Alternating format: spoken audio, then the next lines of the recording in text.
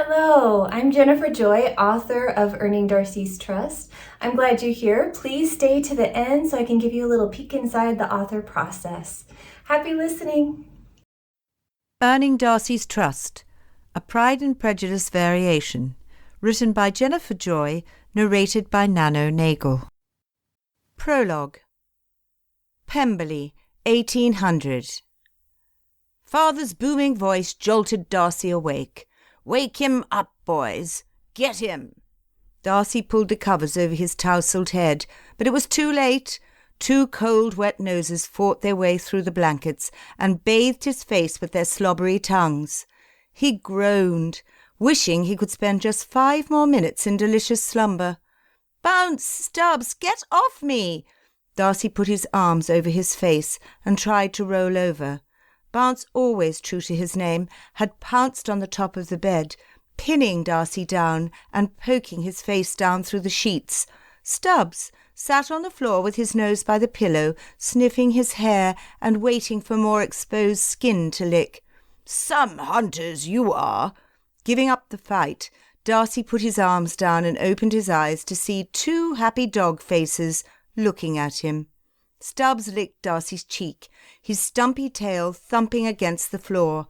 Bounce nudged his nose under Darcy's hand.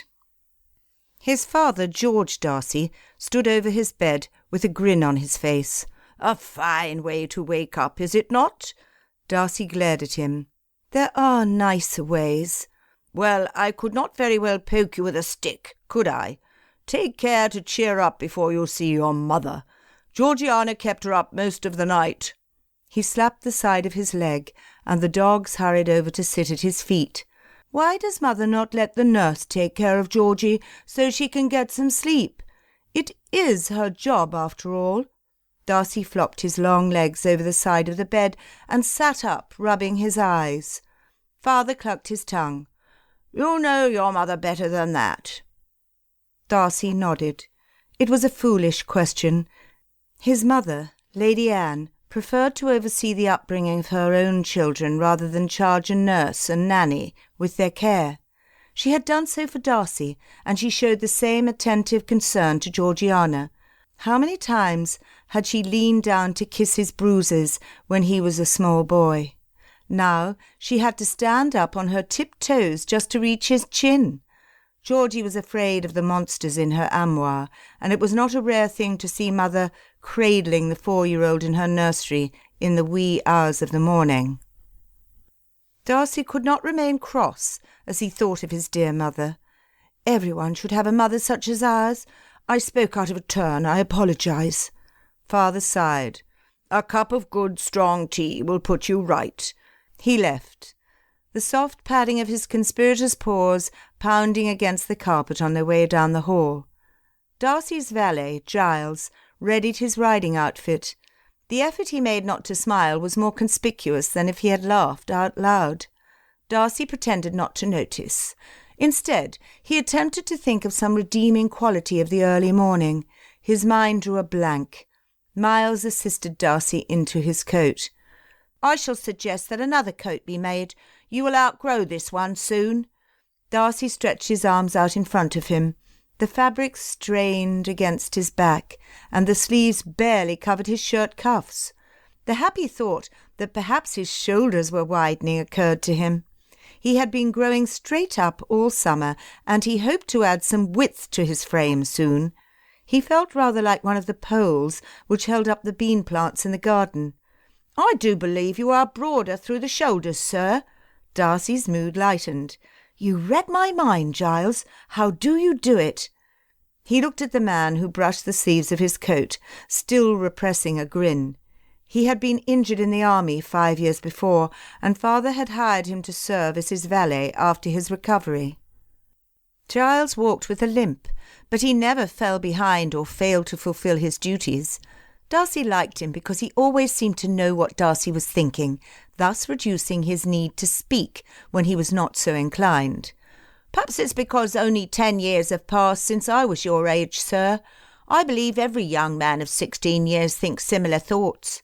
He allowed himself to smile and continued brushing. "There, now you are presentable." With a nod of thanks to Giles, Darcy headed downstairs. A sideboard loaded with dishes awaited him in the breakfast room.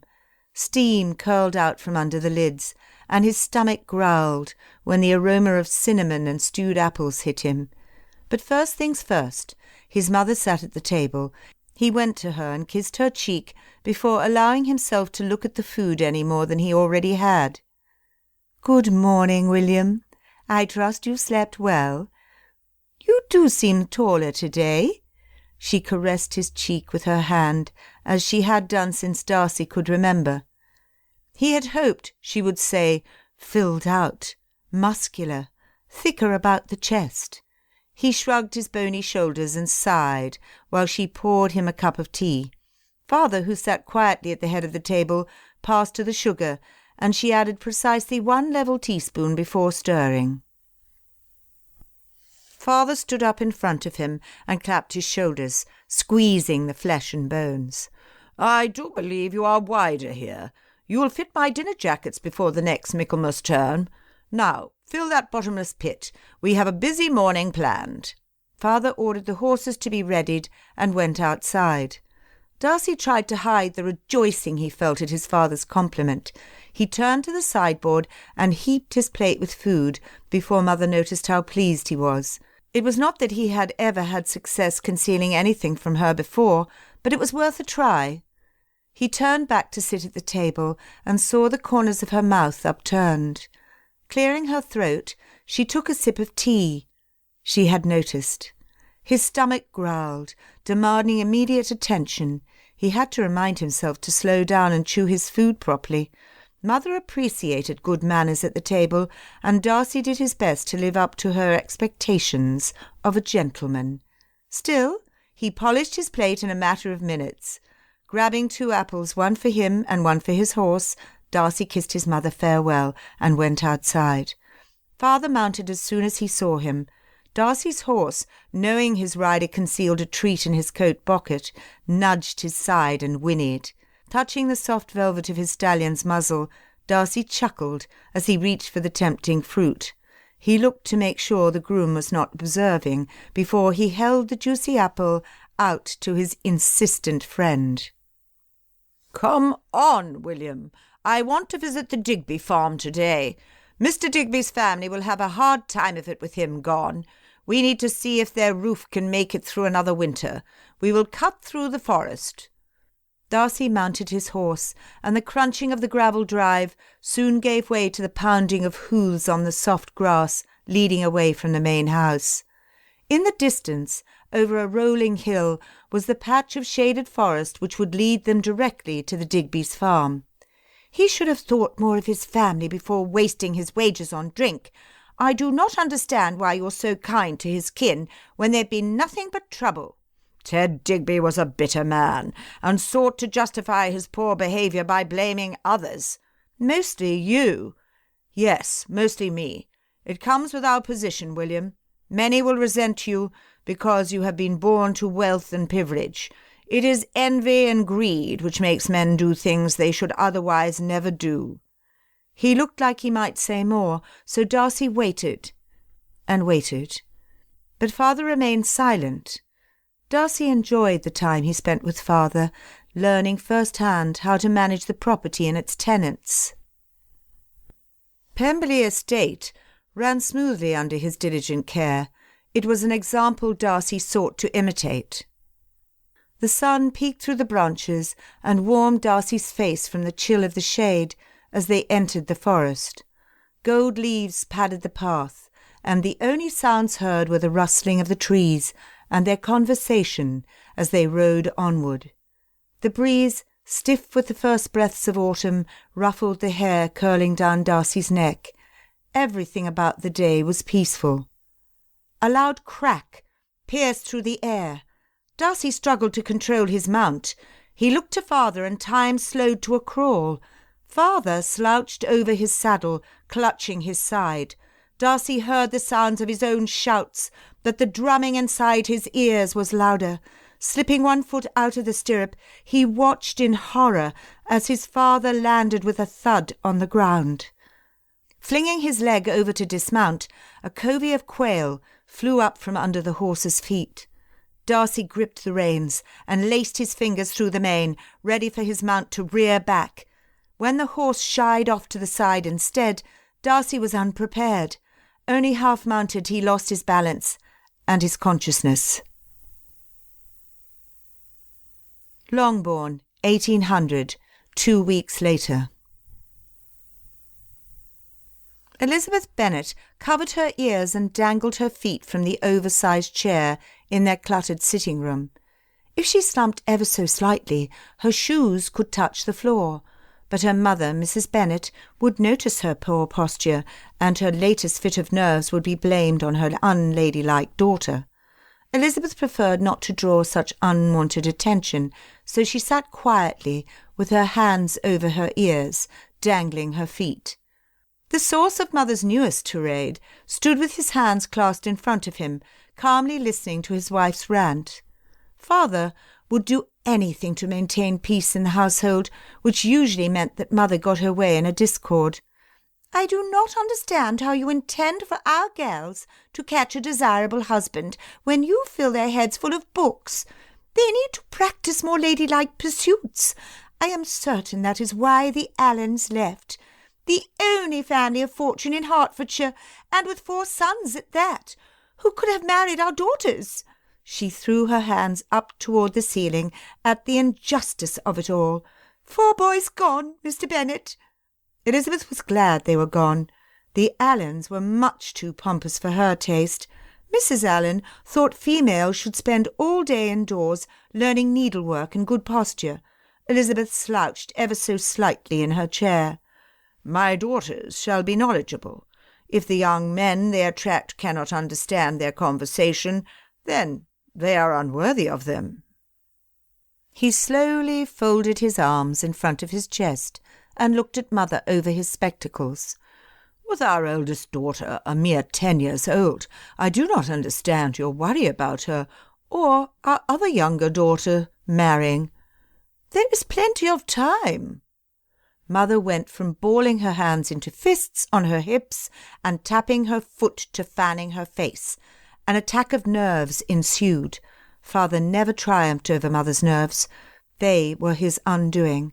"It lies with Jane to marry well, Mr. Bennet. Do not forget for a moment that we have 5 daughters to marry, and I am determined that one of them shall make an advantageous match. Jane is a beauty, and will meet with success if you do not fill her head with fluff." "It is hardly fluff, dear. Besides, it is not at all likely that the Allens left Hertfordshire merely because of our daughter's intelligence. If they did, then they are more foolish than I believed them to be, and I will gladly wave farewell from a safe distance as they drive by. I will blow mighty breaths at the back of their carriage to speed along their journey." Elizabeth tried not to giggle. She would stand by Father and help. "It is fluff for a young lady. She needs to devote more time to her instrument and her needlework. Those are the accomplishments a wealthy young man looks for. Thanks to you, our daughters have no prospects with the Allens gone." Father looked at Jane and Elizabeth, who still grinned at the image of Father blowing on the Allens' carriage. "I know you're probably right, my love. I just want better for my girls, that is all." His shoulders slumped, and he prepared for his defeat. He locked eyes with Elizabeth, and she smiled back at him. She knew she was his favourite. She and Jane both. A loud crash sounded in the direction of the kitchen, and Elizabeth heard her youngest sisters giggling. Lydia was only 3 years old, and with the help of Kitty, who was slightly taller and much more stable on her feet at 5 years of age, would climb anything if left unattended. Elizabeth figured it was a good time to go outside. She signalled Jane. As Mother ran shrieking to the kitchen and Father retreated to the quiet of his study, Elizabeth and Jane crept outside to the barn. It was cold and raining, but they could play in the hay and cuddle the kittens in the stable.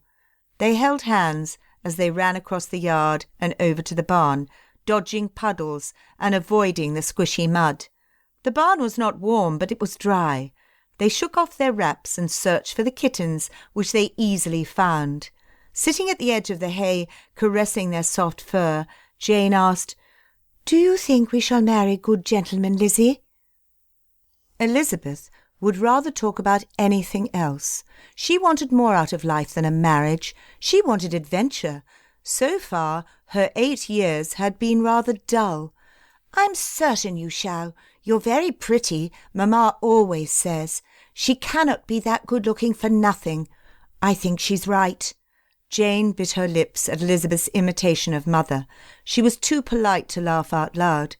Unlike Elizabeth, who enjoyed laughter too much to suppress it, there were times when Elizabeth wished she could be as contented as Jane. Feeling rebellious, Elizabeth scattered the kittens and walked away from the hay pile. She motioned for Jane to give her room. She looked around to make sure nobody was watching, then ran toward the hay, jumping to the highest part of the heap. "Ouch!" she yelped as she landed against something hard. Something that was moving. She and Jane jumped off the pile and scurried to a safer distance. Elizabeth, not knowing what to do, grabbed a pitchfork and pointed it at the moving hay. "Get behind me, Janey," she ordered, never taking her eyes off the offending hay. Whatever it was found its feet and stood. It alternated between brushing fodder away and rubbing the top of its head. It had a freckled nose. It was a boy. Elizabeth lowered the pitchfork, but kept her grip tight. She had never seen this boy before. He was dirty and dreadfully thin. He looked to be her age. "Who are you? What are you doing in our barn?" she demanded. Jane stepped out from behind Elizabeth. "Lizzie, where are your manners?" Elizabeth gasped at her sister. "How am I to show manners when he has invaded our barn? He looks like a pirate to me." Turning to the boy, she asked, "Are you a pirate?" "You are only scaring him. What he needs is some kindness. Now, boy, please do tell us how you came to be in our barn. Do you have a family nearby?" The boy stood rigidly in front of them. With the hay brushed off, Elizabeth could see the extent of his filth. He could not have washed in weeks. His odour reached her, though she stood the distance of the pitchfork away. "Lizzie, put that down. Does he appear dangerous to you?" Feeling sheepish at Jane's rebuke, Elizabeth set the weapon down on the ground. However, she made sure it was still within reach should she need it. Jane was much too trusting. The boy raised his hands in front of him. "I mean no harm. I was cold and I saw your barn, so I slept here. I'll leave now." The boy stepped to leave, but the kittens were purring and rubbing against his legs, and his progress was slow. "They seem to like you," said Elizabeth. "They kept me warm," he said with a shrug. "What is your name?" asked Jane. The boy thought for a moment. He squinted his eyes like he could measure their trustworthiness. Elizabeth returned the look. "My name is Danny Dixon, miss." "Where are you from, Mr. Dixon?" "Up north." Elizabeth waited for him to add more information, but he remained silent. "What are you doing in Hertfordshire?" Jane persisted, in her efforts to extract more information. "I did not have anywhere else to go. My family is gone, so I ran away." Jane and Elizabeth looked at each other in shock. There were times when Elizabeth dreamed of running away from home, but she would never attempt it outside the safety of her imagination. Danny Dixon did not look like he was living the life of adventure she craved. He looked dirty and hungry. "When was the last time you ate?" she asked. He shrugged his shoulders and looked down at the floor. "That does it. Mary is always talking about godlike charity, and he needs some of it." Elizabeth pointed toward the boy as she spoke to Jane. "We should get father. He will know what to do." Turning to Danny, Jane said, "We will fetch our father. Perhaps he can help. At the least, we can give you a meal. Will you stay here until we return?" Danny licked his lips at the promise of a meal. They needed no further assurance. They ran into the house and straight into father's study. Chapter 1. Late Summer, 1811. Darcy did not believe himself impulsive. He calculated every step before taking it, considering the consequences of every outcome. He knew Georgiana would not be overly pleased to see him. She had expounded persuasive arguments for weeks before he had agreed to allow her to travel to Ramsgate for the summer. Independence was granted under the watchful eye of her companion, Miss Young, a woman whose references and recommendations commended herself to Darcy. Yet here he was, on the edge of the coastal town, on his way to the house he had rented for his sister 2 months earlier. He had come on an impulse. The 2-story house had a view of the ocean and large windows in front through which to appreciate it. A soft breeze ruffled his shirt and flapped his coat-tails as he slid out of his coach. The sun warmed his shoulders, and the salty air coming off the water refreshed him after his long travel. Hopping up the steps to the door, he was greeted by the butler, who led him into the parlour. He looked at the view from the front window, watching the door in its reflection for Georgiana. He needed reassurance, and then he could be on his way. The door creaked. Darcy turned around to greet his sister, but took a step back when it was not Georgiana. It was Mrs. Young. Her hands were clasped in front of her, and her face was flushed. She swallowed hard before speaking. "Good afternoon, Mr. Darcy. We did not know to expect you." Her attempt at lightness fell flat, giving her voice an accusatory tone. The hair on Darcy's arm stood on end. "Where is Georgiana?" Mrs. Young stepped forward, raising her hands like as if in prayer. "She is out. Had she known you were coming, she would have received you." She had not answered his question. He forced himself to calm down, though panic rose in his breast. Had he failed to protect his sister just as he had failed to prevent his father's death? "Where is my sister?" Mrs. Young looked to the ceiling. "She is paying a call." "On whom?" Her diminutive answers wore on his patience. The lady's companion, with impeccable references, shuffled her feet and looked at the floor, apparently not having found her answer in the ceiling. Darcy's voice reflected the increasing tension in his muscles. "On whom?" he asked through gritted teeth. "On a young man of your acquaintance, a childhood friend." She waved her hand flippantly in the air, but it was too calculated. She was hiding something. "Mrs. Young, speak plainly. Whom is my sister with? She is too young to receive a gentleman caller." She finally looked at him. "Mr. Wickham." The fear in her eyes told him more than her admission did. Why was she afraid? Unless... He took a step toward the door. The fabric across his arms and shoulders stretched taut, his muscles tensing as he struggled to maintain his composure. He must find his sister. Something was dreadfully wrong. Darcy would search the house with or without her help. If Georgiana was out, he would scour all of Ramsgate to find her. "Mr. Darcy, you cannot—" Mrs. Young stopped abruptly when Darcy glared at her. "You will take me to her right now. Then you will tell me exactly what you have been about." "Come with me," she said, in a low, resigned voice. Her pace was quick as she led Darcy to the garden at the back of the house. It was a secluded setting, and the sweet smell of roses only added to the nausea Darcy felt when he saw Georgiana sitting with George Wickham, clasping hands. Their knees touched. They sat so close. "Get your hands off my sister," he commanded.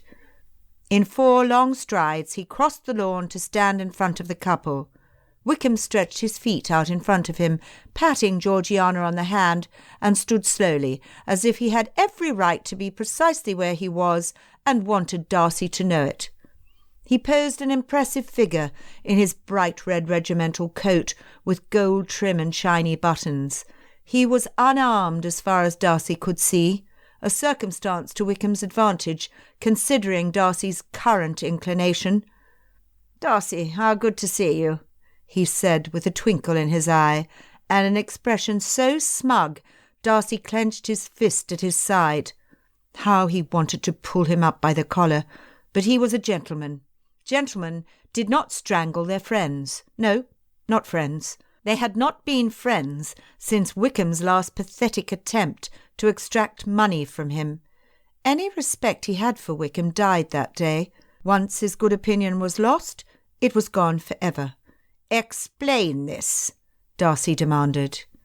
Fidgeting on the bench, Georgiana found her courage enough to explain. "William, I love him.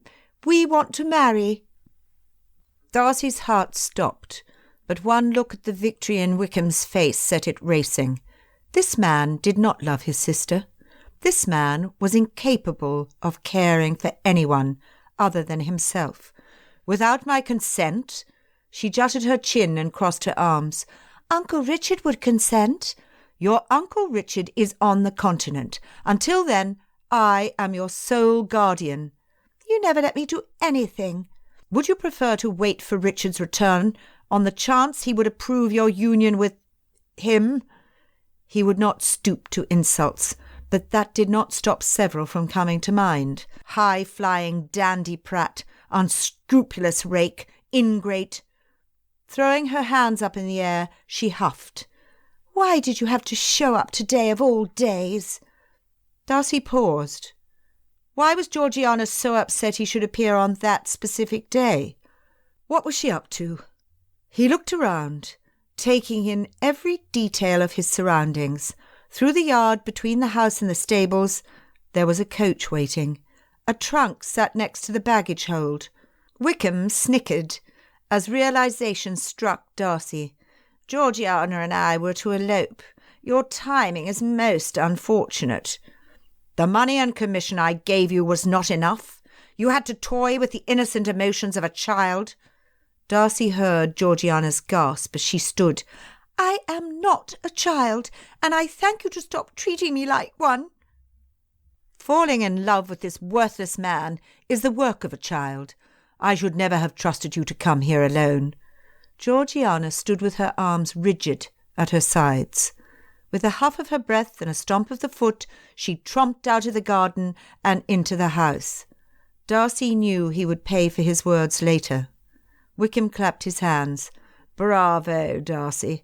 She hates you now, and guess who she will run to for comfort at the first opportunity.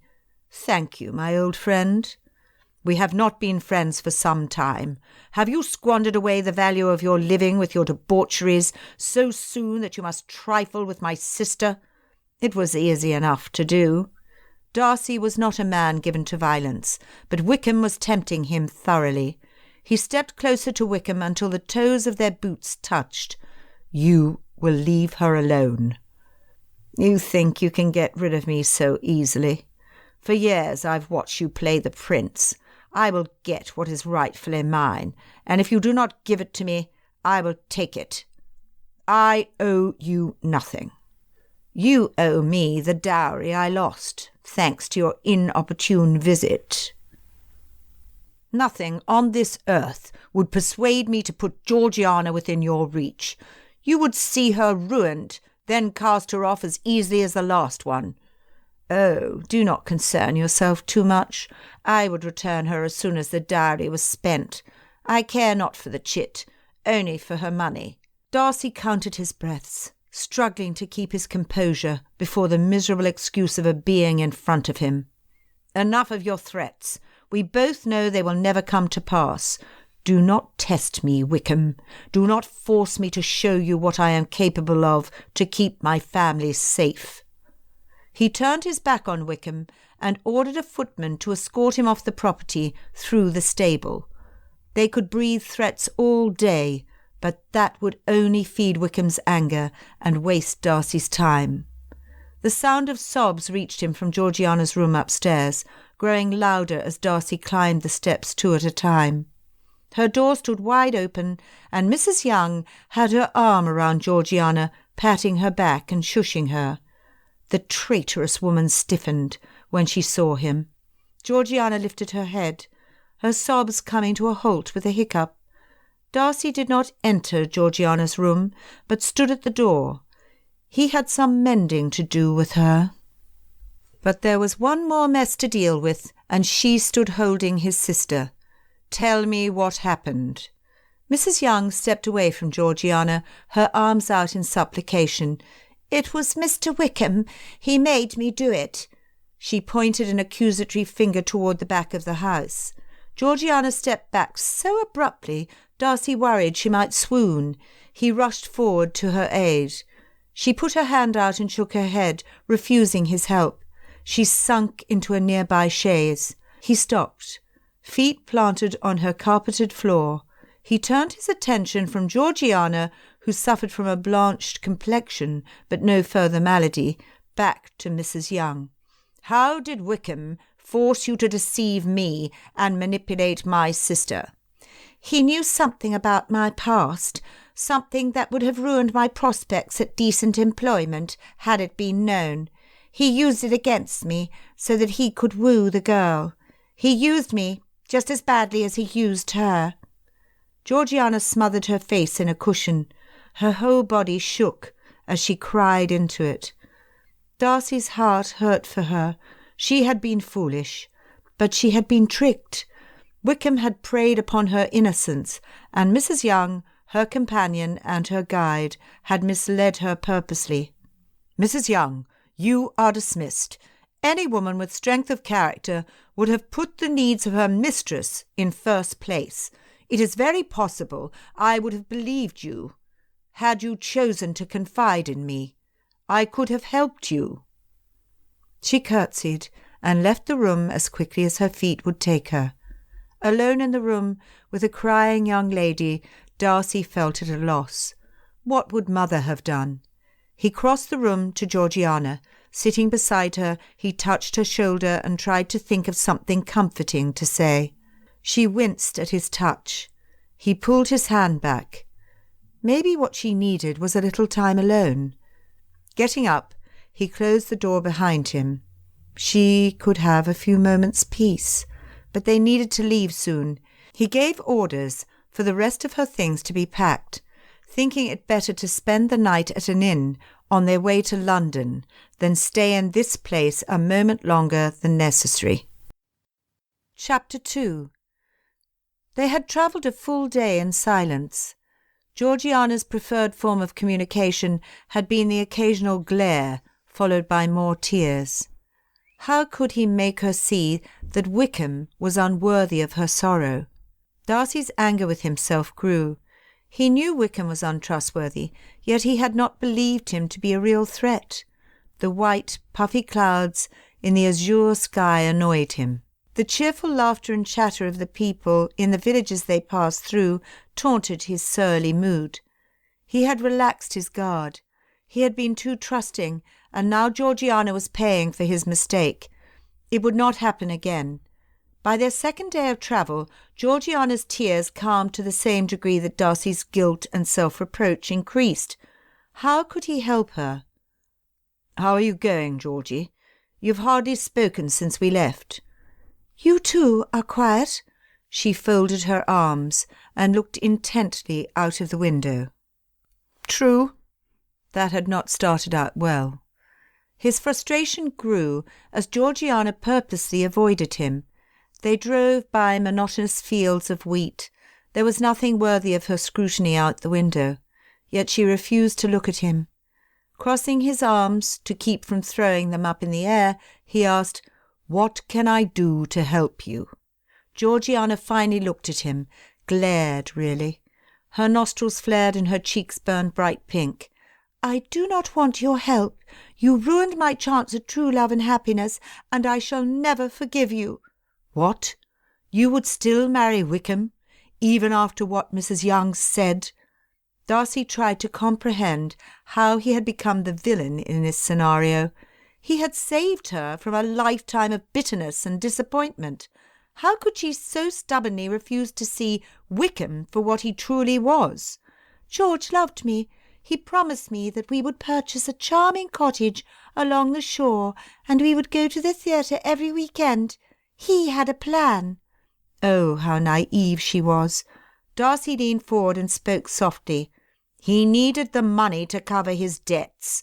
You would have lived the life of a destitute woman before long. He would have used you, spent your money, and left you ruined. How could I stand by and let that happen? Being a lousy gambler was one of Wickham's lesser sins. Darcy would not taint her mind by expounding on his other deplorable vices. You are not my father. Her chin jutted out, and she focused her gaze out the window once again. Darcy kept silent.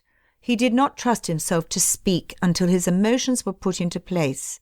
Part of him wanted to quip, "Be grateful for that, you ungrateful child."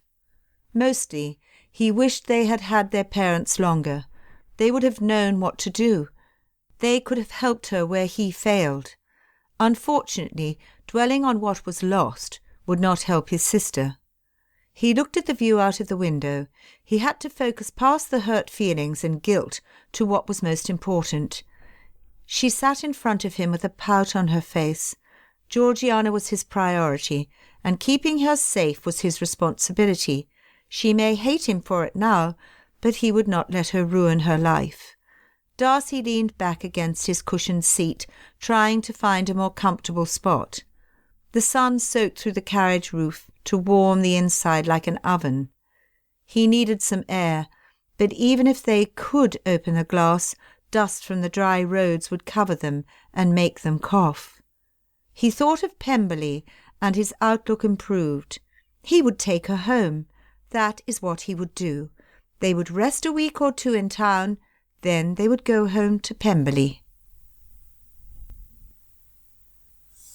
A week passed, and Georgiana did little more than mope about the house. Darcy's concern for her grew. She would not speak. She would not eat. She would not play the pianoforte. None of the things she had enjoyed before Ramsgate brought her pleasure. When she refused to leave the house, Darcy brought books for her to read and oranges to entice her appetite. He even bought her a diary with brown leather so soft it felt like butter in his hands. If she would not speak, perhaps she would write. It had helped him through his grief when they lost their mother to consumption shortly after Darcy had reached his majority, and he had no one with whom to unburden himself. Looking out his study window, overlooking the garden, Darcy squeezed the back of his neck. It was too lovely a day to spend indoors. Birds hopped from one branch to the next, chirping their melodies. The flowers bloomed fully, searching for summer's last rays of sunshine. They knew autumn was soon to come. He needed to get Georgiana out of the house, to see that there is more to the world than her broken heart. The butler knocked on his door to announce a visitor. "Mr. Bingley and Miss Bingley are here to see you, sir. I showed them into the waiting-room." They were the perfect callers. "Excellent. Tell Georgiana to meet me there. She will want to see them." He did not know that to be true, but Charles Bingley was the sort of chap to chase the most extreme cases of melancholy away. The gentleman simply refused to let a little rain ruin his sunny outlook. Darcy heard the Bingleys' voices before he reached the waiting-room. Like most siblings, they spent a good part of their conversation in arguments, something Darcy was growing more accustomed to with Georgiana. "How pleasant to see you in town, old chap." Bingley rose from his chair and strode over to slap Darcy on the back. "It has been quite some time, Bingley. How good of you to call. You have been hiding away in Pemberley, and I have difficulty getting away from town. You remember my sister Caroline, of course." Darcy bowed to the young lady, who curtsied stiffly in return. He had not spent much time in Miss Bingley's company, but if she was anything like her brother, Georgiana would find a friend in her. Bingley beamed as he sat in a cushioned yellow chair next to Darcy. He looked like a dandelion with his ginger hair surrounded by the soft creams and yellows in the room. Miss Bingley looked like an iris in a lavender silk gown she picked at and fussed with until it folded just right around her on the couch. "And how is it that you have decided to grace London with your presence, Mr. Darcy? I do hope you will stay long enough for us to acquaint ourselves. Charles speaks fondly of you and Miss Darcy. but I have not had the honour of being much in your company." Georgiana entered the room, her face pallid and gaunt. She wore a mauve gown which only accentuated the grey cloud surrounding her.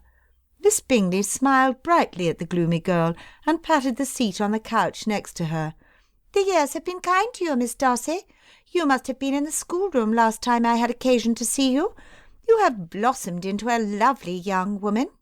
Charles, you did not do Miss Darcy justice when you described her beauty." "And why should I, when I heard they were in town, and you could see for yourself? Besides, and please forgive me, Miss Darcy, for sounding foolish, I had half expected to see you in plaits and knee-skirts." "No, Charles, she is a proper young lady now. Will you have your coming out this year?" Miss Bingley asked enthusiastically. Bingley shrugged his shoulders and sat back in his chair. "I suppose so," Georgiana replied, as she took the seat offered to her next to Miss Bingley. "That is, if my brother will allow it." The edge in her voice was not lost on Darcy. Miss Bingley dismissed her concern with a fluttering of her fingers. "Of course you will come out. It is expected, and you will be all the sensation.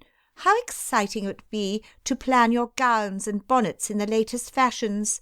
She sighed in reverie. "You know, you are very intelligent for coming to town whilst the ton are away hunting on their country estates.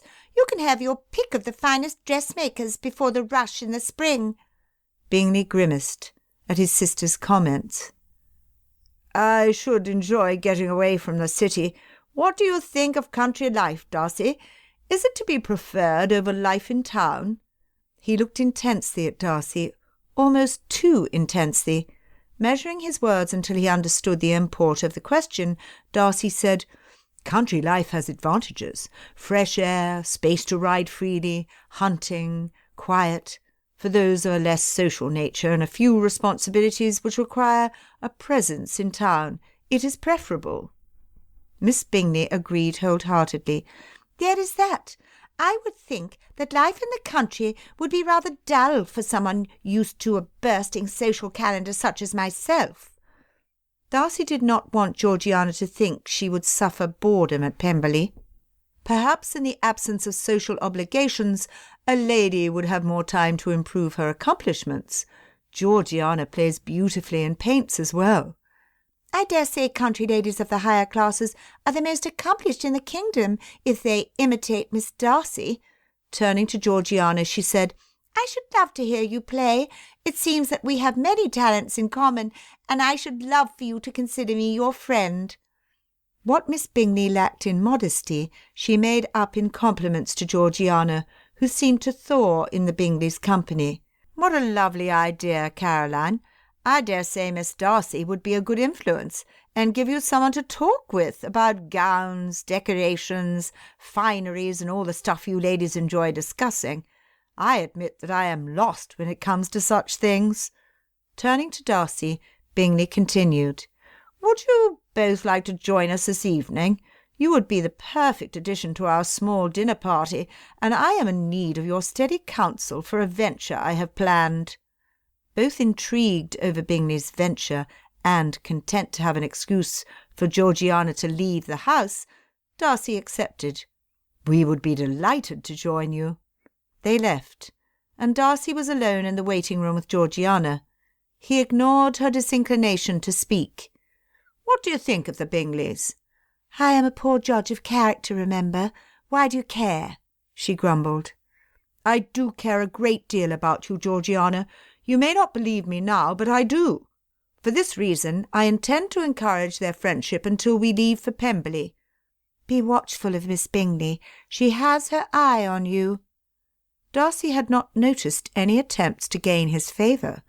Miss Bingley had been complimentary toward Georgiana and quick to tout her own talents, but he supposed her lack of tact stemmed from her family roots in trade. It was a small flaw and easy enough to overlook.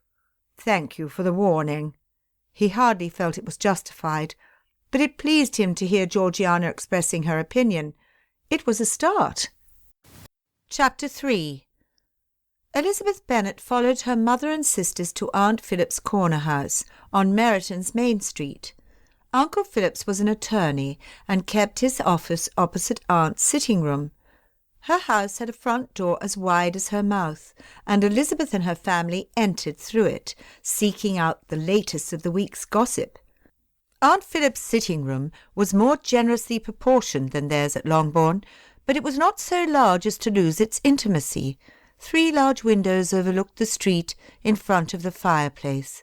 It had been a week since their last call, and Mother was not one to waste an opportunity to save her own tea leaves by indulging in her sister's, with the added advantage of some gossip to accompany it.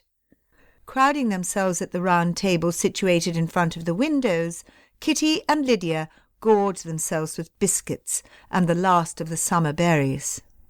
Mary piously nibbled on a dry biscuit as she looked on in scorn at the greed of her 2 younger sisters. Having exhausted all the subjects of polite conversation in mere minutes, Aunt Phillips moved on to the more local news. Her cheeks turned as peach as the colour of her walls. What she was about to say was worth hearing, if not for its accuracy, but then certainly for its entertainment value. Elizabeth leaned forward, basking in the guilty pleasure of listening to idle talk. "You will never guess what the Simmons girl has been up to. Her family will try to brush it under the rug, but I feel it is my duty as an aunt to warn you, so that my nieces might not be put in the awkward position of making polite conversation with her were they to chance upon her." Lydia, sensing a scandal, stopped chewing. "Law, what could she possibly have done? She's such a stubby nose and a ruddy complexion. I always thought she resembled a pink pig." Kitty snorted, and the girls reeled in laughter. "I doubt Aunt's news has anything to do with the shape or colour of Miss Simmons' nose. Perhaps we should allow her to finish," said Elizabeth. Aunt Phillips paused long enough to ensure that all eyes in the room were on her before she continued. "She has eloped with Mr. Harris's eldest son." She sat back in her chair to observe their reactions. Mother pulled out her constant accessory. "Oh, dear me!" she repeated as she fanned herself so vigorously strands of hair came loose and whirled round her face. Aunt lowered her voice, though nobody besides her relatives was in the room. "Her family is in disgrace. I overheard one of the servants say that they plan to buy a small home for the couple away from here. It is just as well they do not attempt to return.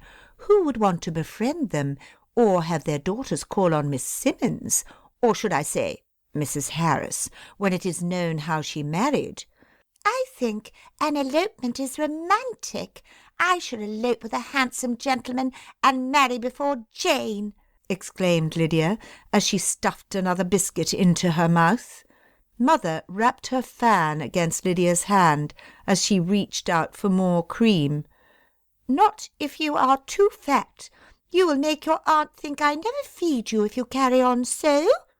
Well, I still think it's incredibly romantic and should like to elope," Lydia mumbled through the partially chewed biscuit still in her mouth, unused to receiving correction. "You will do no such thing. People who love each other never elope, and precious few couples feel such an attachment before they wed," said Aunt Phillips. Elizabeth half agreed with her aunt. Elopement seemed so sneaky and secretive. When she fell in love, she would want to declare it to the world, not hide it. Mother stopped fanning herself long enough to comment. "Jane, did not Mr. Harris ask you to dance with him at the last assembly?" "He did." Elizabeth knew where this was going. "Several gentlemen asked Jane to dance, Mother." "What a pity Mr. Harris is married. He was one of the better gentlemen around Meryton, and now he too is unavailable." She waved her fan again. "Ah, my poor nerves, Fiona. I need not tell you how trying it is to have 5 girls of manageable age, and not one of them engaged. With Mr. Harris wed, now who will they marry?" Elizabeth had not known Mother thought Mr. Harris was so desirable.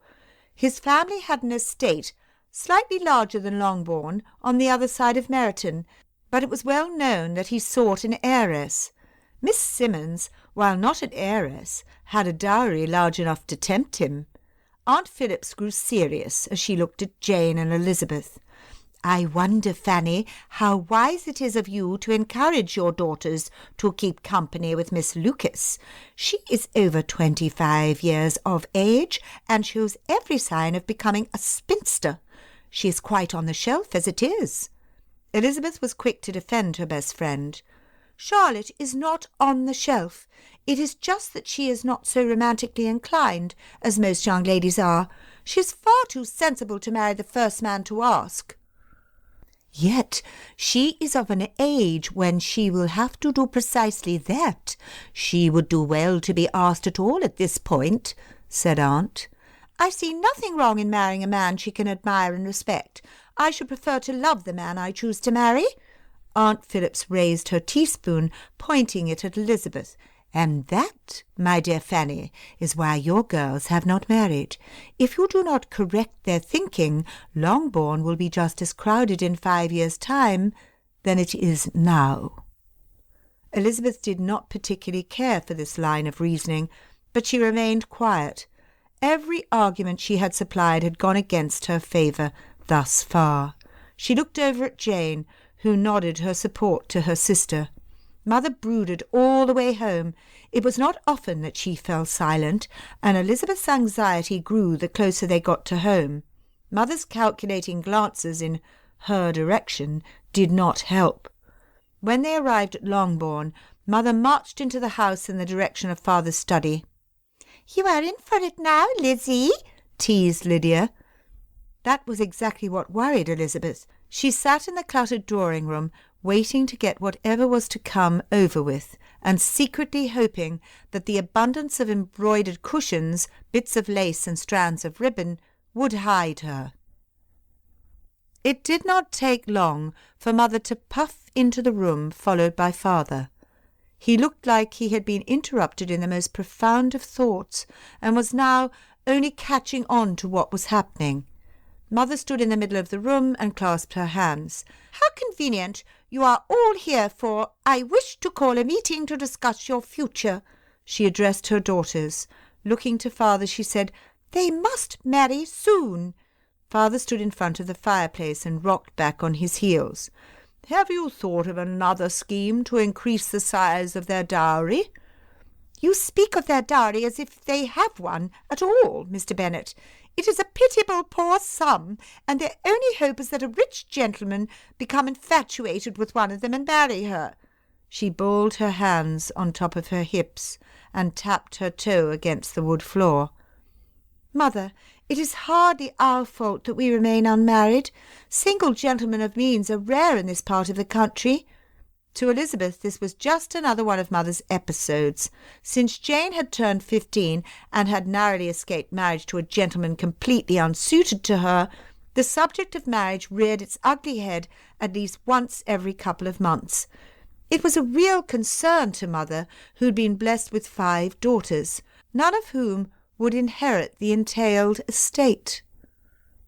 "I do declare that Kitty and Lydia shall marry before you and Jane find a suitable match. If only you could do like most young ladies do, marry first and fall in love later. Very few women have the luxury of falling in love before marrying." "Is there really such a hurry, Mother? Father is in excellent health, and as you say, Kitty and Lydia may do very well. In fact, perhaps there will be no need for Jane and me to marry at all." It was a brazen thing to say, but the temptation was too great, and Elizabeth always did have a difficult time controlling her tongue. Father snickered from where he stood. "This is hardly a laughing matter. You are 20 years old, and Jane is older. You will soon be past the bloom of your youth, and who will want you then?" Feeling her colour rise, Elizabeth interrupted. "If the gentleman should be so superficial as to marry based solely on our appearance, then he is undeserving of our affection."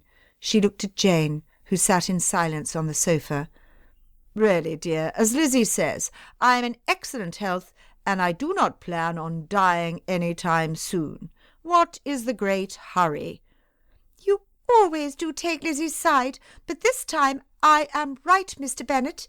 If they do not act soon, and I mean very soon, then they shall be put on the shelf, just like Miss Lucas. You may say what you will, but I know of very few women who would choose such a life. The world is unkind to spinsters of little or no means." Mother puffed herself up. "It is for this reason that your father and I have decided that you are to encourage the next gentleman you are presented to, and you must accept the first proposal made to you." As if they received marriage proposals every day. Elizabeth could not believe what she was hearing. "Kitty and Lydia are out, and we cannot afford to send them out properly with our eldest two still unmarried. You must also consider their happiness instead of selfishly insisting on falling in love." Elizabeth balked at the accusation against her character. "I do love my sisters. Jane and I regularly give up our allowance for Kitty's trifles and Lydia's treats. However, I fail to see how that makes us selfish for wanting to find a happy marriage." The room fell silent. Jane picked at the fringe on the edge of a pillow, her gaze fixed to the floor. Her face was red, and Elizabeth understood why. Jane was so easily influenced, and would marry the first gentleman to ask her, leading to her eternal unhappiness, if Mother had her way. It was unfair. Of anybody Jane deserved to be happy, for she was the sweetest, kindest person Elizabeth had ever had the honour to know. Elizabeth could fend for herself. She would use her imagination and find other sources of distraction to pass the days in a pleasant way. Not so for Jane. A bad match would crush her, and Elizabeth determined not to let such a thing happen. Elizabeth looked to father, who had been quiet during Mother's discourse. Pinching his chin and leaning back against his heels, he addressed Mother. "Now, dear, we can come to a mutual agreement shortly, if Lizzie and Jane promise to do their best to put themselves out there, put their best foot forward, and all that. Would that satisfy you?" Mother tapped her toe to the rhythm of her thoughts. Quickly, pointing her finger at Elizabeth, she said, "No sarcastic comments from you. Not only do you scare the gentleman away from yourself, but it ruins Jane's chances. You will not prevent a gentleman from proposing, and you are to accept it if he asks." Inwardly rolling her eyes, Elizabeth said, "Then I shall agree with everything and only express common views when asked my opinion." "Excellent. Then we have an agreement." Mother clapped her hands together in triumph, ignoring Elizabeth's tone. Again father spoke. He had a mischievous twinkle in his eye. "You will have opportunity to practice this self-imposed restraint tomorrow night. Lizzie, Sir William informed me that a gentleman will be present at our dinner at Lucas Lodge." "Is he single?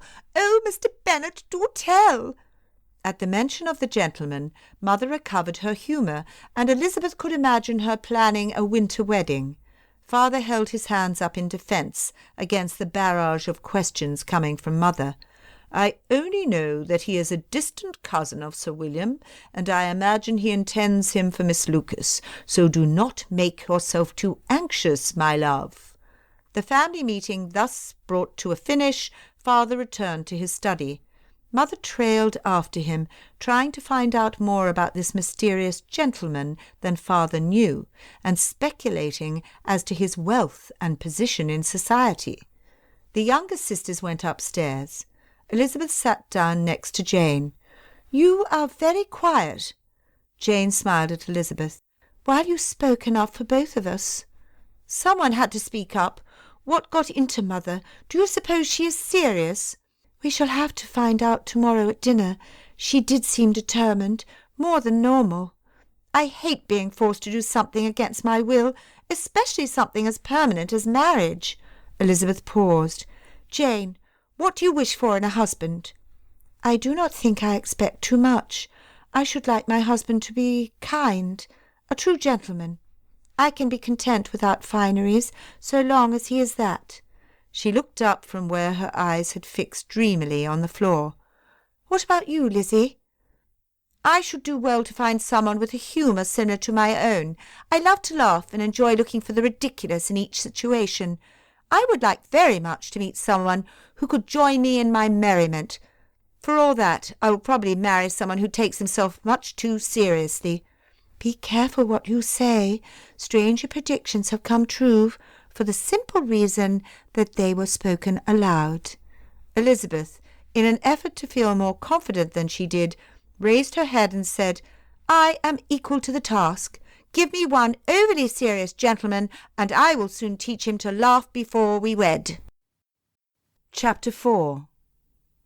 Dining at Lucas Lodge was always an exciting event in the Bennet household. Sir William had been bestowed a knighthood ages ago, and he had taken great pains over the years to ensure nobody forgot about it by frequently inviting the best families to his home for lavish meals. Mother took their invitation as a compliment, but she also wondered aloud why they should not be included more often.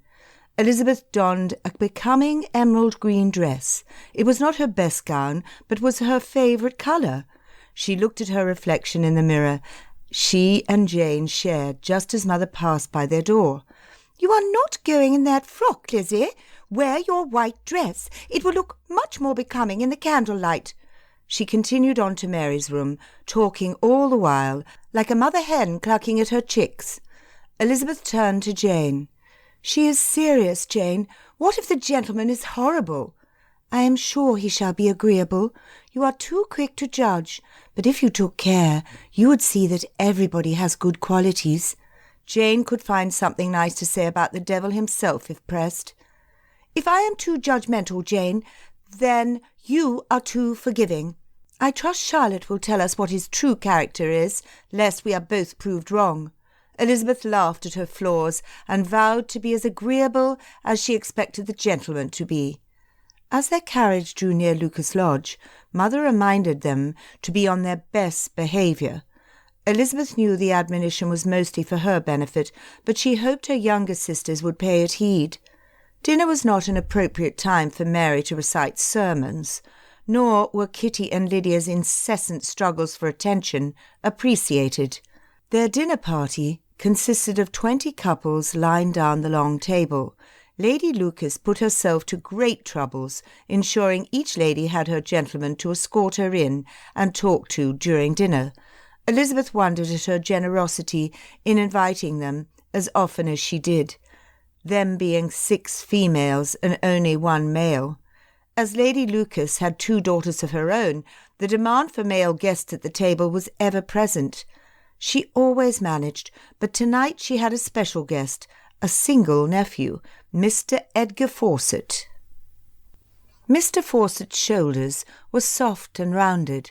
Perfectly coiffed fair hair surrounded his oval face, accentuating his chins.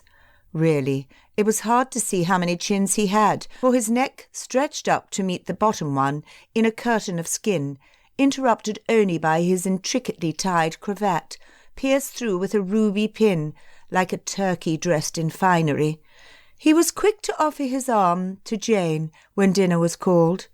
Elizabeth sat almost opposite them, next to a recently widowed clergyman. He was quiet for most of the meal and preferred to hear the many condolences of Mary, who sat to his left. Several times during the meal, Mr. Fawcett licked his lips as he looked at Jane. Whether it was a result of his hearty appetite or not, it was a distasteful gesture, and he quickly fell into Elizabeth's disfavour. His voice was too weak for Elizabeth to hear it clearly across the table, but she could see he made Jane uncomfortable. She ate little and spoke less. Mother sat at the other side of Mr. Fawcett, and where Jane avoided conversation, Mother eagerly filled in the silence with praise for her eldest daughter. The dinner went on and on for hours, with little intelligent conversation taking place. Elizabeth had hoped that at least the other gentlemen at the table would express interests outside the realms of the meal and the weather, but that was too much to hope for. She occupied herself between keeping an eye on Jane and eating the food on her plate. The company left more to be desired, but the meal was delicious. She would pay her compliments to Lady Lucas when given the opportunity.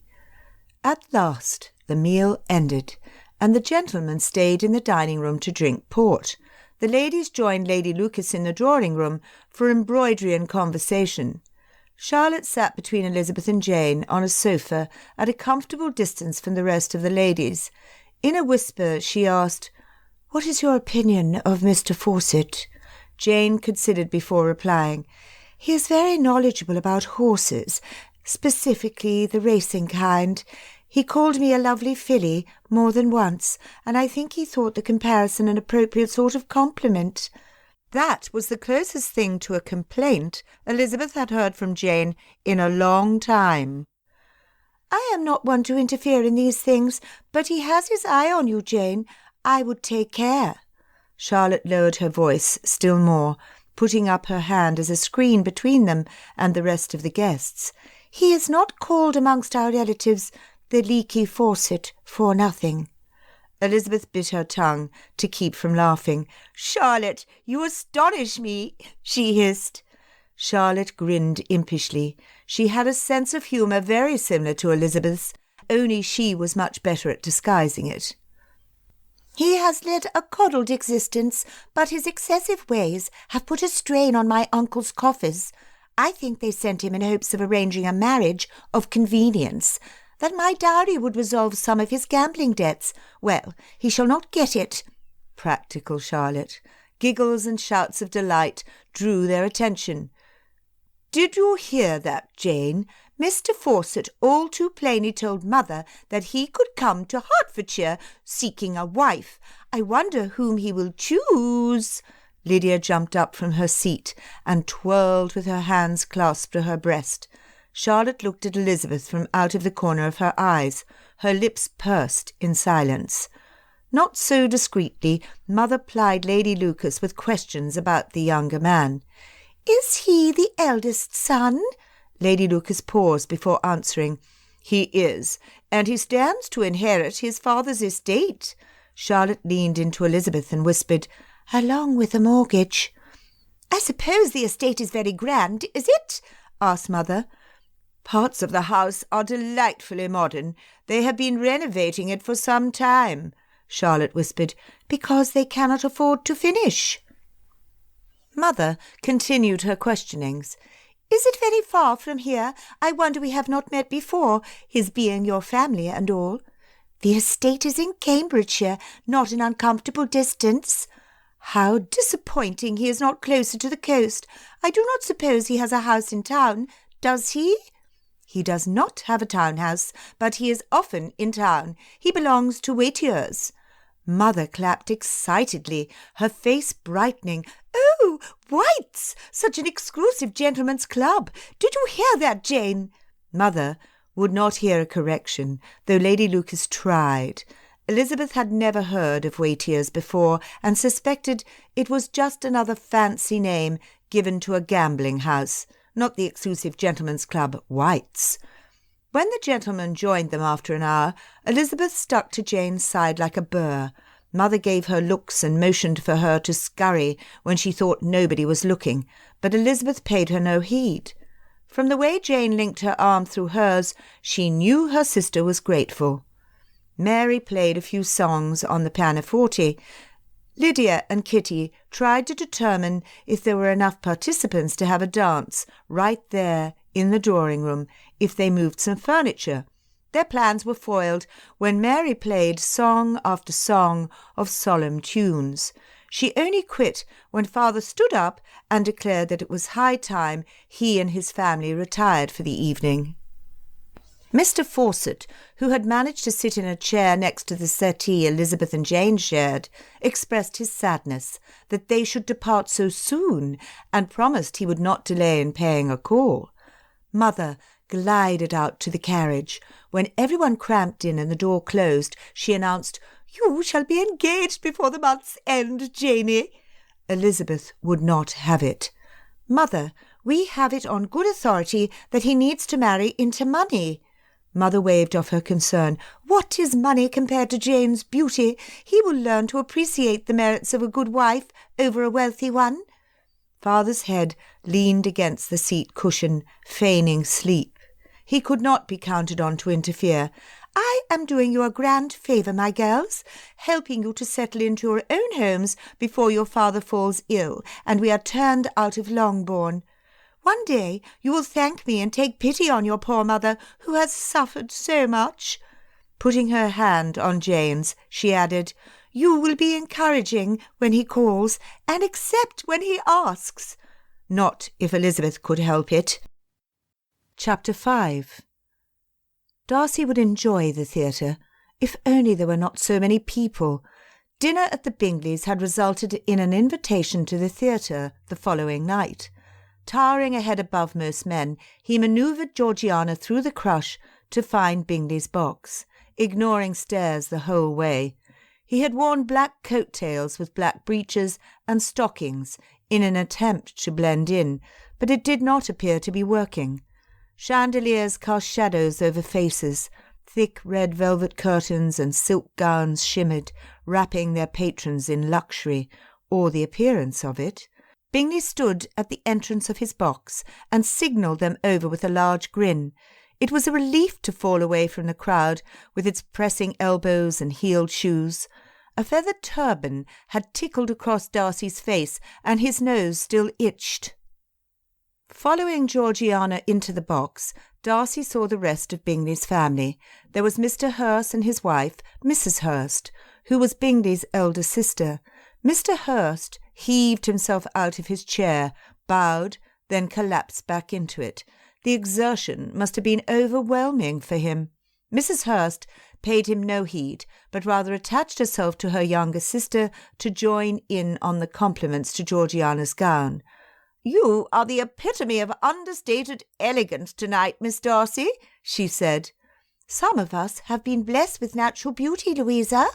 Miss Bingley looped her arm through Georgiana's, somehow understanding the compliment to be hers as well. Darcy looked at her face, comparing it to Georgiana's. Georgiana had her mother's high forehead with large blue eyes, surrounded by dark eyelashes, a straight nose leading down to rosy lips with a perfect Cupid's bow, a clear complexion and fair golden hair. She was every bit as beautiful as mother had been. Miss Bingley might be considered beautiful had she not been standing next to the loveliest young lady in the whole theatre. Her nose turned up on the end, and she had a tendency to purse her already thin lips. She tended to hold her head at such an angle that made her appear superior to others. From some of her recent comments, Darcy suspected she suffered from an excess of unfounded pride, the complete opposite to her brother, who was humble enough to ask advice from those qualified to give it, just as he had while at Cambridge. He had not changed much over the years. Miss Bingley made sure to seat herself next to Georgiana, making observations and pointing out several individuals of varied importance in the crowd below, and in the boxes across from them. Bingley cleared his throat. "Darcy, there is a matter I would like to discuss with you. I know you to be a gentleman, experienced in managing an estate admirably, and, as such, seek your advice. You have my attention. Well, a few weeks ago it occurred to me that circumstances in my life are such that I should like to settle. I have lived most of my life in London, and while it has been good in many ways, I do not wish to live here for ever. I should like to take a hand at the quieter life, raise a family, hunt in the fall, fill the stables with good horseflesh. You get the idea. So, I let an estate." He laced his fingers, fumbling them nervously, and looked intently at Darcy. Darcy was not sure how he was supposed to react, but he congratulated his friend. "Where is this property? Do you think to purchase?" he asked. Bingley fidgeted with excitement. "I have been dying to tell you about it. It is in Hertfordshire, and the estate, Netherfield Park, has been vacant for some time. It is near a village called Meryton. I sent servants there a couple of days ago to ensure the house is ready to receive us at the end of September." "A month hence?" "Yes, just in time to enjoy some hunting and meet our neighbours before winter sets in. I have passed through Hertfordshire many times. It seems like a fine place to settle. Would you consider coming with us? You and Miss Darcy would be a welcome addition to our party." He indicated all the occupants of his theatre box. About to give Bingley an answer, he saw Georgiana nearly swoon in her chair. Miss Bingley smacked her hand, and Mrs. Hurst fanned her face. "Georgiana, are you well?" He followed her look and saw. Wickham knew they had seen him. He sat in a box across from them, with several other officers and gentlemen, each accompanied by a lady dressed to leave a lasting impression. Jewels sparkled, and colourful waistcoats screamed extravagance. Knowing he was watched, he turned to the woman he sat next to. He whispered something in her ear. He leaned in so closely she must have felt his breath on her skin. Then he slowly pulled away to lift her hand and kiss it as he looked Georgiana's way. He blatantly scoffed at her pain.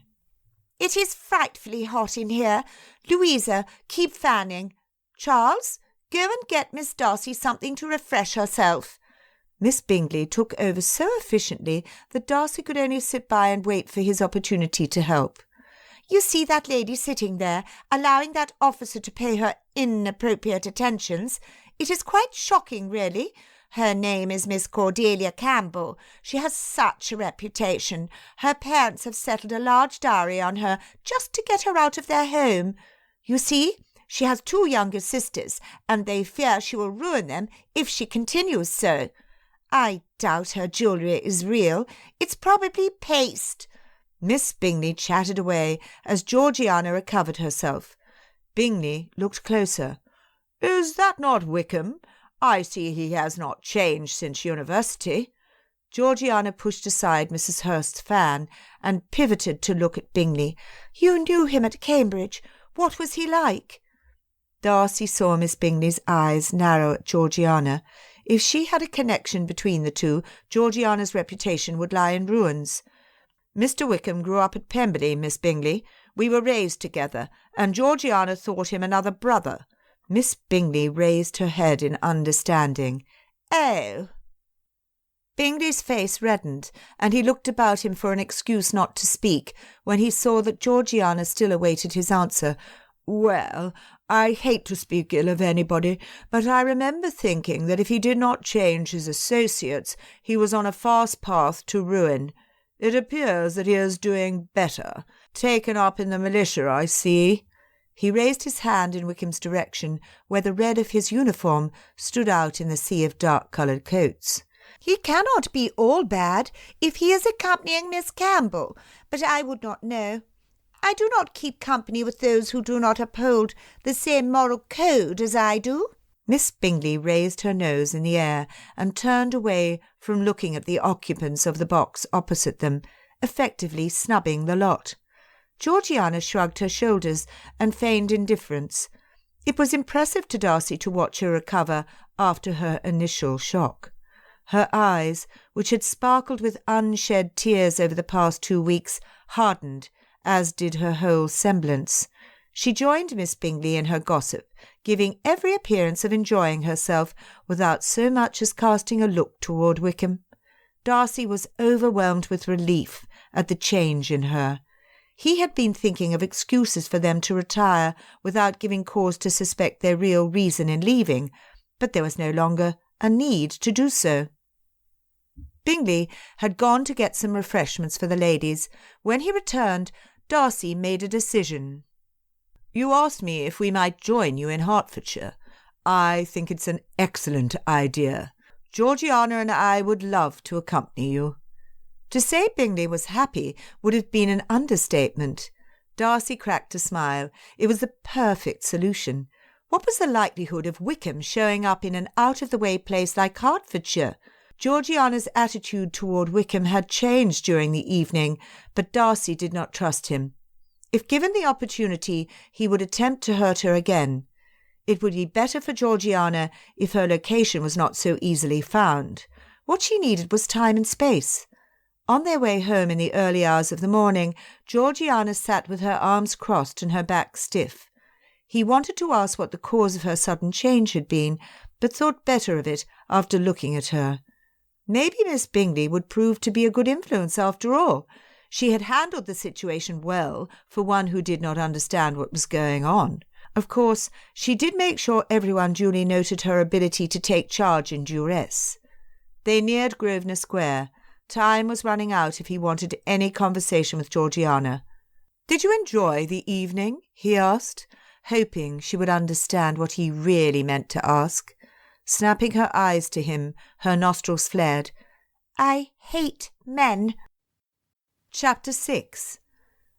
The day following their dinner at Lucas Lodge, Mother woke early to oversee the arranging of the house.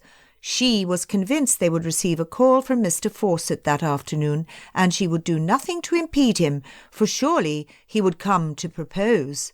They could not have him kneeling down on one knee on a dirty carpet, now could they? It might ruin his white breeches. Elizabeth shuddered. She had little regard for men's fashion, but she much preferred pantaloons with boots, or even trousers, like the working men in the village wore. She had no more desire to gaze upon a gentleman's hairy calf stuffed into a silk stocking than she did to view décolletage and sheer fabric in women's dresses. The house, in a state of chaos, with no order possible under Mother's contradictory directions, Elizabeth slipped outside, seeking solace. She had much to consider. There was a bite in the breeze, signalling the end of summer, but the sun fought through. The mist had burned off, and the sky was clear blue. She walked in the direction of Lucas Lodge, knowing nobody in the house would be awake yet. She would not risk seeing Mr. Fawcett otherwise. Workers laboured out in the fields, their backs bent over as they harvested the last of the hay. Mr. Dixon waved at her, his arms full of hay, the same colour as his hair, brightened from working long hours under the sun. "Good morning, Mr. Dixon. It is a fine morning, is it not?" "Yes, miss. We're making hay while the sun shines." Freckles danced across his cheeks as he smiled. He looked all around him, turning as he did so. "Nope, no pitchforks round here. I suppose I'm safe." Elizabeth laughed at the memory of their encounter in the barn so many years ago. Where had the time gone? "I miss those days sometimes, to be young and carefree." Mr. Dixon shook his head. "You can have them. I'm happy with my lot. A good roof over my head and a kind master in Sir William Lucas." "You never speak of your youth. Was it so bad?"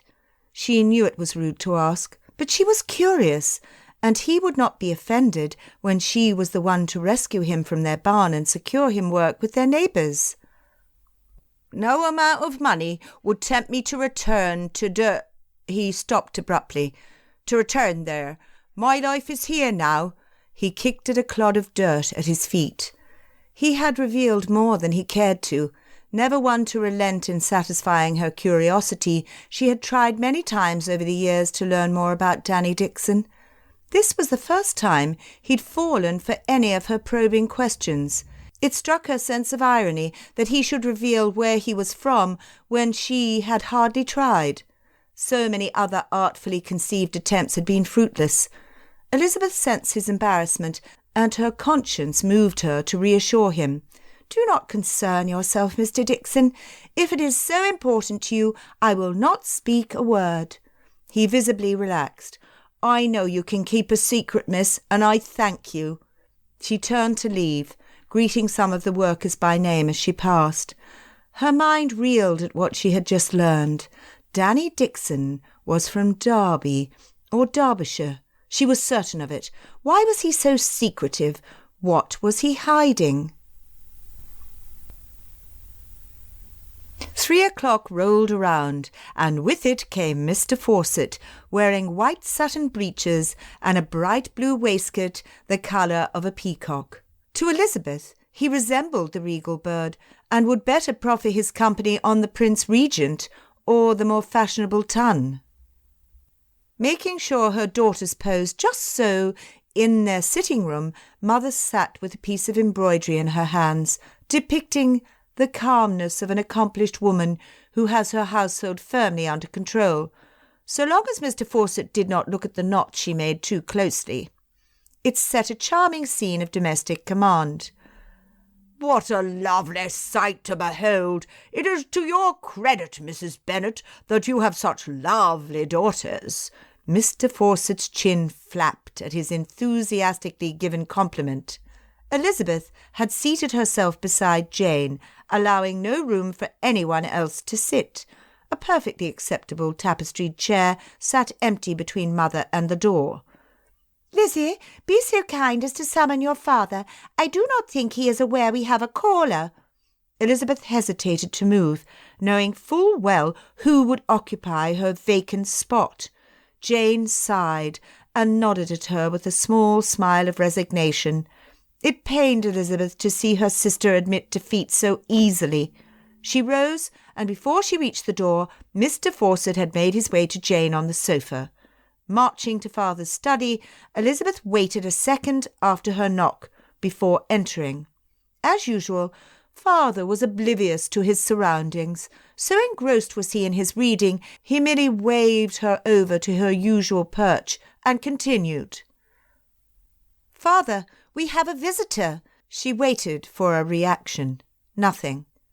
"Father, Mr. Fawcett has come to call on Jane." This time Mr. Bennet lowered his book and looked at her over his spectacles. "He is here?" He crossed his fingers, resting his hands under his chin. Elizabeth gave him some moments of silence as he pondered something. When he looked up, she was glad to see a little glimmer of mischief in his eyes. Standing up from his desk, he said, "Well, let us welcome the man." Elizabeth was uncertain of what to expect, but she somehow felt better going back to the room with Father. Maybe, just maybe, he would do something to discourage Mr. Fawcett's attentions. Father was cordial and polite, while Mr. Fawcett tried to impress them with descriptions of the balls he had attended during the season. "Oh, it was such a crush! It took the better part of an hour to go from the front door, past the ballroom, to the refreshment table. By then I was so parched, not even the champagne could quench my thirst. Of course, when one is so well known about town, it is difficult to progress through a room." He mentioned lords and ladies Elizabeth recalled reading about in the papers and hearing about from her aunt. Mother, Kitty and Lydia were mesmerised by his list of friends, as well as by his descriptions of elegant clothes and decorations. Father waited until Mr. Fawcett paused to breathe before he spoke. "How good of you, with all the superiority of greater acquaintances and entertainments, to visit our humble home, Mr. Fawcett.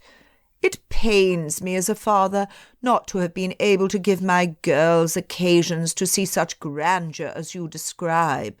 Mr. Fawcett shifted his weight in his chair. "Surely you could allow your eldest daughters a proper season?" "Indeed, no. My estate is small and entailed to my next male relative.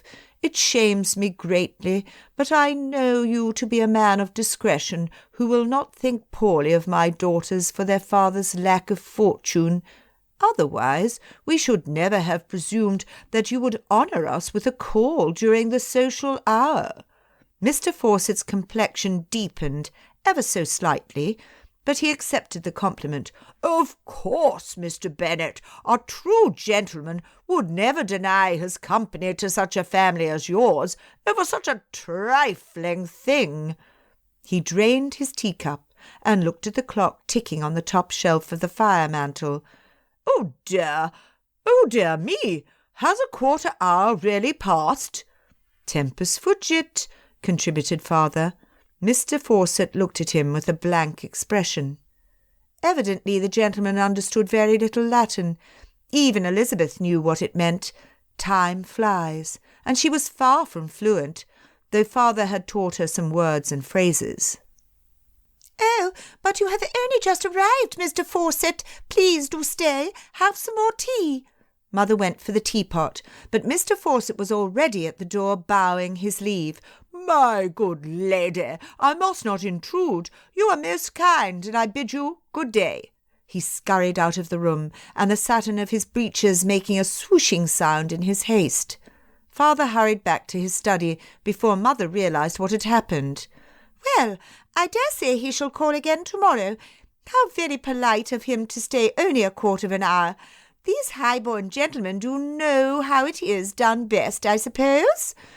Not certain of success, but refusing to believe his visit was anything other than advantageous to Jane. She retreated to her room to calm her nerves. It had been an eventful day, and managing the incompetent servants, at least Mother called them so, though nobody else in the family thought them lacking, had quite worn her out. With Mother upstairs, Elizabeth and Jane sought Father out in his study. Rushing over to him, Elizabeth squeezed him gratefully between her arms. "Thank you, Father." Letting him go with a kiss to his forehead, she removed the pile of books from the chair beside the desk and sat down. Looking gravely at his daughters, he said, "I helped you this time. By dinner time your mother will be on to me, and I will not be able to interfere again. Next time, Janey, you will have to accept the attentions of whatever gentleman shows you favour. You too, Lizzie." Full of confidence, Elizabeth went over her plan with Jane before dinner. Jane agreed that it was a very good plan. Thus it was at the dinner table, once everyone had filled their plates to satisfaction and taken their first few bites, that Elizabeth made her move.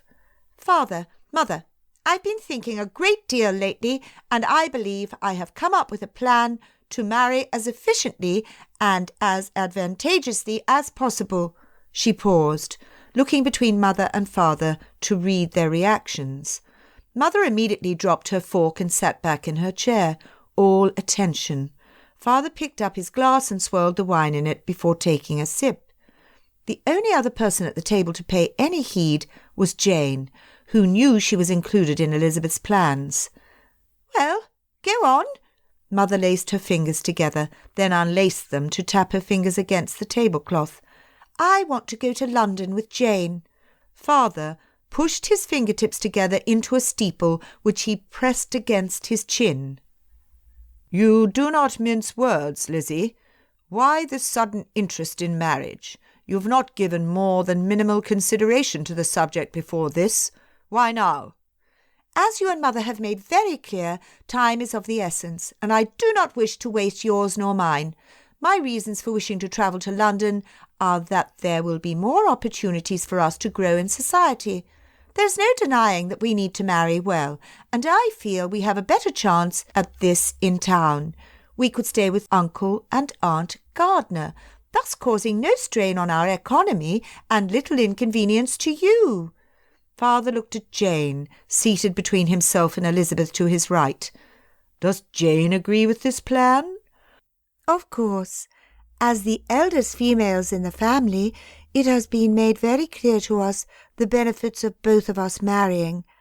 Society in Hertfordshire is limited, at best. London has no such restraints, and I would be overjoyed to see my little cousins." Mother shook her head from side to side, her lips pursed together, her eyebrows knit. It did not look promising. "Absolutely not." She took a bite of her roast beef and chewed vigorously. Elizabeth waited for an explanation, but none came, as Mother continued eating. "May I ask why?" Elizabeth looked not only to Mother, but to Father for an explanation. Father shrugged his shoulders and inclined his head toward Mother. "I should like to hear your reasons as well, dear. Why should we not send the girls to London? It seems to be a perfect plan." Mother rolled her eyes and shook her head. To her it was so obvious, but Elizabeth had learned long ago that she could never predict the workings of her mother's mind. "Mr. Bennet, I do not know why you should ask me when you were the one to tell me the news only this afternoon. A perfectly good gentleman is coming to live at Netherfield Park." Addressing Elizabeth, she continued, Why should you seek out a gentleman to marry in town when one is coming here?" She waved her empty fork in the air. "Mother, how can we be sure that just one gentleman will fall in love with Lizzie or me? If you were to allow us to go to London, we would certainly have a larger selection of gentlemen with whom to associate." Elizabeth was proud of Jane for speaking up. She wondered why father had said nothing to her. Did he, like mother, hope for Jane to marry this gentleman? Mother balked. "If Mr. Bingley, is that not a good, strong name? If Mr. Bingley takes up residence here, shortly his friends from town will come to visit him. Besides, you miss the London season when all of the fashionable gentlemen are in town. Next week is September, and all the gentlemen are away in their country estates hunting and riding. I see no reason why you should make the effort to leave home when a perfectly respectable gentleman and his friends are on their way here." "All we know about this Mr. Bingley is his name. We do not know that he is respectable." Elizabeth did not think her mother would be swayed from her current line of reasoning, but it was worth a try. For all they knew, Mr. Bingley was a toad whom nobody in her right mind would want to marry. "He is rich enough to let Netherfield Park, and have you seen how many servants he sent ahead of him? I have not seen them personally, but I have heard, which is practically the same thing. Surely he is a man of wealth, and he is single. What else is there?" Mother looked between her two eldest daughters as if she really wanted an answer. Jane looked down at her hands. Elizabeth pursed her lips and tried to think of some way to reason with her unreasonable mother. "You mark my words. Gentlemen will be abundant at Netherfield Park in a month's time. You and Jane shall be married before next spring, if I have my way." Crossing her arms, Mother nodded decisively before drinking generously from her wine-glass. Father chuckled. "I have no doubt but that you will have success in your plans, dear. Lizzie, there is no sense prolonging this discussion any further. It is decided that you will stay here at Longbourn to meet this Mr. Bingley and his abundance of single high-born gentlemen friends." "You forgot to mention wealthy." Elizabeth's sarcasm was not lost on father, who raised his glass to her and arched his brows in a salute. "You must admit that it is to be preferred over marrying a poor man. You are fortunate to have a mother with such a talent for making a banknote stretch. We only want better for our girls, and I could not bear to part with you now." Elizabeth bit her tongue and stabbed the peas on her plate with her fork. Chapter 7.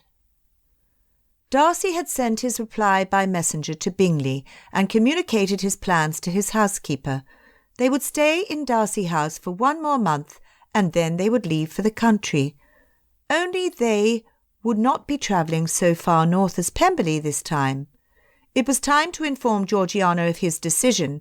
He suspected she would not welcome the change, but he felt no need to keep his decision a secret. It would be good for her to have some time in the country with friends. He found her scratching away in the leather journal he had brought her in her room. He knocked on her open door. Her back was to him, but he saw her quickly pour sand on the page, not bothering to blow away before she slammed the book shut and turned to face him. "You need not concern yourself, Georgie. I cannot see what you have written from here."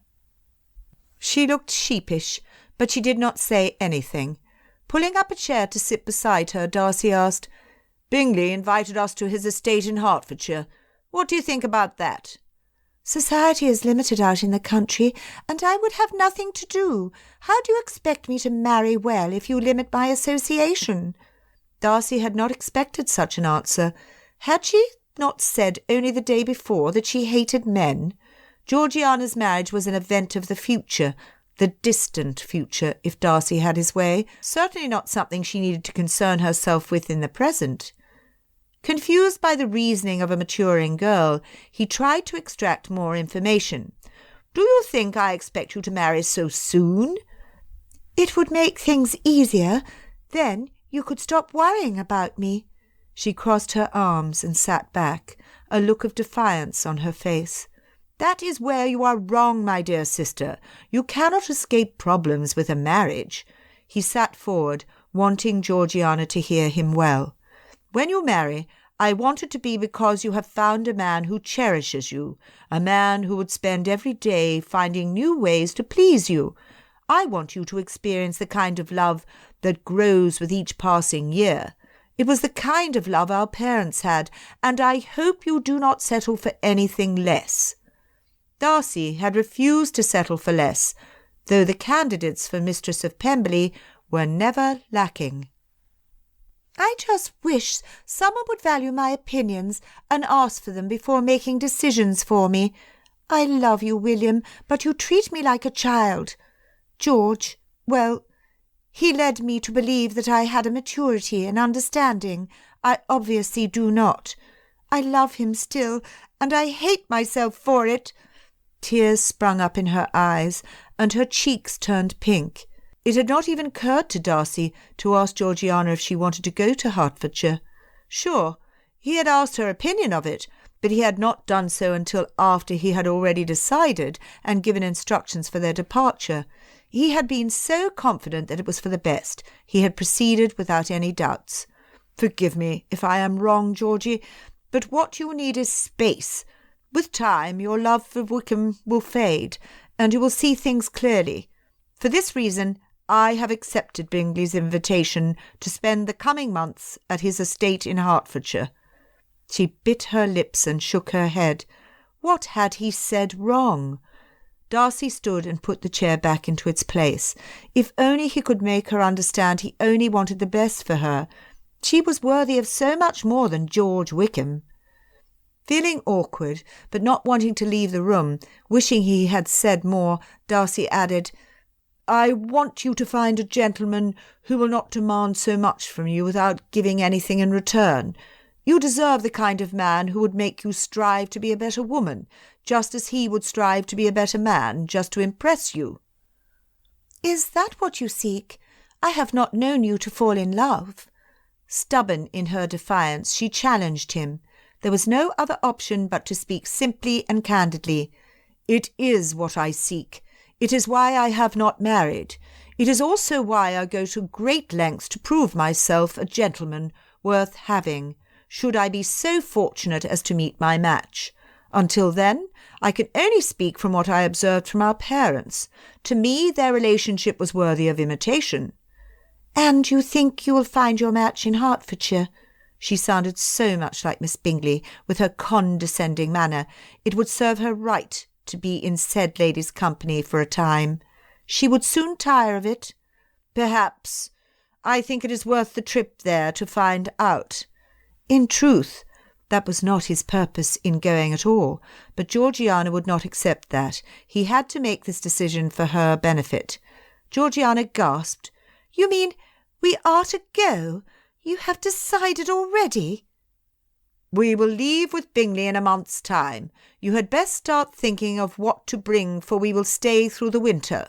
He turned and left her room, closing the door behind him and wondering why Georgiana was so difficult. September crawled by with little to distinguish it. Darcy had taken Georgiana to their favourite library that morning, where she spent happy hours looking through the books and selecting her favourites. Some were new, some were old friends. She even picked volumes of a more scholastic nature.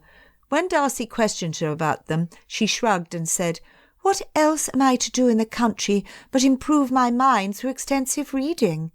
It was a good reply, and it both pleased and concerned Darcy to see how gracefully she had resigned herself to going. Her mood had brightened over time as well, causing his concern to wane as time progressed. Darcy had even caught her coming close to a smile on a couple of occasions. What he would give to see her face light up, her smile reaching her eyes and a laugh escaping her throat. It felt like an eternity since he had last seen her happy. They arrived home from the bookstore just as a boy stood in front of their door with an armful of hothouse flowers. Who would send flowers? The butler opened the door just as the footman opened their carriage door. He looked up at Darcy, then to Georgiana. Darcy did not need to read the note to know who the flowers were from. The butler's face said it all. Their timing was unfortunate. Had they arrived 1 minute later, the butler could have disposed of the card and flowers properly. However, Georgiana had seen the blooms and ascended their steps more quickly than normal to see them. As Darcy suspected, the note was addressed to Georgiana. She read it at a glance. "Excuse me," she said as she flung the note at Darcy, not stopping to see if he caught it or not. She ran up the steps, and Darcy heard the door to her room bang as it closed. Bending down to pick up the paper, Darcy saw what he had hoped not to see. It was from Wickham. "My princess, do not give up on me. I will always love you. Yours, George." The money must have dried up from the young lady they had seen him with at the theatre. "I'm sorry, sir. They came just as you arrived." The butler bowed his head. Darcy had given the household strict orders about Wickham. "You did your best. It could not be helped. Given the circumstances, I will see to her. I will get rid of these." The butler hurried to the kitchen, where the offensive blossoms would be out of sight from the young miss. There was silence behind Georgiana's door. When the maid admitted him, he expected to see her crying on her chaise. Instead, she sat writing in her journal with such intense ferocity, Darcy suspected she had not heard him enter. He cleared his throat so as not to startle her. "Are you well, Georgiana?" She turned to face him, and that is when he saw the streaks of tears on her cheeks. He stood next to her, resting his hand on her shoulder. She squished her cheek into it and sighed. Her tender reaction warmed Darcy's heart.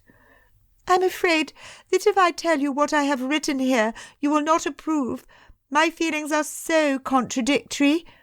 Darcy squeezed her shoulder and knelt down by her chair. "Georgie, I would hope that you could share every concern with me, so that I might make your burden lighter, but I would never force your confidence. Keep your journal. I will wait until you are able to speak."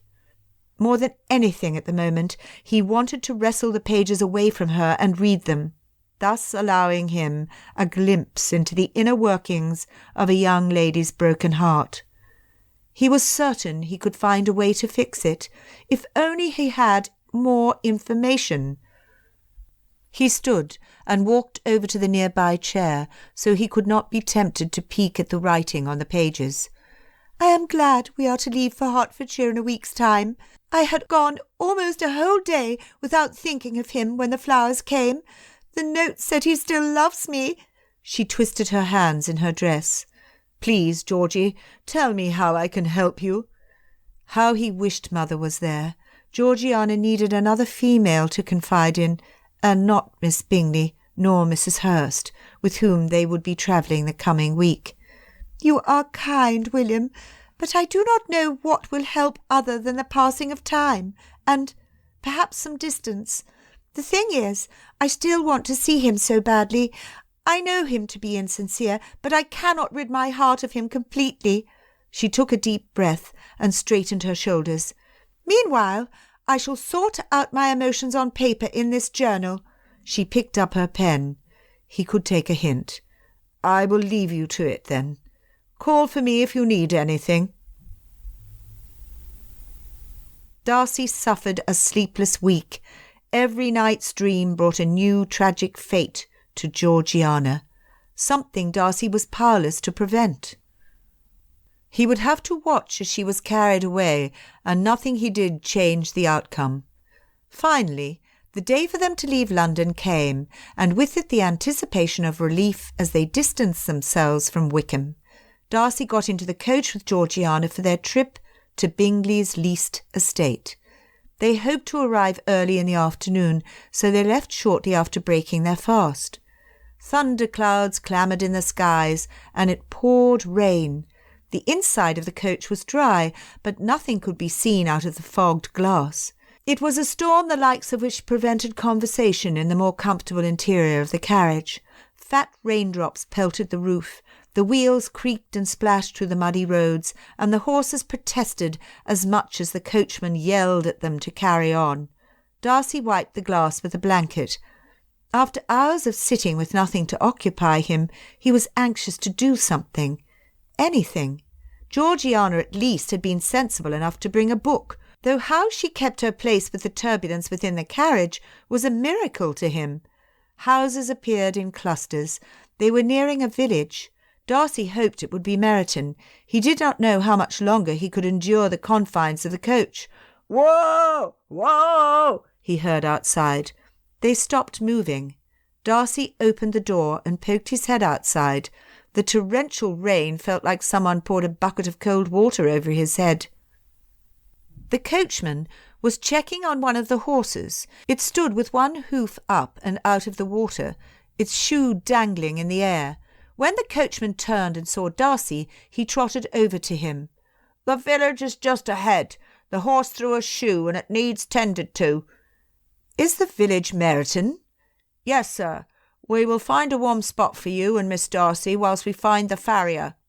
"Very well. A fire sounds lovely, does it not?" "Aye," the coachman said as he returned to his perch, and Darcy closed the door and sat back down. Georgiana handed him the blanket she had wrapped around her legs. It was warm, and Darcy hugged it to his chest and wiped his face dry. "I do hope we're not to begin our time here by you catching a chill, William." Melancholy pierced his bones, but he smiled. "You look just like mother when she would chide me." "She did not have many opportunities to do so. You were a perfect child, unlike me." "I made mistakes too, Georgie. You just do not know about them." Her eyebrows shot up, and she sat forward in her seat. "Do tell." Darcy tried to think of an instance, but he could not think of one severe enough to compare with her near elopement. It was a relief when they arrived to Meryton, and the coachman opened the door. The rain poured down in sheets, but they stood under a ledge leading into an inn. It appeared to be a respectable sort of place, so Darcy offered his arm to Georgiana. "We have not finished this conversation, dear brother." "Oh, yes, we have. Let us seek out the warmth of a fire and talk of nothing but pleasant things." She jerked his arm in protest, but Darcy could see that the thought of him making mistakes made her feel better. He would not ruin the moment. It was a matter of pride to him to have reached the age of 28 without suffering any missteps. But he did wish he could have thought of just one to share with Georgiana. He was not Georgiana's superior, but he managed to avoid the errors of his peers. The inn was warm and smelled of ale and roast beef. Not many people were about, but those who were in the room looked at the newcomers with appraising eyes. One young man in particular caught Darcy's attention. He had a shock of yellow hair under his cap, and freckles dotted his face. Their eyes met, and the young man was quick to look away, but he seemed familiar to Darcy. But he could not quite place him before the young man turned around and tossed back the last of his ale. Darcy led Georgiana over to the warm fire after requesting a private room. The innkeeper came over, his feet shuffling and his hands wringing. The stormy weather had done damage to 2 of his upstairs bedchambers, and the only private room available was being used to store the furniture. He kindly offered to move a table closer to the fire and away from the other benches so that they might enjoy a spot of tea while they waited. Darcy recognised that it was the best the innkeeper could do under the circumstances, and thanked him for his consideration. Darcy tried to act normally, but everyone within the tavern watched their every move. It was difficult to relax. Georgiana stared into the fire and drank her tea, doing an excellent impression of seeming at ease when he knew her to be as shy as he was with new people. "William, I would feel more at ease if I had my book. Do you think the coach is far? I left it on my seat." He had been in such a hurry to get Georgiana inside, he had not looked about before entering the inn. "I do not know, and I will not leave you here alone to find out." "But suppose it is just across the street? You could fetch it and return in less than a minute." She battered her lashes and looked up through them at him. just like she had done since she was a small child. She knew how well it worked. Relenting to her wish, he said, "I will step outside to see our surroundings. I will not go beyond your sight through the windows. If I see the coach from there, then I will bring your book to you." Darcy briskly walked to the entrance of the inn. The quicker he could return to his sister, the better. He did not wish to leave her unattended. It chafed his sense of propriety. The door burst in with a gust of wind as Darcy opened it. He leaned his head down, hunched his shoulders forward, and stepped outside. "Ouch!" A woman's voice yelped as he bumped into something both soft and bony. Chapter 8. "I do apologise, madam." Darcy reached down to hold the lady's arm and steady her. She had chosen the wrong bonnet for such a rainy day. It sunk in the front, and the flowers adorning it looked as if they were too discouraged to fight against the incessant showers, bowing their blooms in despair of sunshine. A drop of water fell from the tip of her ear and landed on her collarbone, where it trailed down a tendril of hair. "Sir, I am steady now. You can let go." She tugged her arm, and Darcy felt like a fool for gawking at her as long as he had. "Please forgive me. I did not see you." "Apparently." Brushing off the front of her dress and embracing a package wrapped in brown paper, the young lady replied, "I am aware that I am short, sir, but I have never had anybody attempt to step on top of me until today. You are new to town, I take it, and so I will forgive you. I only beg that it not occur again." Darcy stepped back at her reproof. A dimple appeared on her cheek, and her eyes looked like Georgie's had the day Darcy took her to the bookstore and told her she could fill a trunk. Only this young woman was laughing at him. Nobody had laughed at Darcy since he could not remember when. "Now it is my turn to apologise, sir. Here we have not been properly introduced, and I am teasing you most mercilessly." The dimple in her cheek deepened, and her eyes danced in merriment. Darcy found his voice once he caught his breath. "A fault for a fault. Can we come to a truce?" He bowed deeply and introduced himself. There was no one else to do it, and the situation had gone beyond awkward. "Pleased to meet you, Mr. Darcy. I am Elizabeth Bennet of Longbourn." She curtsied and looked around. "It has been lovely to make your acquaintance, Mr. Darcy, but I really must be going. My aunt is expecting me." "Is her house far?" Cocking her head to the side and knitting her brows, she said, "Thank you for your interest, but she lives a short distance away." Darcy shook his head. Everything he said came out wrong. He did not want to appear too eager to help Miss Bennet, though he gladly would have done so. "I asked so that my sister and I might offer you a ride in our carriage and spare you from the rain." He congratulated himself on his gentlemanly offer. Miss Bennet looked around, then back to Darcy, her brow furrowing. "I see neither a sister nor a carriage." "My carriage is at the farrier's. One of the horses threw a shoe. I expect it back shortly. My sister is inside the inn." Why did he have to explain himself? She looked beyond him through the doorway, which stood open still, but only empty benches were visible, the fireplace being too far to one side to see. Again he felt he needed to explain, but bit his tongue. This was absurd. "It sounds as if you have enough concerns of your own without worrying about my safety. I thank you for your offer, Mr. Darcy, but my aunt really does live rather close. Good day." And just like that she was gone. Darcy stepped back into the inn. He had not reached his objective of looking at his surroundings. Miss Bennet had occupied his whole concentration, so that he forgot why he had gone outside in the first place, until he sat down by the fire and Georgiana looked at him with a grin. He stayed put, not wanting to make more of a scene than he had already by getting up and braving the rough weather outside yet again. Georgiana giggled from her chair.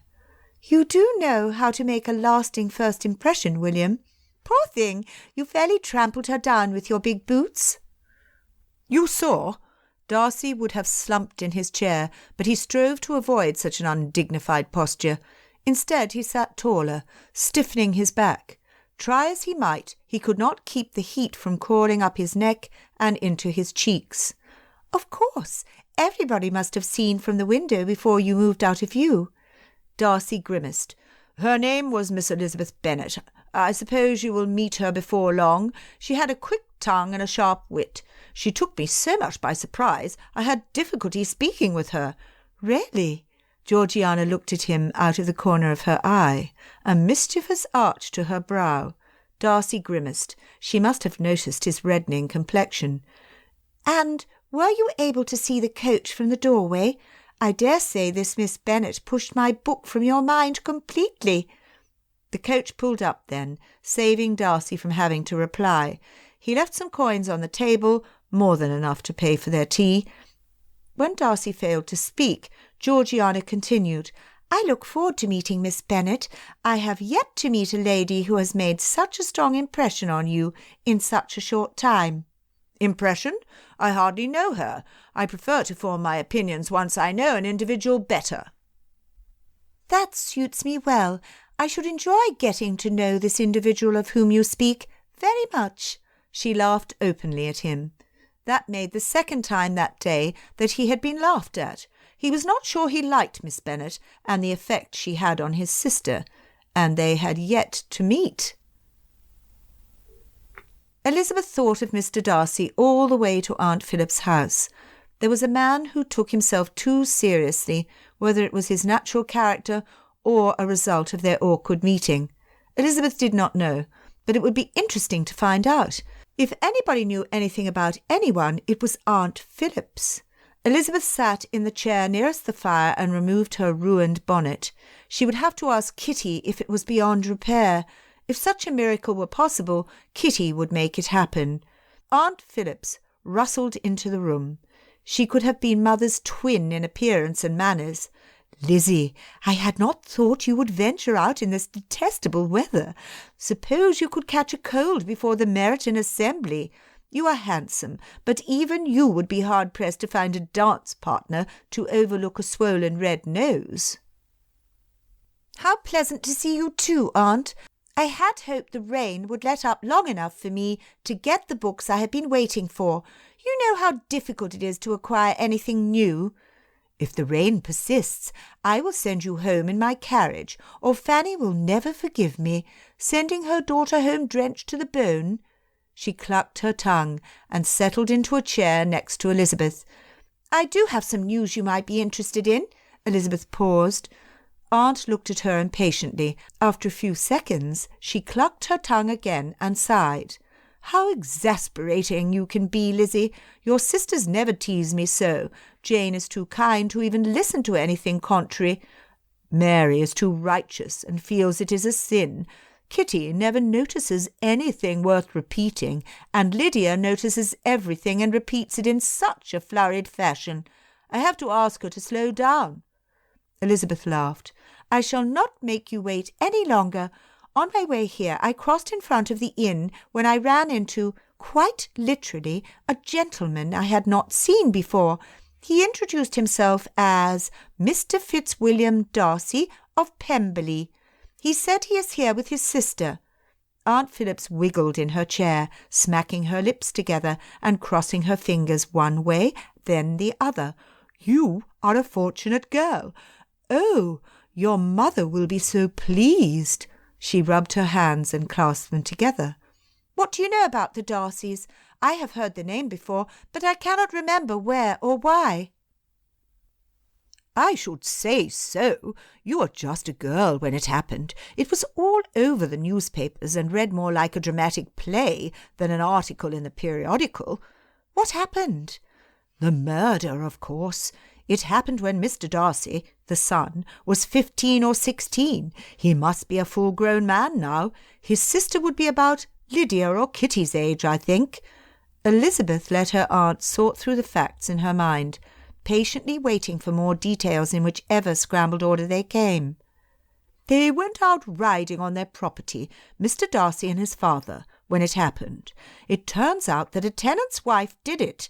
He, the tenant, had been a good-for-nothing sort of fellow and had died in an accident after imbibing in excess. She blamed Mr. Darcy for her lot in life and acted in a passion. She later confessed when the son of the land steward, I cannot remember his name, though it is on the tip of my tongue. It shall come to me later. He found her with the gun still smoking in her hand, and powder marks on her dress. The father died instantly. Mr. Darcy's mother, a lady both in name and in birth, went against popular opinion and had the family sent away instead of hanging the woman." "Did the whole family leave?" "As far as I can remember, though I suppose some would have stayed had they wished to. Can you imagine any of them wanting to stay after their mother had committed such a horrendous crime? They would forever live in the shadow of her evil act, though they say she was out of her mind." "What a tragedy for both families!" Elizabeth's family had many faults, and they drove her to distraction at times, but she loved them and realized how fortunate she was to be able to see them every day. She would remind herself of that the next time Mother fussed about her single state. "Did he look like a tragic figure?" asked Aunt with a sigh. Her mind full of the grievances against her sisters and parents, it took a moment for Elizabeth to remember whom Aunt referred to. "Mr. Darcy?" She thought for a moment, conjuring up his face in her mind. He was undeniably handsome. I suppose there was something melancholy in his eyes. It did strike me at the time that he seemed overly serious. Given his past, I can understand why that may be. What of his appearance, Lizzie? Of course, appearance before character. She should have known better. "He is handsome, very tall, wide shoulders, dark curly hair, and a strong chin." Elizabeth wished she had not seated herself so near the fire. The heat in the room was unbearable. She fanned her face with her mangled bonnet. "I wonder if he is a guest of Mr. Bingley's. I know from one of the servants that he is expected to-day along with his sisters, Miss Bingley and Mrs. Hurst. I heard mention of another gentleman and his sister joining their party, but I could not get their name. I shall have to let Sir William know so that he can invite them to the assembly. I do hope the gentlemen at Netherfield Park enjoy dancing and do not consider themselves too grand to attend a local event." Elizabeth would not hold her breath. It would shock her to see someone like Mr. Darcy mixing with lower classes at the monthly village ball. Aunt Phillips insisted that Elizabeth use her carriage to return home. Now that there were single gentlemen about, such precautions must be taken. One must never let her guard down, lest another lady swoop in and make a conquest in her place. As much as Elizabeth preferred walking, one look outside had her accepting the offer of the carriage. She could hardly wait to tell Jane about the Darcys. The Darcy coach pulled into the gravel drive that led to Bingley's new home, Netherfield Park. It was a large house of 3 stories and very well positioned between the low rolling hills surrounding it. Servants with umbrellas ran out to assist him and Georgiana up to the house, where a grinning Bingley awaited in the doorway. "Welcome to my humble home," Bingley said as they drew closer. "Let us go to the fire in the drawing-room, and I will send for something to warm you." Their things had arrived earlier, and their rooms were already prepared to receive their guests. Darcy changed into a dry coat and returned downstairs. The cream-coloured walls and tall windows with light curtains stood in bright contrast to the dreary clouds surrounding them outside. Mr. Hurst dozed at one end of a couch, while Mrs. Hurst and Miss Bingley played cards on a table at the other end. Bingley wandered about the room, inspecting his property with all the pride of a proprietor of a new home. Georgiana sat in the chair closest to the warm fire. She kept looking at the pianoforte situated across from her. She had not played in a long time. "Bingley, how do you find your home?" asked Darcy. "It is everything I had hoped to have in a house. Enough rooms to invite guests, and a hall large enough to organize a ball. The view from these windows is impressive. Look, I have a lake." Darcy followed in the direction of Bingley's pointed finger, and sure enough, there was a lake. Not nearly the size of the fish pond at Pemberley, but a lake all the same. The decor is in desperate need of refreshing. Charles does not seek my opinion, though I have many ideas which would bring this drab dwelling to the height of fashion. We could give each room a theme." Bingley cringed as Miss Bingley detailed her ideas for Egyptian entryways and Roman halls. Darcy bit his lips to keep from smiling. "Would you like a tour of the house?" asked Bingley. "Miss Darcy has perfect taste in all things fashionable. I bow before your superior opinion." Miss Bingley held out her hand to Georgiana and curtsied. "You flatter me too much, Miss Bingley. I have yet to design a room, preferring to keep the decorations my mother chose in Pemberley." "What a joy it would be to make over an entire house as large as Pemberley!" Miss Bingley clapped her hands together in glee, oblivious to the look of horror on Georgiana's face. Like Georgiana, Darcy fancied leaving Pemberley just as Mother had left it. Bingley suggested they start at the top of the house and work their way down.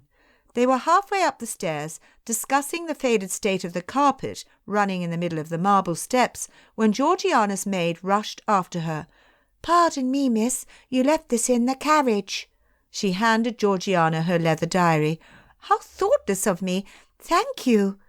The maid left, and Georgiana looked at Darcy with wide eyes. Darcy did not know precisely what she'd written on the pages, but he could guess. The idea of someone reading it scared her. It scared Darcy too. "You keep a diary? I recently began one, but cannot fathom what to write about. I am sure that it is destined to remain blank out here in the country where nothing happens." Miss Bingley continued up the stairs, moving the group along with her. Chapter 9. Over the next 2 weeks, several gentlemen in the area called on Bingley and his household. Amongst them was Mr. Bennet. Bingley said he came alone and was a contemplative, intelligent sort of man. Darcy anticipated meeting the gentleman. If his conversation proved to be as witty as his daughter's, then the evening would not drag on endlessly. But there was to be an assembly held in Meryton that evening. If it depended on Darcy, he would spend a quiet evening home. He did not like dancing with strangers. Afterward, he would have to endure the gossip of how many times he had danced with which lady, and whom he might choose as his wife, to help him manage his large estate and spend his fortune. The ladies would flirt shamelessly, and their mothers would manipulate affairs to their advantage, doing their best to entrap Darcy, if possible. They did not care for him, only his money. It had been the same routine at every social gathering since he could remember, and he expected nothing less that night. Miss Bingley had expressed her distaste for the event during the day. Public assemblies, with their mingling of all social classes and age groups, were not to her liking. Georgiana did not say much, but Darcy sensed her excitement. Though not yet out in society, her presence was expected, as it was common for entire families, young and old, to attend. If that was the standard set by the Master of Ceremonies, then she would make an appearance. She thought it good preparation for her coming out in London the coming spring, and even suggested that he let her dance. He agreed, so long as her partner was a known acquaintance, under the age of 10 or over the age of 70. No matter how unpleasant the company, Darcy did not hold high expectations. He would behave like the gentleman he strove to be. The hall was a simple affair, one large rectangular room with wooden benches surrounding the dance floor. The music had been playing when they entered, but it stopped mid-song as they walked in. If he felt awkward entering a room of strangers before, he felt it more so now. A hush fell over the crowd, and voices dropped to whispers. Sir William Lucas, the Master of Ceremonies, rushed up to Bingley and exchanged bows. It was enough to break the silence and resume the music. Family after family streamed up to them. The same gentlemen who had called on Bingley over the past fortnight eagerly awaited their turn to present their families, or rather their daughters. There was a noted lack of gentlemen present, and Darcy inwardly groaned. He had hoped to escape notice by standing against a wall and retrieving lemonade for Georgiana occasionally, but it would be impossible to escape a few dancers without being abominably rude. Darcy chanced to look around the room. It was warm inside from the abundance of dancing bodies. He tried to recall the last country dance he had been to. The clothing was vastly different from a London society ball. The ladies wore simple frocks in various colours. The gentlemen had polished their best shoes, but there were no extravagant waistcoats or intricately complicated ties in their cravats.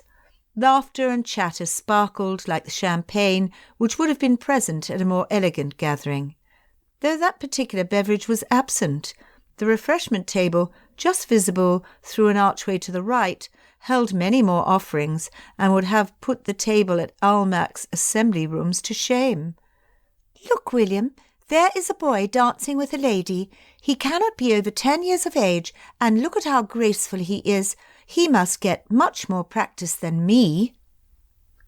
Her excitement grew as her eyes scanned the room. Gripping his arm more tightly, she tugged on his coat.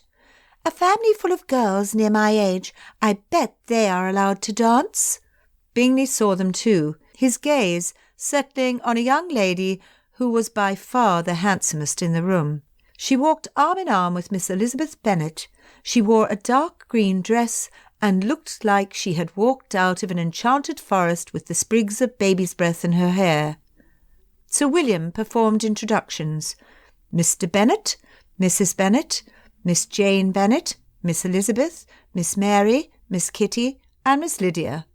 The two youngest girls looked to be close to Georgiana in age, but he would not encourage their friendship. They giggled into each other's ear and flirted openly with any gentleman who caught their eye. Miss Lydia even shoved Miss Kitty so that she might brush up against a gentleman walking by. Miss Mary was quick to reprove them. She quoted part of one of Fordyce's sermons to her errant younger sisters. Her manners were rigid and self-righteous. Interfering with his appraisal of the young ladies before him, Mrs. Bennet said in a high-pitched voice, "We were overjoyed to hear that Netherfield Park had been let at last, and by a single gentleman of fortune at that. I suppose you will be expecting several gentlemen visitors in the next months." "Mother!" Miss Elizabeth hissed and looked to her father. He did nothing. He was either absorbed in his own thoughts or was contemplating something impressive on the far wall. Darcy followed his gaze, but saw nothing noteworthy. He looked back to find Miss Elizabeth observing him. He did not expect her to hold his gaze like she did. He would have thought she would look down in embarrassment. Her family, through their words and actions, disregarded propriety, and she must know how poorly it reflected on her. Mrs. Bennet cackled loudly by Bingley, causing Darcy to look away from Miss Elizabeth. Clearly Mrs. Bennet had a mission to marry off her daughters, and she had her sights set on Bingley. She fawned over him shamelessly and pushed Jane in his direction. Bingley overlooked her plain speech and smiled kindly at Jane, who had the decency to look embarrassed at her mother's brash conduct. Darcy watched Miss Jane Bennet. He would have to keep an eye on her. Bingley's gullible heart would fall hard for a lady such as she, with her angelic beauty and gentle manners, and he would not allow a manipulating mother to ruin the future of his friend, unless the lady proved worthy of his affections. Miss Elizabeth, her sister occupied in conversation with the Bingleys, moved closer to Georgiana. She whispered something to her younger sisters, which sent them across the room. They were quick to snatch up dancing partners and join the skipping and hopping crowd in the middle of the room. Good riddance. Their actions were not lost on Georgiana, who followed them with her eyes, looking longingly at the dance floor and then askance at Darcy. Of course, she would notice that the young ladies of her age were allowed to dance. "Mr. Darcy, how good of you to bring your sister to our humble gathering. How do you find Hertfordshire, Miss Darcy?" "Other than the incessant rain, I find it charming. You are the Miss Elizabeth my brother nearly trampled outside the inn, are you not?" Georgiana asked, easily changing the subject. She always said things were charming when she was still making up her mind whether she liked them or not. It was both polite and evasive. "I'm afraid so." Miss Elizabeth chuckled. "My brother is such a gentleman. He worried over your safety all the way from Meryton to Netherfield Park. You are unharmed, I hope?" "Thank you for your concern. To tell the rest of the story, I had chosen a straw bonnet to wear that day, and it sagged so much I could not see well. It was as much my fault as Mr. Darcy's that we collided." She smiled at Darcy, and he knew at once that no real offence had taken place. "I am relieved to know you suffered no injury at my expense. It is not common for young ladies to walk unaccompanied." To his own ears it sounded like a scolding. He had best keep his mouth shut. "Were you walking alone?" Georgiana asked in awe as she removed her hand from Darcy's arm. "It's such a short distance from my home to the village. I often walk it unaccompanied. Society would frown on me, I know, but I would not give up my freedom only to please others." She spoke to Georgiana, but her words were clearly for Darcy's benefit. "My brother would never allow me to go anywhere unaccompanied. He did not even want to leave me unaccompanied long enough to fetch my book from the carriage when we were inside the inn." "I believe a young lady should always take care to safeguard her reputation as well as her safety. Danger lurks even in small villages." What was it about Miss Elizabeth that made him feel the need to defend himself constantly? "You are right, sir. I shall take more care." Her reply was not at all what he had expected. She shrugged her seriousness away and said, "Next time I need to visit the circulating library, I shall ask one of my sisters to join me, or maybe your brother would agree for you and Miss Bingley to accompany me. I do love books. How sensible of you. There is precious little else as entertaining to occupy a lady's time. Only it is earth-shattering to come back to the day realizing I am not really a pirate or a famous artist travelling to exotic places." "What an interesting young lady." "It is rather dull at times. Do you not ride? I lack practice and feel much safer on my own 2 feet. You have not learned how to ride?" Such a thought was shocking to Georgiana, and she could not keep her surprise quiet. "Not well." Leaning closer to Georgiana, Miss Elizabeth said, "Truth be told, there are many things I only know how to do at the most mediocre level. There are so many things I would like to try, things I have read about in books and have an idea of, but I have no idea how to do." Never before in his life had Darcy heard a young lady admit a deficiency in her accomplishments, especially in his presence. Her honesty was striking. "I have the gentlest mare at home. What a pity she is not here for you to ride. I will talk to Mr. Bingley and see if he has a suitable mount." "You are kind, Miss Darcy. I can see how you must make friends easily. Tell me, how does Hertfordshire compare to Derbyshire? I have travelled so little and long to hear about other places." Georgiana described her favourite spots in detail and with passion. In conclusion, she said, "Speaking of my home makes me miss it dearly.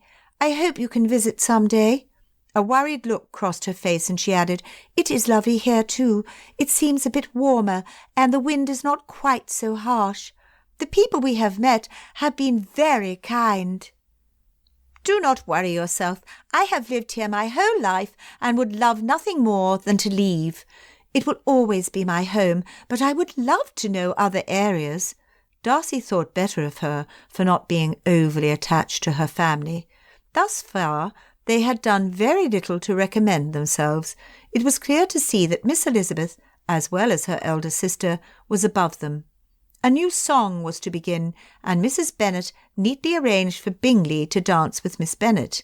When they made it to the centre of the dance floor, and the rest of their group scattered with them, she turned her attention to Miss Elizabeth standing next to him and Georgiana. He bristled at what he knew would come. Before Mrs. Bennet reached them, Miss Elizabeth asked, "Mr. Darcy, might I borrow Miss Darcy for a moment? She has not yet met Sir William's daughter. Charlotte and I are best friends, and I believe she would be good company. Unlike me, she is the epitome of propriety, without the haughty air which often accompanies it." So she had noticed Miss Bingley. She stood apart from the crowd, next to Mrs. Hurst, against the wall. Georgiana followed her lead, and the two disappeared into the crowd just as Mrs. Bennet stepped close enough to effect her plan. But with no daughter left for Mr. Darcy to dance with, she soon left for the table with the punch. Now Darcy stood alone, with Bingley's sister behind him. "How rustic! Do you not agree? We are not in Grosvenor Square." Miss Bingley humphed and crossed her arms, tossing her head back and looking down on the occupants of the room from the height of the pedestal she put herself on. Mrs. Hurst chuckled. "You had best take care lest you have to dance with a farmer or the son of a blacksmith." They laughed behind their gloved hands as they continued to exalt themselves above the crowd. Darcy had always felt it his duty to live up to his position, but he never did so at the expense of another's dignity. Not wanting to converse with Miss Bingley, thus participating in her open mockery, and not daring to approach the refreshment table where Mrs. Bennet sought out her next victim, Darcy stood in silence. He looked over the mass of people until he found Georgiana. She was engaged in conversation with Miss Elizabeth and another lady, who must be Miss Lucas. She was plain compared to her companions. Miss Elizabeth's eyes sparkled in the candlelight. Her smile was genuine, and Georgiana seemed relaxed in her company. Before the song was half over, the three ladies spoke amongst themselves as if they had been friends since infancy. Darcy could not hear their conversation, but he could read their corporal expressions. By the time the song ended, Georgiana's countenance had lightened, and she smiled like she had not done since Ramsgate. A gentleman asked Miss Bingley for a dance. She condescended to accept, rolling her eyes at Darcy as she walked by. Bingley returned Miss Bennet to her seat and joined him, just as Miss Elizabeth returned with Georgiana. "What a diverting gathering, and such delightful company! It is my aim to dance with every lady here tonight." Bingley's eyes remained where he had left Miss Bennet. "Why do you not dance, Darcy?" Not able to think of a good excuse, Darcy took too long to respond. "Do you not like to dance, Mr. Darcy?" asked Miss Elizabeth. "There is a lack of gentlemen in the room, William. It is a shame to see so many young ladies swaying to the music alone for lack of a partner." Georgiana moved back and forth to the music, just like the ladies she described. "You did say I could dance with acquaintances, as well as the very young and very old." She looked toward Bingley suggestively. Darcy heard Miss Elizabeth chuckle, but he refused to make eye contact. Darcy glared at Georgiana. She knew his aversion to dancing with strangers, and her repetitive attempts for him to allow her to dance wore on him. But he had said acquaintances. "That is a shame, and I aim to do my part to assist those unfortunate souls, Mr. Darcy. Since I qualify as an acquaintance, might I have the honour of requesting the next dance with Miss Darcy?" Mr. Bingley extended his arm out to Georgiana after Darcy gave an approving nod. "Thank you, Mr. Bingley." She pursed her lips at Darcy before walking away with Bingley. Darcy felt like he had been backed into a corner. He stood facing Miss Elizabeth, who would surely expect him to ask her to dance. "Do you like to dance, Mr. Darcy?" she asked again. "Not especially." He searched for the words to explain. "What a pity. I dearly loved to dance." Of course she did. Darcy gritted his teeth together. Best get this done with. "Miss Elizabeth, would you like to dance?" He hesitated before extending his arm out to her. She looked at his arm, then up to his face. "It is not my custom to force gentlemen to dance out of guilt. I prefer to dance when asked in sincerity." Miss Elizabeth walked away, leaving Darcy alone and feeling foolish, with his arm out. No lady had ever refused him. Elizabeth left Mr. Darcy, not even attempting to wipe the smugness off her face. She had watched him judge her family in front of her very eyes as unsuitable. She had seen his eyes narrow at her dear sweet sister as she spoke to Mr. Bingley. He had raised his eyebrows at father and clenched his jaw whenever he looked at mother or her younger sisters. While Miss Darcy was perfectly charming and, admittedly, a much better-mannered girl than her own sisters, Elizabeth could not say the same for Miss Bingley and Mrs. Hurst, with their snide remarks and superior airs.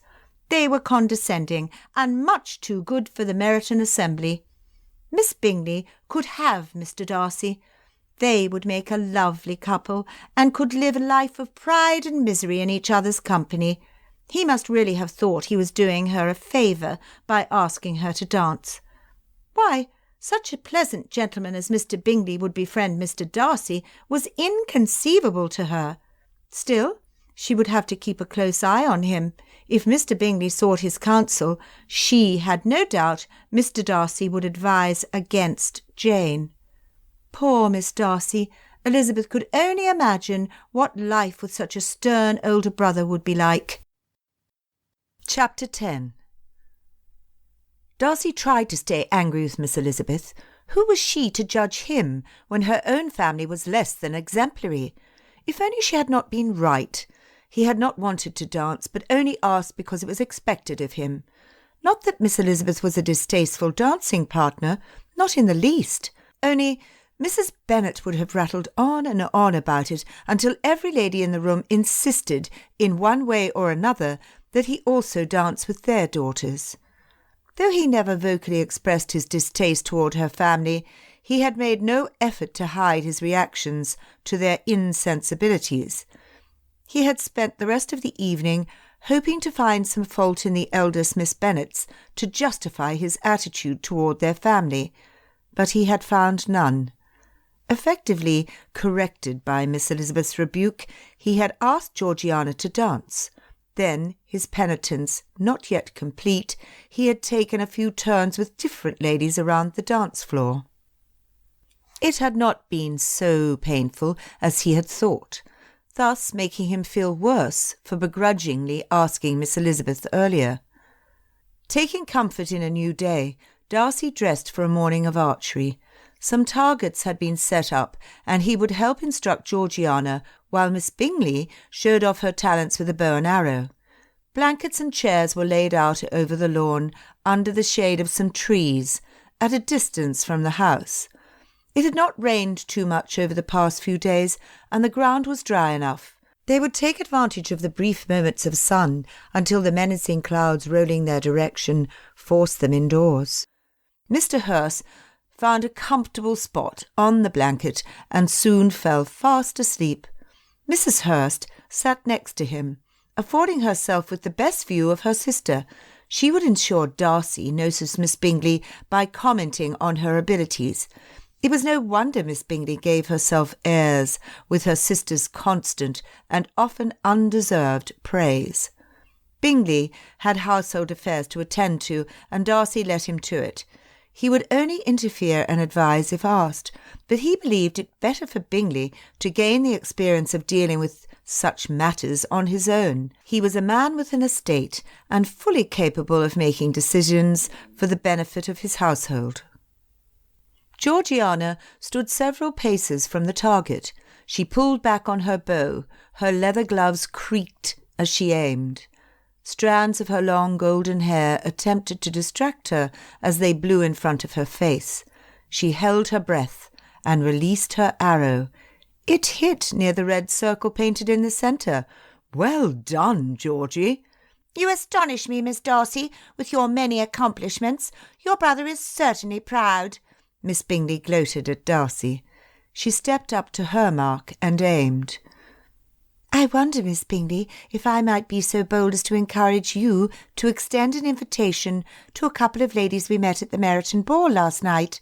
I should love to know them better, but dare not presume to invite them whilst residing as a guest in your home. "It is no intrusion at all, my dearest friend.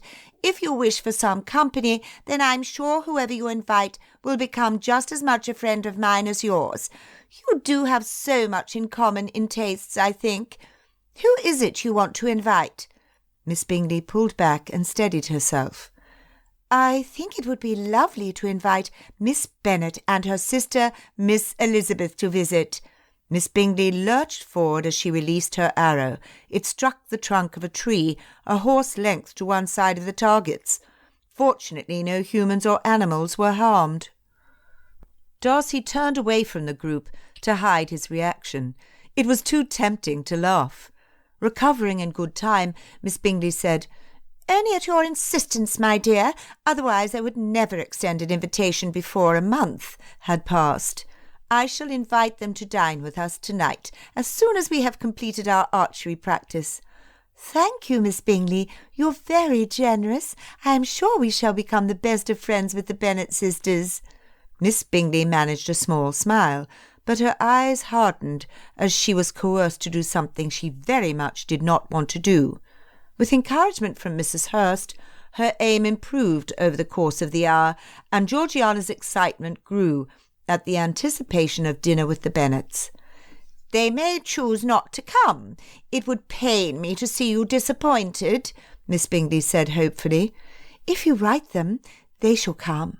What lady would not want to enjoy your company when offered the chance?" "Well, you do have a point there." Darcy bit the sides of his cheeks. Manipulation was new to Georgiana, yet she was a master. So long as she used it for the good, Darcy enjoyed watching her speak up for what she wanted. A blast of wind blew the dark clouds closer and chilled their group. They hurried to the house and the sitting-room, where the fires would be lit. Darcy asked Georgiana to meet him in the library. They would speak privately there, since the residents of Netherfield Park saw that particular room more as an adornment than a practicality. He paced in front of the windows, waiting, and watched the clouds come in, like ocean waves threatening to drench anyone in its wake. Light footsteps padded across the carpet. "Is everything well? I hope you do not think me impertinent for getting Miss Bingley to invite the Bennets to dine. Their company is so enjoyable. I do not wish to be long without it." Darcy sighed. There were moments when he looked at his little sister and saw the 5-year-old girl with gold ringlets and missing front teeth. He would blink, and in her place was a poised young lady who only moments ago had bent the will of Miss Bingley to accomplish her end. "No, rather I am impressed, but I am also curious as to what caused you to voice your wish so persuasively." "I am so accustomed to having my decisions made for me. I have decided that if I want to be treated as a mature young lady, I had best speak my opinions." Darcy winced. He was not so bad as that, was he? "Is this the work of Miss Elizabeth?" Georgiana bristled, though there was no need for her to do so. Darcy added, "It is my inclination to be decisive. I know it." How could he explain so that she would understand? Did he understand? The expression on Miss Elizabeth's face when she refused to dance with him came to the fore. She would accept ill treatment from nobody. She had been decisive in their brief moments of conversation. These admirable qualities were what Georgiana lacked. She was shy from a lack of confidence and completely unaware of her strength. Darcy had seen a glimpse of it that morning, but she needed so much more before entering society or even considering an attachment. "You do not disapprove, then?" "No.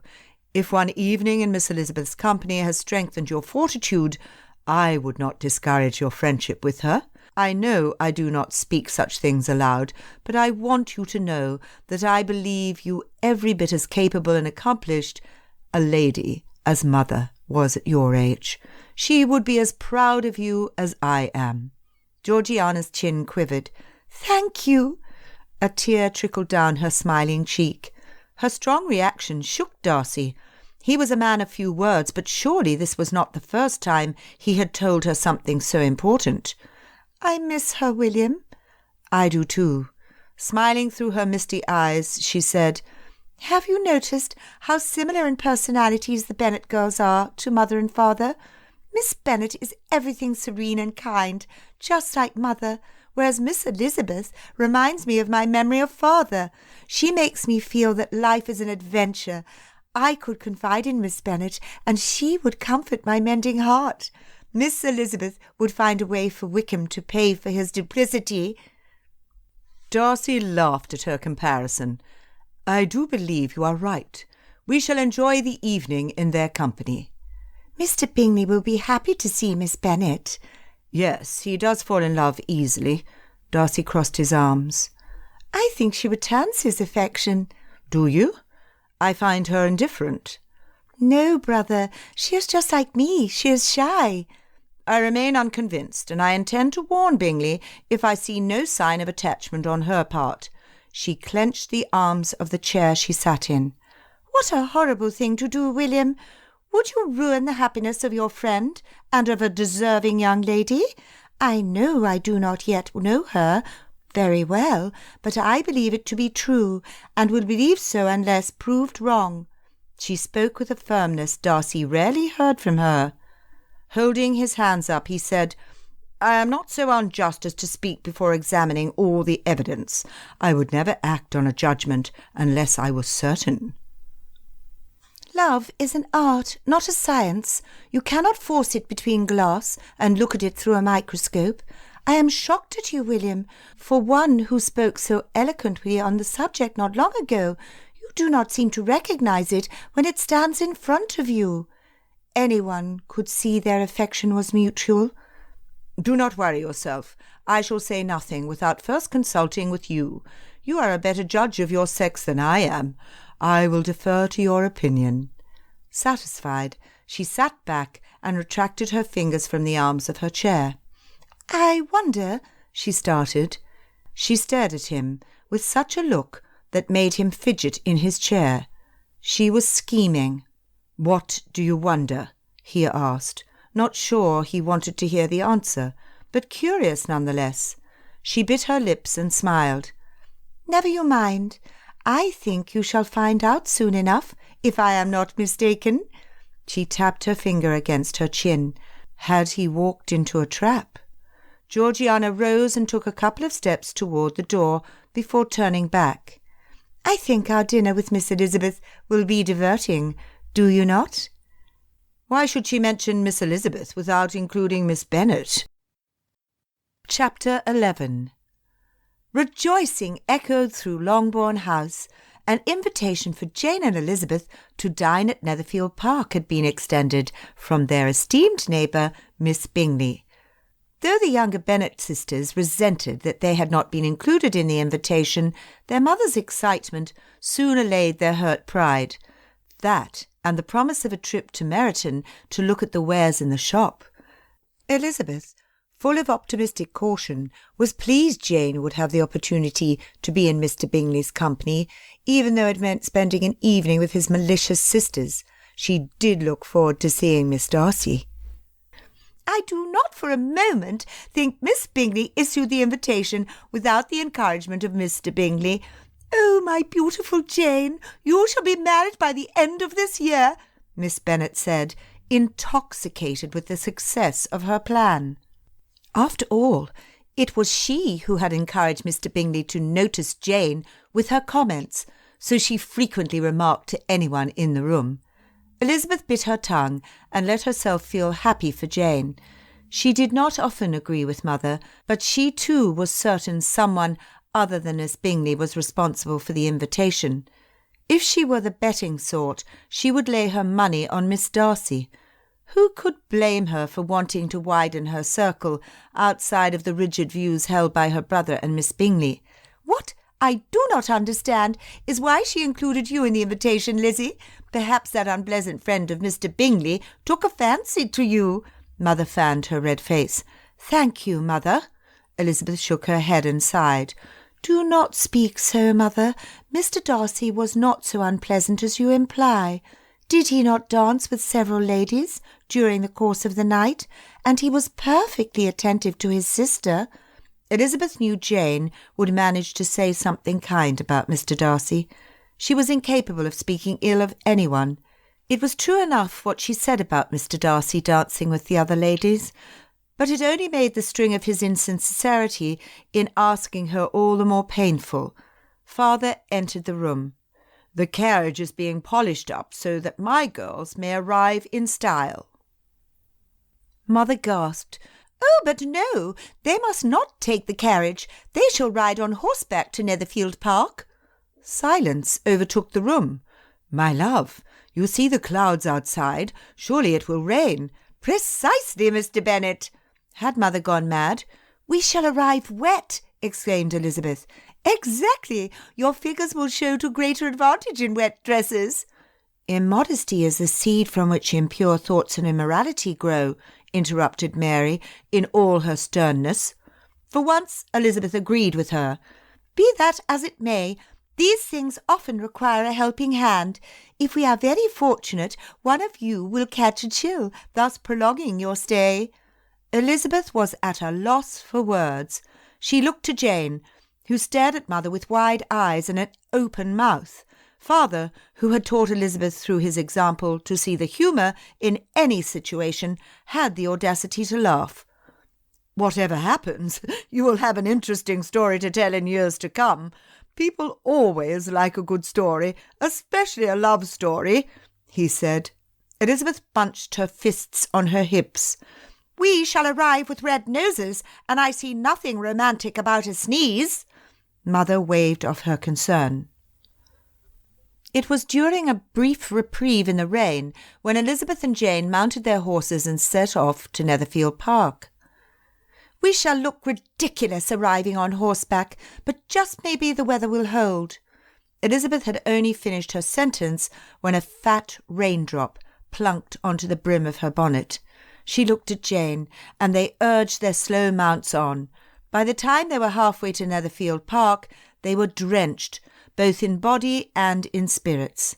The butler saw them directly to the parlour, where a fire was lit. He sent for linens so they might dry off before they were received by their hostess. "Oh, Lizzie, what they must think of us, arriving in such a condition." The blush in Jane's cheeks was a deeper red than normal. "We are here now, and we must make the best of it. It was kind of the butler to let us use this room to make ourselves more presentable." Steam rose off their dresses as they stood in front of the fireplace. Little puddles of water pooled around their ruined slippers. They spun slowly around, rotating like they were being cooked on a spit. How ironic it would be if roasted pig were on the menu. Jane stopped turning, her eyes fixed on the doorway. Elizabeth spun around to see Mr. Darcy standing there. They stood in uncomfortable silence while he looked from Jane to her. When he finally remembered his manners, he bowed and greeted them.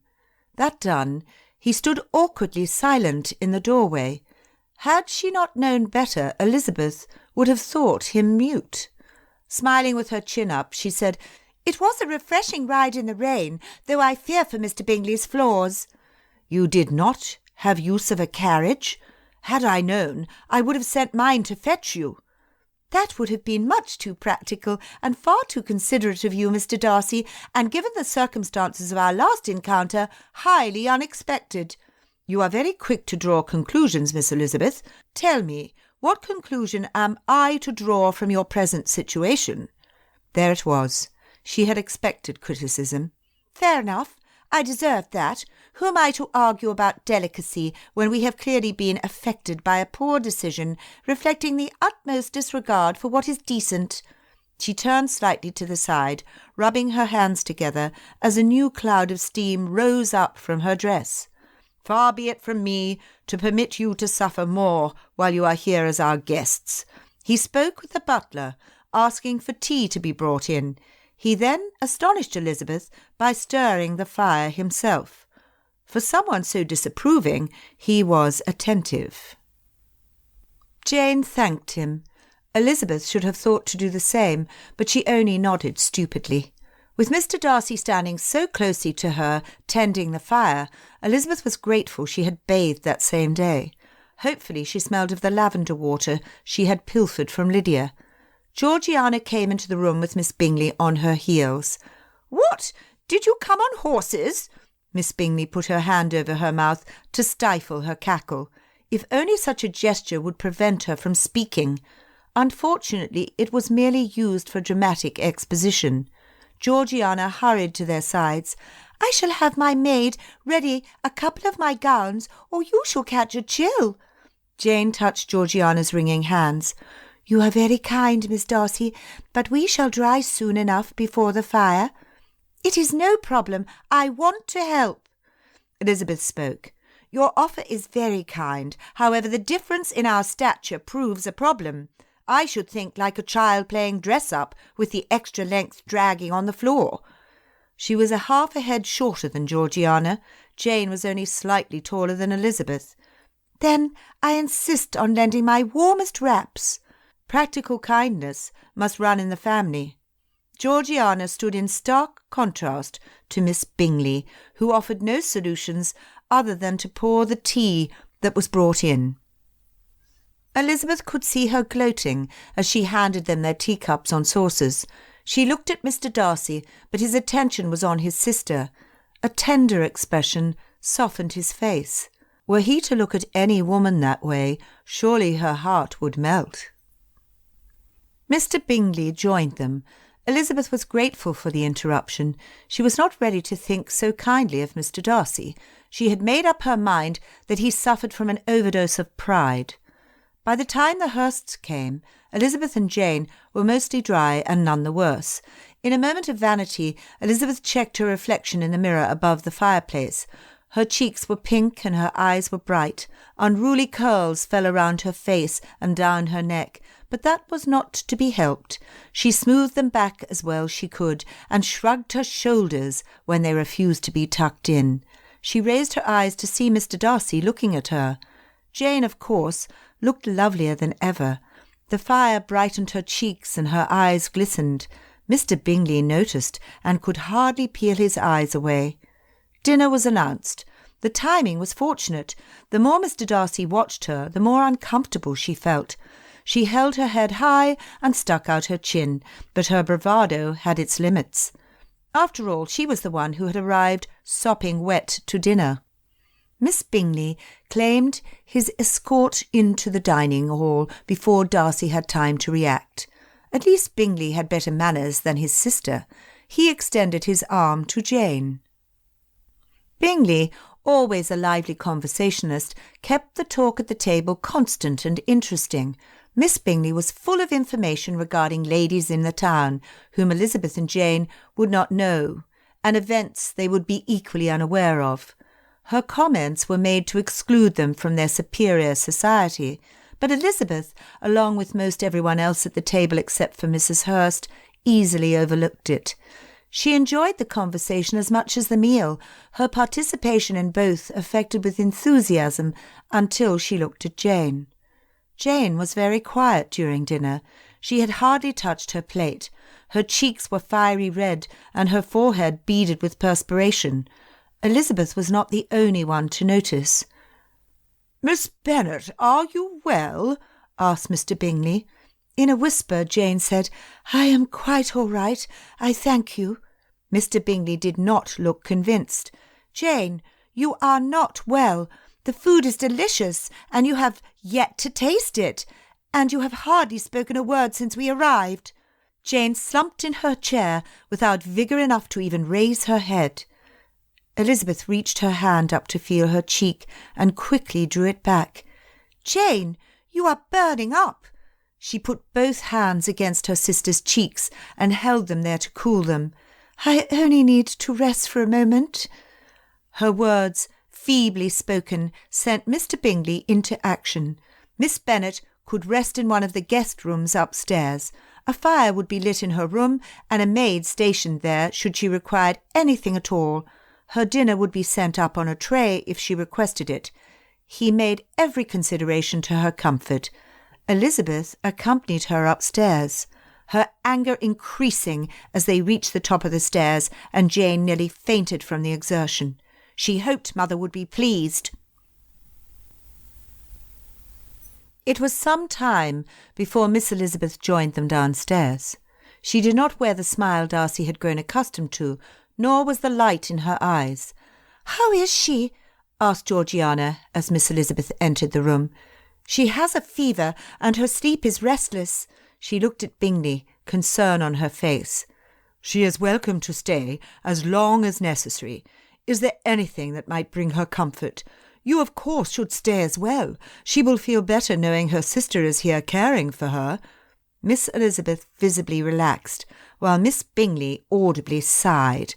"Thank you for your generosity, Mr. Bingley.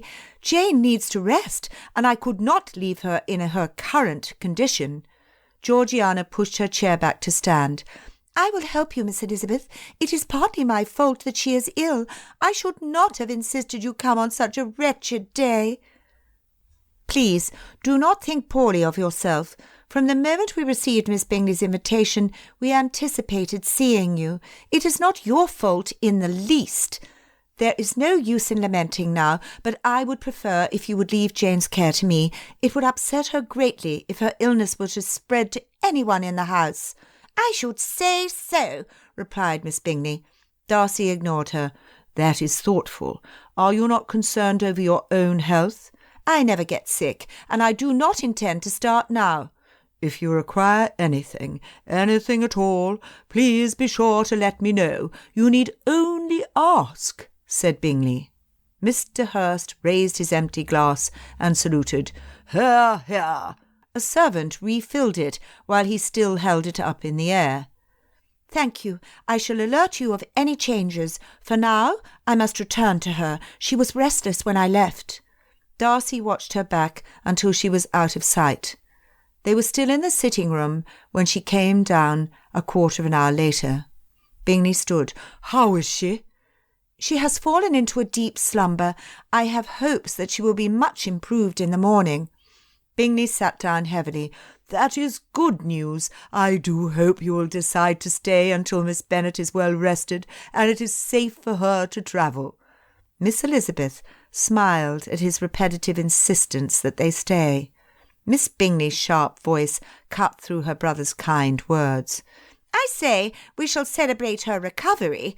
Let us have some music to pass the time, or I shall perish of boredom. The pianoforte looks lonely in the corner by itself." Miss Bingley would sooner celebrate their departure than Miss Bennet's recovery. "Do you play, Miss Elizabeth?" asked Miss Bingley. "Oh, only a little, and very poorly." "Surely it is not that bad. You are a gentleman's daughter. I do not speak in jest. I am the poorest player in this room." The expression on Miss Elizabeth's face was not one of false modesty. "Well, if you will not give us the pleasure of your performance, let us hear the superior talents of Miss Darcy. She is by far the most accomplished young lady in this room." The sincerity of Miss Bingley's comment was tempered by her addressing it mostly to Darcy. The panic Darcy had seen on Elizabeth's face now showed itself on Georgiana as she shook her head and her eyes widened. "Oh, I could not possibly play in company." "Nonsense, dear Miss Darcy. You are among friends." Darcy opened his mouth to interfere, but Miss Elizabeth spoke first. "If it is entertainment you wish for, Miss Bingley, then I will do my best. Prepare yourselves to laugh, for my ability at the pianoforte is more comedic than anything else."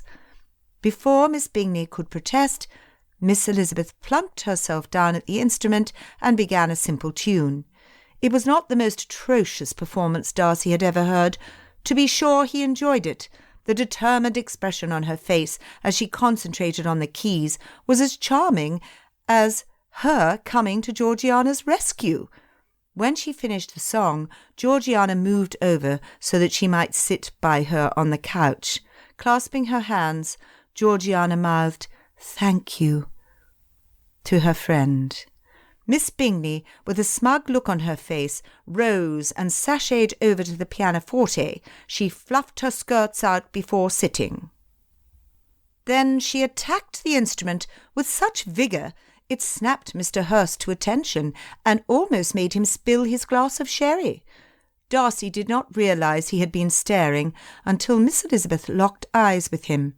There was a hint of a smile in them, so Darcy smiled softly back. Hers deepened in response before she returned her attention fully to Georgiana. Her presence would provide some entertainment for Georgie, and he was glad for that. He found that he too enjoyed her company, even if she was unpredictable. Chapter 12. Darcy woke early the next morning. His dreams had been surprisingly pleasant, yet unsettling. He was at the Meryton Assembly, and Miss Elizabeth had agreed to dance with him. His fingers tingled at the warmth of her hands through her gloves. She smelled of lavender and soap, just as she had the night before in the parlour. He had made her laugh, and for a brief moment his heart felt full and the burdens he carried lightened. Giles entered the room and opened the curtains to the dawn. "Good morning, sir. I trust you rested well?" Giles laid out Darcy's favourite ensemble: polished boots, sturdy dark pantaloons, a white shirt with a cream waistcoat, a dark blue coat, and a white cravat which Giles would tie in simple, clean folds. "Actually, I did. It is a welcome change. The country suits you. It appears you are not the only one up at this early hour." Giles inclined his forehead in the direction of the window. Darcy looked over to see the lone figure standing at the edge of the garden path which circled around the house. She stood with her face against the breeze, wrapping her shawl more firmly about her shoulders. "I wish she would not wander about unaccompanied." "Is that one of Miss Bennet's who arrived last night?"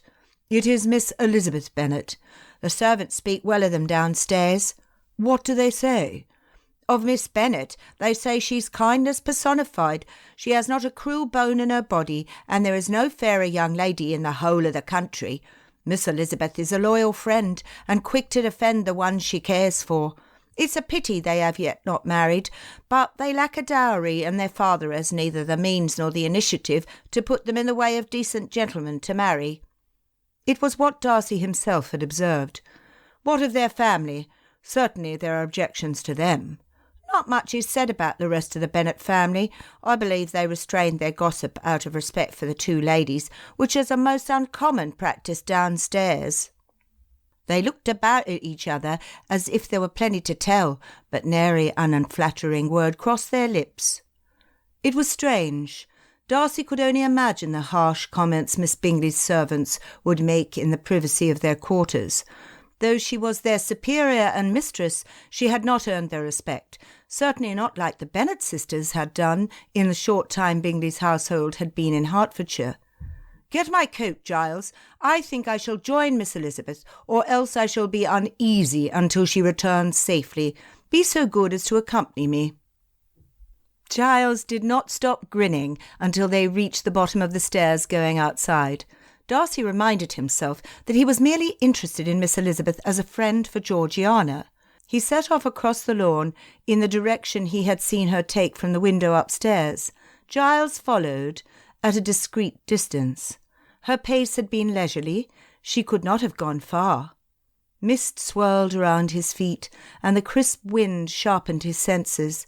He found her walking around the rose garden. Bingley's gardener had done his best, but the plants had been sorely neglected, and it would take time to restore the garden to its splendour. Now it was a sad place, and it occurred to Darcy that Miss Elizabeth might be out of sorts. Not wanting to startle her, he called out, "Miss Elizabeth, good morning." She turned, one hand over her heart.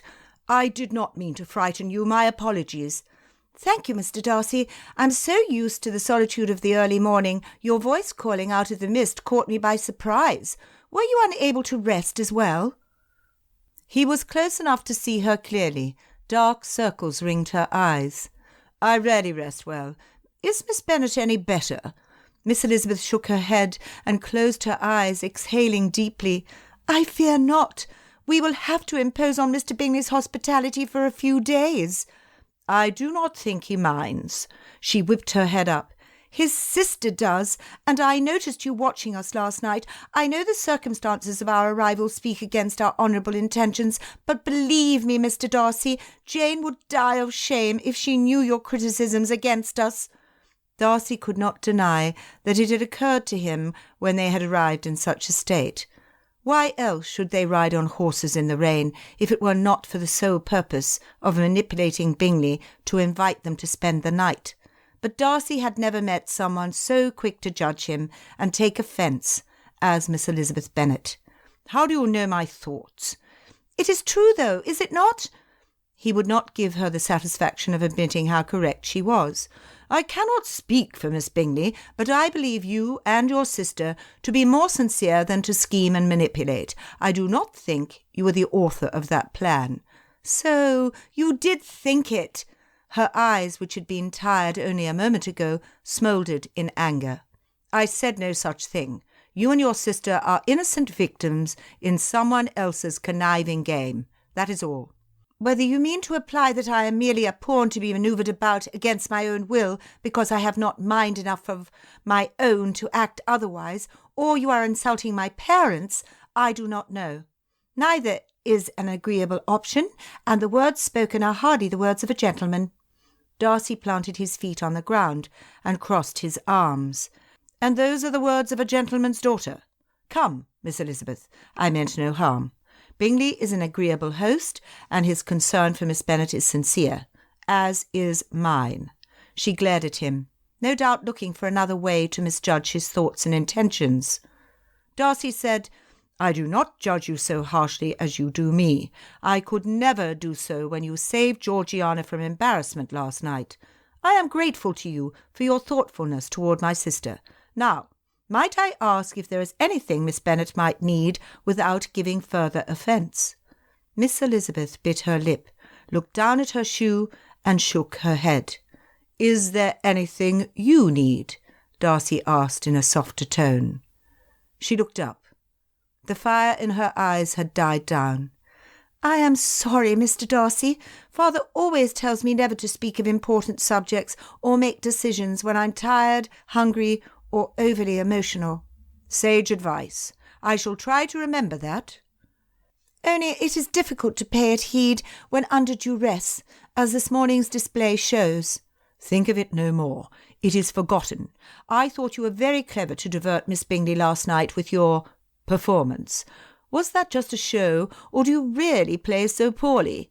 He grinned until his teeth showed. It was nice to see her smile. He was growing accustomed to it. "If only it were a show. I might have exaggerated slightly to help Miss Darcy feel more at ease, for I am certain she will be asked again. My hope is that she will not be as nervous when she knows there is a dearly incapable player in the room." "You are willing to humiliate yourself for Georgiana?"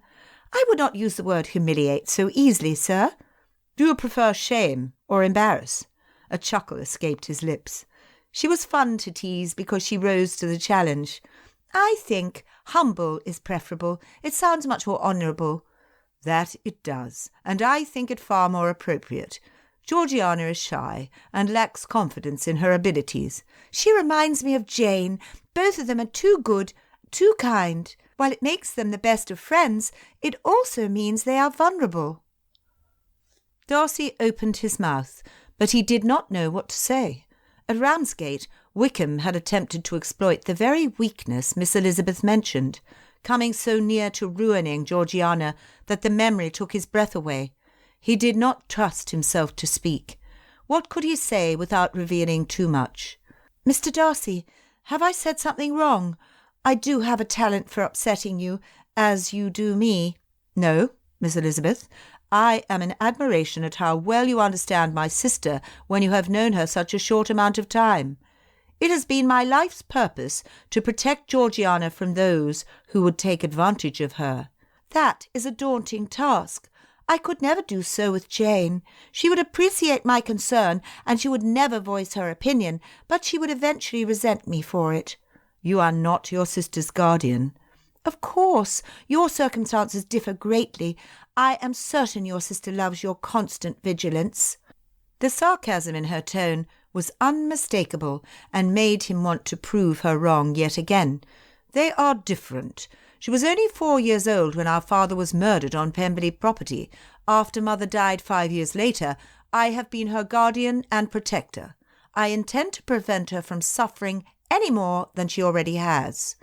"I am sorry for your loss. I love my family deeply and would mourn the loss of any one of them. I did not mean to make light of your intentions, Mr. Darcy. I have no doubt but they are the best for a young man who has had such responsibilities thrust upon him. I only question how Miss Darcy sees them now that she is of an age where she will very soon have to make decisions on her own. Darcy was quiet. He had wondered the same thing, but he would not admit it to Miss Elizabeth. Not yet. "Yoo-hoo!" called Miss Bingley from behind them. Darcy looked back.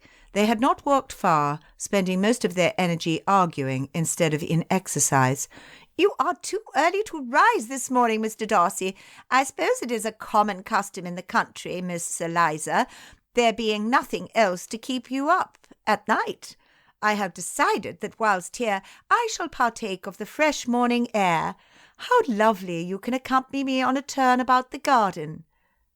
She extended her arm out to Darcy. The path was only wide enough for two. "Your timing, Miss Bingley, is perfect. I have some letters to attend to and can now depart, knowing that you can keep each other company." He bowed and took his leave before either lady could protest. He chuckled to himself all the way up to the writing desk in his room. He did not know Miss Elizabeth very well yet, but he knew for a certainty that she would rather spend time with anyone rather than Miss Bingley. He knew he would be made to pay for what he just did, and he wondered how she would do it. Elizabeth watched Mr. Darcy's retreating figure as the morning fog swallowed him up. Coward! She enjoyed Miss Bingley's presence just as much as she hated Brussels sprouts, and he knew it. Did she not see the corner of his mouth curve upward as he left? The cad! "So, it is just you and I. What are you doing walking alone with Mr. Darcy?" Miss Bingley raised herself to her full height, her neck straining with the effort. Elizabeth was used to people towering over her. She had not been blessed with height. Not intimidated, she replied, "I was walking alone when he joined me. I believe his sole purpose was to ensure I not offend society's restrictions and thus prove a bad influence on his sister. I'm sure you saw his valet with us, ensuring no compromise of propriety." Miss Bingley took a step forward. "You are no match for Mr. Darcy. I advise you to keep your distance." Elizabeth stood her ground. She would allow nobody to bully her, even Mr. Bingley's pernicious sister. "I have no interest in ensnaring a husband like Mr. Darcy. As far as I am concerned, you may have him. That is, if he will have you." She turned on her heel and returned to the house to check on Jane's condition. Chapter 13. The next day, Elizabeth found Mr. Darcy and Georgiana in the library. She had been up most of the night, and her eyes burned from lack of sleep. "How is Jane?" asked Georgiana, who had begun to use Elizabeth's first name on her insistence. Georgiana was such a mixture of herself and Jane, with all the sweet-tempered manners of Jane and the independent streak of Elizabeth. They had become fast friends since their first meeting at the Meryton Assembly. "Jane is asleep finally." Elizabeth fell into a chair, her eyes scanning the shelves. "Would you not rather rest?" asked Mr. Darcy. "Do I really look so tired? I must appear quite a fright." "How is it you twist my concern for your well-being into a slight against your appearance?" he retorted. Georgiana looked between the two of them, her jaw ajar. Teasing Mr. Darcy was too much fun, and in Elizabeth's opinion he needed more of it. Though he had relaxed somewhat in her presence, he still took himself much too seriously. For Georgiana's sake, she would play nice. "This is my favourite place. I find the presence of books comforting. This room, though sparsely populated for its proportions, makes me feel as if I am surrounded by friends. Besides, I have been reading aloud to Jane and need to select a new novel, something to distract her from her discomfort." Georgiana brightened up. "Mr. Bingley's library is still sorely lacking, but I have a trunk full of novels in my room. You may have your pick." What heaven! A trunk of novels! However did the footman wrestle such a heavy object onto the coach, or wrangle it up the stairs, I wonder? She laughed, and was pleased to see that Mr. Darcy did also. She had thought him handsome before, but she was unprepared for how his face lit up when he smiled. Her face felt warm, and she was glad to have the excuse of laughter to cover it. She could never fall in love with someone as high and mighty as Mr. Darcy. For one, he would have nothing to do with her. He would only be kind to her for his sister's sake, and because he could not be rid of her company with Jane occupying a sick-bed in his host's house. He stopped laughing and sat looking at her, inspecting her like he could read her thoughts. She needed to get out of the room. Her laughter had died down, but her face still felt warm. She feared she had no control over her complexion so long as she was so near Mr. Darcy, and she dreaded him noticing her blush. "I have some time. Would it be dreadfully impolite of me to ask to see the books now, so that I might have something to share with Jane?" Georgiana rose, and Mr. Darcy went back to the newspaper he had been reading. He unfolded the paper so that it covered him entirely, and immersed himself in his reading, not even looking up when they left. What a relief it was that she was gone! Darcy felt his guard slipping toward Miss Elizabeth, leaving him exposed and vulnerable. Truth be told, excitement filled the room whenever she was near. He never knew what she would say or how she would react, and the constant guessing, which should have been tiresome, was in fact delightful. Darcy had not allowed himself much fun in a long time. He was still in a most pleasant state of mind when Miss Bingley entered the room with Mrs. Hurst. They acted surprised to see him. He wondered how many rooms they had searched before finding him in the library. Mrs. Hurst selected a book from the shelf too quickly to have been aware of its content, and plunked down in a chair opposite him. Perhaps she would be one of the few women of his acquaintance to understand the Latin text she had chosen. He doubted it, though. Miss Bingley made more of a show of selecting her book, arching her back and stretching her arm to reach a volume on an upper shelf. Darcy endured a minute of her posing before putting aside his paper to grab the book for her. Her bare fingers touched his hand as she took it with a coy smile.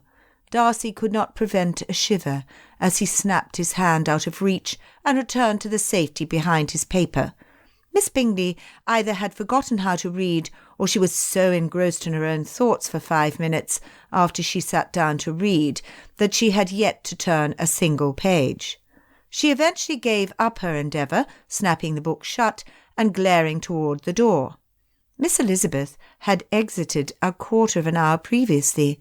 "How edifying to find a few quiet minutes improving one's mind. Do you not agree, Mr. Darcy?" Literature is the food of the soul, and it is best appreciated in a quiet setting. He raised his paper again, spreading it out as widely as it would go in an attempt to avoid further questionings. Mrs. Hurst chimed in. "I believe that is the disadvantage of young women who grow up in the country.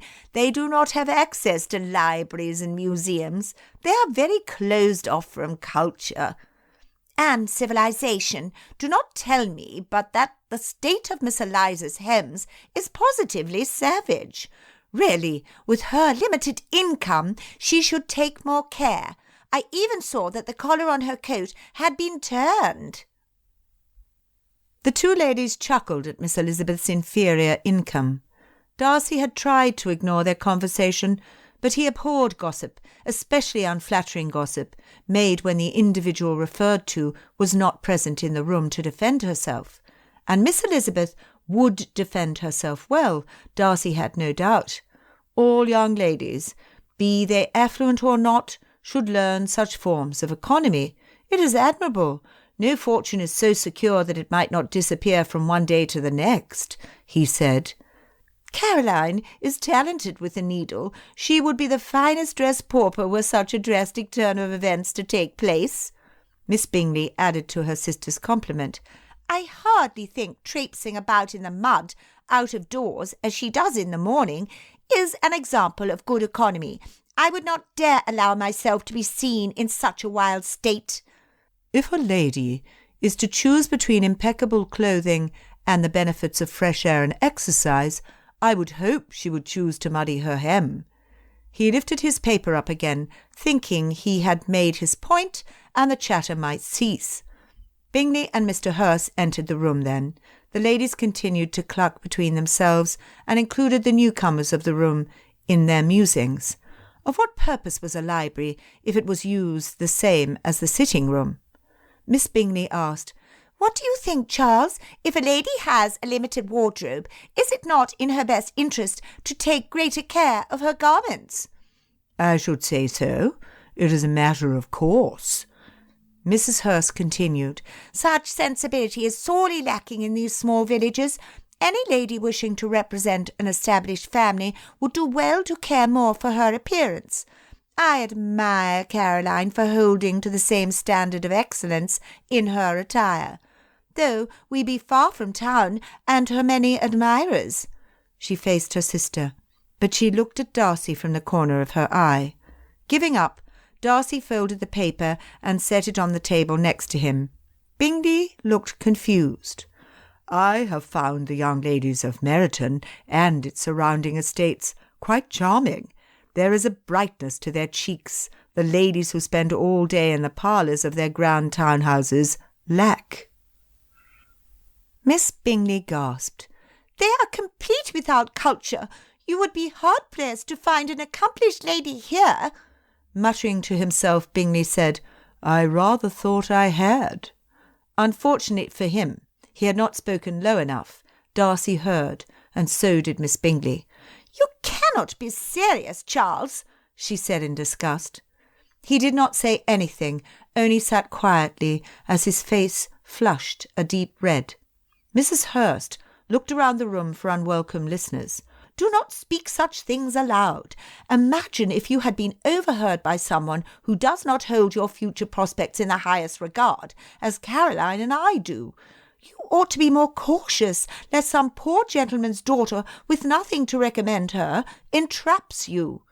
Bingley cowed in his chair, looking like a chastised little boy.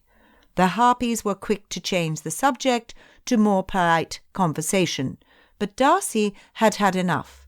He refused to listen to empty prattle and unfounded opinions. Excusing himself, he went upstairs in search of Georgiana. He found her inscribing her deepest thoughts in her journal, writing with such intensity she did not look up as he passed her room. He paused as he walked past Miss Bennet's sick room. The door was closed, but if he listened closely, he could hear the lively tone of Miss Elizabeth reading. Darcy smiled and continued down the hallway. After 4 days, Miss Bennet's fever broke. Georgiana spent a good deal of time attending to her with Miss Elizabeth. Giggles and chatter were often heard outside the bedchamber. Bingley, too, acted as an exceptional host. He would send things he thought would help Miss Bennet feel more comfortable and help her regain her strength. Darcy sat in the drawing-room, doing his best to be civil and catch up on his correspondence. Miss Bingley and Mrs. Hurst hung around, preferring his company over that of the Bennet sisters, though he had done nothing to encourage them to linger. Bingley joined them for a quick trip up to check on Miss Bennet's health. He was all smiles when he entered the room. "Miss Bennet is improved?" Darcy asked, though Miss Bingley's happy state gave the answer clearly enough. "Yes, very much, though she is weak. Do you have any thoughts on what can help her gain her strength?" "I think your housekeeper to be the best person to ask, Bingley, not me. I'm glad for her recovery." Miss Bingley harumphed. "Me too. It is a shame her family has such low manners. I find her quite genteel, and, if it were not for her atrocious sisters and mother, she would be an edifying influence on Miss Georgiana." Darcy tried to continue his correspondence, but he had to put his quill pen down. Bingley looked flustered. "I think Miss Bennet is exactly what a young lady ought to be. She is a gentleman's daughter, after all, and I do not think it fair to compare her with others, Caroline." others, one cannot escape the influence of family. Can you imagine the poor gentleman who marries into the Bennet family?" she scoffed. Darcy imagined the poor gentleman to marry into the Bingley family. He would forever view Bingley as a friend, but his indecisiveness and lack of control in his household disturbed him. Darcy could not remain silent. "I must agree with Bingley. You do have a point in that the family's manners are abominable. However, it is unjust to hold Miss Bennet and Miss Elizabeth accountable for their actions. It is a testament to their good character that they have resisted the negative influences which have surrounded them since birth, to become charming young ladies." Miss Bingley had nothing to say after that neat speech. Bingley beamed from his chair, and Darcy reminded himself to consult with Georgiana about Miss Bennet's views toward Bingley. He would not have his friend's heart broken by forming an attachment with a disinterested lady. Miss Bennet had been pleasant company thus far, despite her illness, but her manners toward Bingley had not convinced Darcy that she felt any more regard for him than she did for any other gentleman of her acquaintance. "Well, that may be true of Miss Bennet. She is sweetness personified, but I cannot accustom myself to Miss Elizabeth's sarcasm and wild ways." Those were the very qualities Darcy admired in Miss Elizabeth. She tended to judge easily, but once corrected, she was quick to admit her error and to forgive. Her sarcasm was never used with the intent to hurt. She dearly loved to laugh. More often than not, she was the brunt of her own comments. It was refreshing to be in the company of someone who did not take herself too seriously. She made Georgiana laugh and forget her troubles, and for that he liked her very much. "Wild ways?" Bingley looked confused. "You talk of her as if she was a savage." "Have you seen the state of her hem? She walks unaccompanied around the property, and returns with a muddy dress and dishevelled hair. How is that not wild?" "I wish you would stop referring to her hems, Caroline. This is not the first time you have mentioned them, and I will not notice them any more acutely should you continue to talk about them." "You have to admit they are abominable," Miss Bingley mumbled through a pout. "Well, think what you might. I find her entertaining, though I do not always understand her." Darcy forced back a chuckle. Bingley's honesty sometimes belittled himself. "I do rather like Miss Bennet's company. She is so gentle and kind. She reminds me of a blooming rose." Bingley sighed and rested his chin on his hand. Darcy stopped pretending to write his correspondence altogether, to sit back and watch the show unravelling before him. "You cannot be serious, Charles." "Why should I not be? I have an estate, and I have made no secret about my desire to take a wife. Why not Miss Bennet? She would fill the role admirably. Darcy, what is your opinion of the lady in question?" He had hoped not to be asked, for he had not yet formed an opinion. If Georgiana was correct, he should not say anything to discourage Bingley in his affections. After a moment's contemplation, Darcy answered, "Miss Bennet's manners in every way recommend her. I do not know her well enough to say more. I think that perhaps the question is better suited for a lady to answer." Miss Bingley raised her nose in the air. "You see, Charles, Mr. Darcy agrees with me. Besides, it is dreadfully boring here. We should pack the house up and return to London." Darcy opened his mouth, protest on the tip of his tongue. "I never implied—" Georgiana walked into the room, humming. She smiled at Darcy. "Is it not lovely here in the country?" she asked to nobody in particular. Her timing was Miss Bingley's undoing. "You enjoy it here? I should think a young lady about to come out in society would prefer to spend her time in town, preparing for the season." "London is overcrowded and malodorous. I like being able to smell the rain in the air, and your neighbours have proved to be delightful friends. I wonder why you should want to leave." Miss Bingley folded her arms, confident in her opinion. "Still, the peace and quiet you speak of is nothing compared to the entertainment of the theatres and museums London has to offer." Life is full of drama. I choose not to see it at the theatre. I am content to wait until spring to return to London with my brother." Georgiana sneaked a smile at Darcy. Miss Bingley, unwilling to admit that others' opinions may differ from her own, said, "At least some entertainment is to come our way.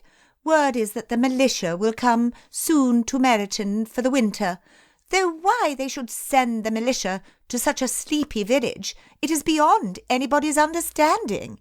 I am convinced that nothing of consequence has happened, nor shall ever happen here." "In my experience, which is not much, mind you, the militia causes more problems than not. They are sent to places to restore peace and maintain order, and leave behind—" Bingley checked himself with a glance in Georgiana's direction. "All sorts of mischief." They had no idea. So long as George Wickham did not form part of the regiment coming their way, Darcy could rest easy that he had made the best decision in bringing Georgiana to Netherfield Park. Besides, what were the chances that Wickham, one amongst a multitude of men, would be sent to Meryton? Chapter 14. After 6 days at Netherfield Park, Elizabeth had mixed feelings about leaving. Jane felt better, and there was no reason for her to continue at the residence, though Mr. Bingley was ever so welcoming. Miss Bingley, she was another story. She made it very clear how much of an imposition it was to have them in her home with her sneaky remarks. Elizabeth would miss the Darcys, even Mr. Darcy. "How do you feel, Jane?" "Lizzie, do stop asking. I am determined that we shall return home today. We have imposed long enough, and I do not want to overstay our welcome." "It has been no such thing. If it was my decision, I would invite you to stay at least a month. Too bad we are not at Pemberley." Georgiana sat between Jane and Elizabeth, the same place she had grown accustomed to over the past few days. "You make it sound as if we were leaving the country. Our father's estate is not far. You are welcome to call every day, should you wish it," said Jane. "Yes, please do come. Mother would be thrilled. On second thought, you had best leave your brother here and call with your maid. He would be horrified to spend too much time in her company." For all Elizabeth's teasing about Mr. Darcy's high manners, she had grown to respect him. There was a solidity about him that made her feel secure. It was opposite to everything she had known growing up in the Bennet household. "With the militia soon to arrive, I doubt I shall be allowed to leave the house, lest I elope with an officer or some such foolishness." Georgiana chewed on her bottom lip and looked anxiously between Elizabeth and Jane. It struck Elizabeth as an odd thing to say. "You are much too sensible for something so drastic. Perhaps we should have Mr. Darcy watch over Lydia. She thinks elopements are romantic." Elizabeth rolled her eyes and smiled at the thought of Mr. Darcy chaperoning her uncontrollable sister. Georgiana did not laugh, like Elizabeth had intended her to.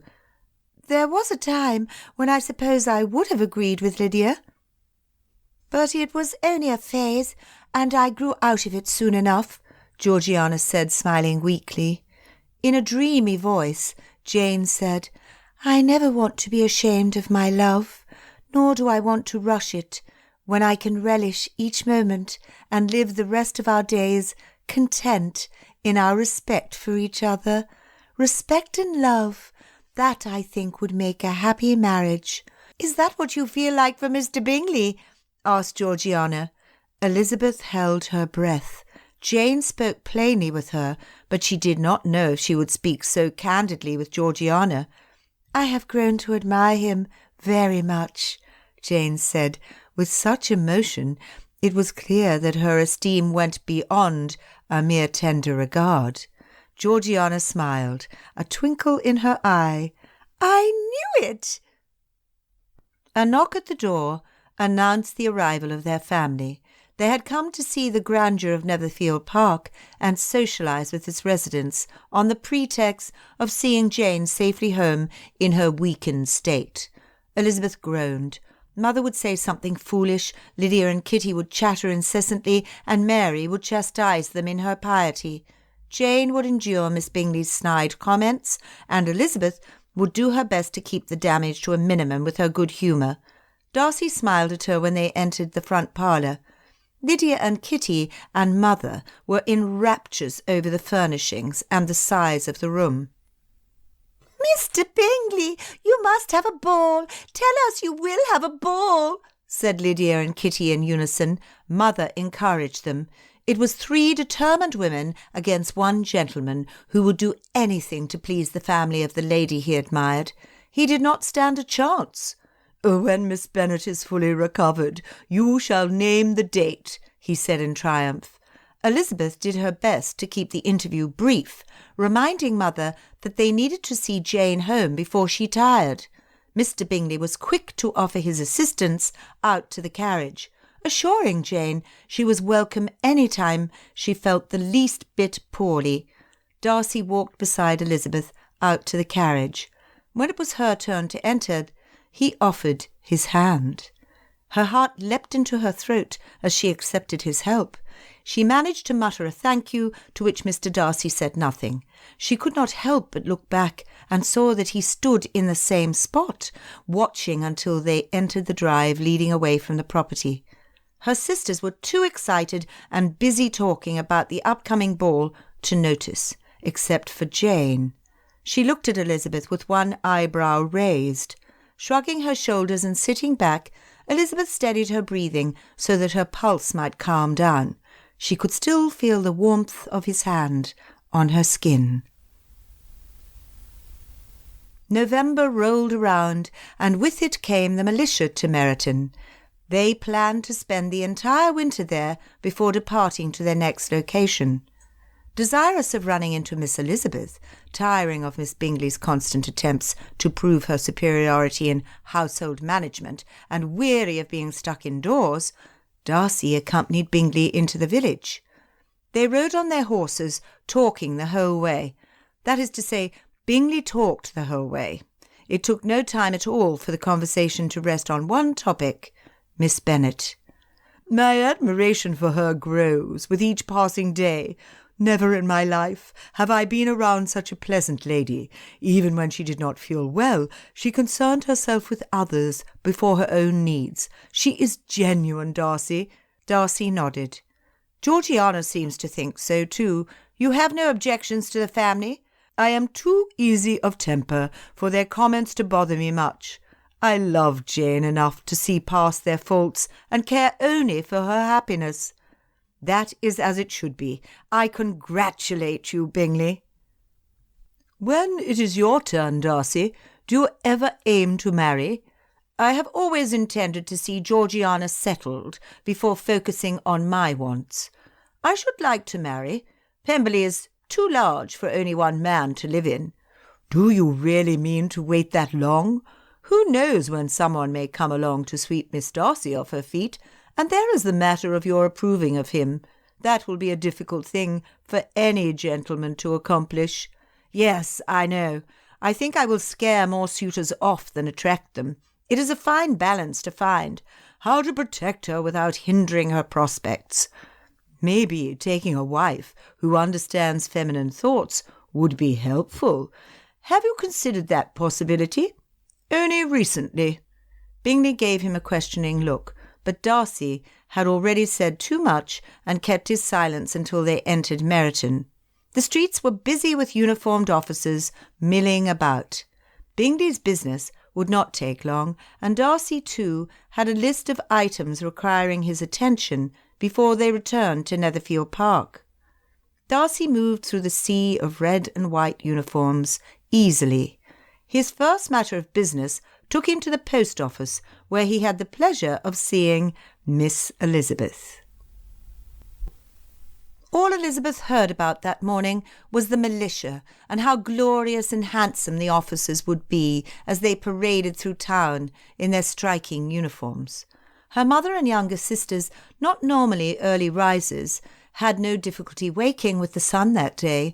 They primped and preened at themselves, meticulously looking over the ribbons with which they would trim their bonnets and discreetly draw attention to themselves. They were incurable flirts. Elizabeth wondered if the Darcys would call that afternoon. She was certain Mr. Bingley would. The parade did not disappoint, though it was more entertaining to watch Lydia attempt to catch any officer's eye, when they had been trained to look directly in front to avoid distraction. After the parade, Mother followed Lydia and Kitty in pursuit of attention from the gentlemen in red coats. Mother had regaled them with tales of a forbidden love with a young man in uniform in her youth. She encouraged the girls in their empty flirtations in the hopes that they might catch an officer for a husband, many officers being second sons of respectable families. Elizabeth went to the post office to send a letter to her Aunt Gardiner. She still held on to the hope that Mother and Father would allow her to visit her relatives in London in the spring. Mr. Bingley gave every indication that he intended to propose before too long, leaving Elizabeth alone. She would miss her sister dearly. A trip to town would be a welcome diversion. She held no expectation of any upcoming nuptials for herself. The office was more crowded than she had ever seen it. Then again, the streets of Meryton teemed with people from the village and its outlying estates. The postman acknowledged her when she entered and signalled to her that she had correspondence by holding up a letter. Good thing she had packed some coins. She waved her letter in the air in turn, communicating to the postman that she also had a letter to send. The door opened and closed so many times while she waited her turn, she stopped looking back to see who had entered. It grew warm in the room, and Elizabeth was glad to have her letter with which to fan her face. A giggle and a not-so-gentle shove got her attention. She balanced herself in time to hear Lydia and Kitty chattering beside her.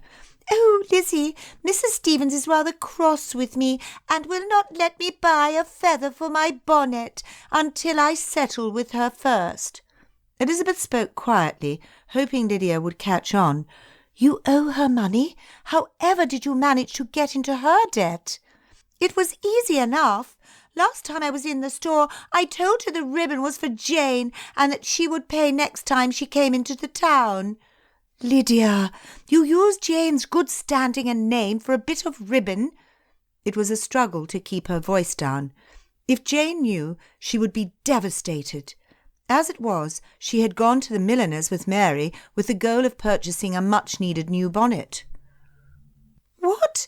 It was so pretty, and I wanted it very badly. No harm has been done, but Lizzie, she insists that I pay her, and I have already spent my money." She held out her hand, confident that her more responsible sister would help. "Kitty, have you no money left?" asked Elizabeth. If she gave Lydia money to cover her debt, she would not have enough for her letter. "I treated Mother and Lydia to cucumber sandwiches. I have nothing." Elizabeth sighed. If Lydia had not brought Jane into the mess she had made, she would allow her to face the consequences and see how she could pay out of her own pin money. Opening her reticule, she asked Lydia how much was owing and counted into her open hand the exact sum. "I need more for the feather, Lizzie." "You shall get nothing from me. If you want the feather so badly, you should save for it." No amount of whining would convince her to give up another coin. Lydia would have left with her bottom lip poking out had Kitty not teased her about how silly she looked. Elizabeth watched them leave, her stomach tying in knots when she saw who stood beside the door, looking at her. Mr. Darcy. She found herself standing in line to send a letter she could no longer bear to send. She still had it in her hand. How could she send it when she could not pay for the letter the postman held for her? Oh, why had she waved it in the air and fanned herself with it? Now she had to find a discreet way to tuck the paper into her pocket and leave with her dignity intact. Taking a deep breath and straightening her shoulders, she turned to leave. "Miss Elizabeth." Mr. Darcy bowed. "Mr. Darcy." She hoped he would be content with a simple acknowledgement while she continued out the door. "Miss Elizabeth." He started, making her pull her hand away from the doorknob. He leaned forward slightly, bending down so that the distance between them was not so great. He smelled of shaving cream and polished leather. He smelled good, so good she forgot to be embarrassed for a moment. "Please forgive my intrusion, but I could not help but overhear your predicament and understand the situation you find yourself in. I too came to send letters, and yours would just as easily be sent along with mine, if you will allow me to help you." Elizabeth's face burned. Her mind knew she should recognize the kindness in his offer, but her pride at having Mr. Darcy's judgments against her family justified drowned out all rational thoughts. "I do not need your help, Mr. Darcy. Good day." She rushed out of the post office before he could say anything to further wound her pride, her stupid, errant pride. Chapter 15. It was with a great sense of relief that Elizabeth stepped into the milliner's shop. Mr. Darcy would not come here. She would say nothing to Jane, who sat with Mary looking at fashion magazines. Even Mary, with her strict, unadorned ways, liked to look at the pictures Mrs. Haven kept in her shop. Mrs. Haven prided herself in her stylish designs, and through the magazines her patrons were afforded a gleam of what fashions would arrive to Meryton 2 years hence. It was a shame that, being within a day's journey of London, they should be so far behind. Jane looked up to wave her over to join them. Holding up the magazine, she said, "Look, Lizzie, this is the very same trim Miss Bingley had on her gown at dinner, our first night at Netherfield. Is it not lovely? I believe Miss Bingley puts a lot of effort into appearing elegant." "Such frivolity cannot replace real substance. What good are feathers and ruffles when the spirit is lacking?" Mary said, poring over the pages of the fashion magazine and poking Jane in the arm when she turned the pages too quickly. Elizabeth kept quiet, thinking of nothing positive to say about Miss Bingley and her sense of fashion. So Jane spoke. "Frivolous it may be, but it does something to a lady when she knows that her dress compliments her, and she looks good in the eyes of all who behold her. Maybe it is vanity, but I cannot think it all bad." They sat in tapestried chairs near the front window, overlooking the street. Several ladies milled about the room with lengths of ribbons in various colours in their hands, feathers and silk roses to adorn their bonnets, and accessories to make over the bonnets they already had at home. Elizabeth hoped Lydia would stay away from the shop. Losing interest in the pictures of dresses she would never wear and bonnets she would scarcely afford, Elizabeth looked out the window. Her attention was drawn by the sight of Danny Dixon crossing the street. He stopped short when a particularly handsome officer crossed his path. The officer was much taller than Mr. Dixon in size, with dark brown hair which was pulled back from his face.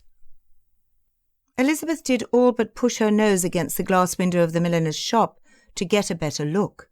There was no doubt the officer was handsome.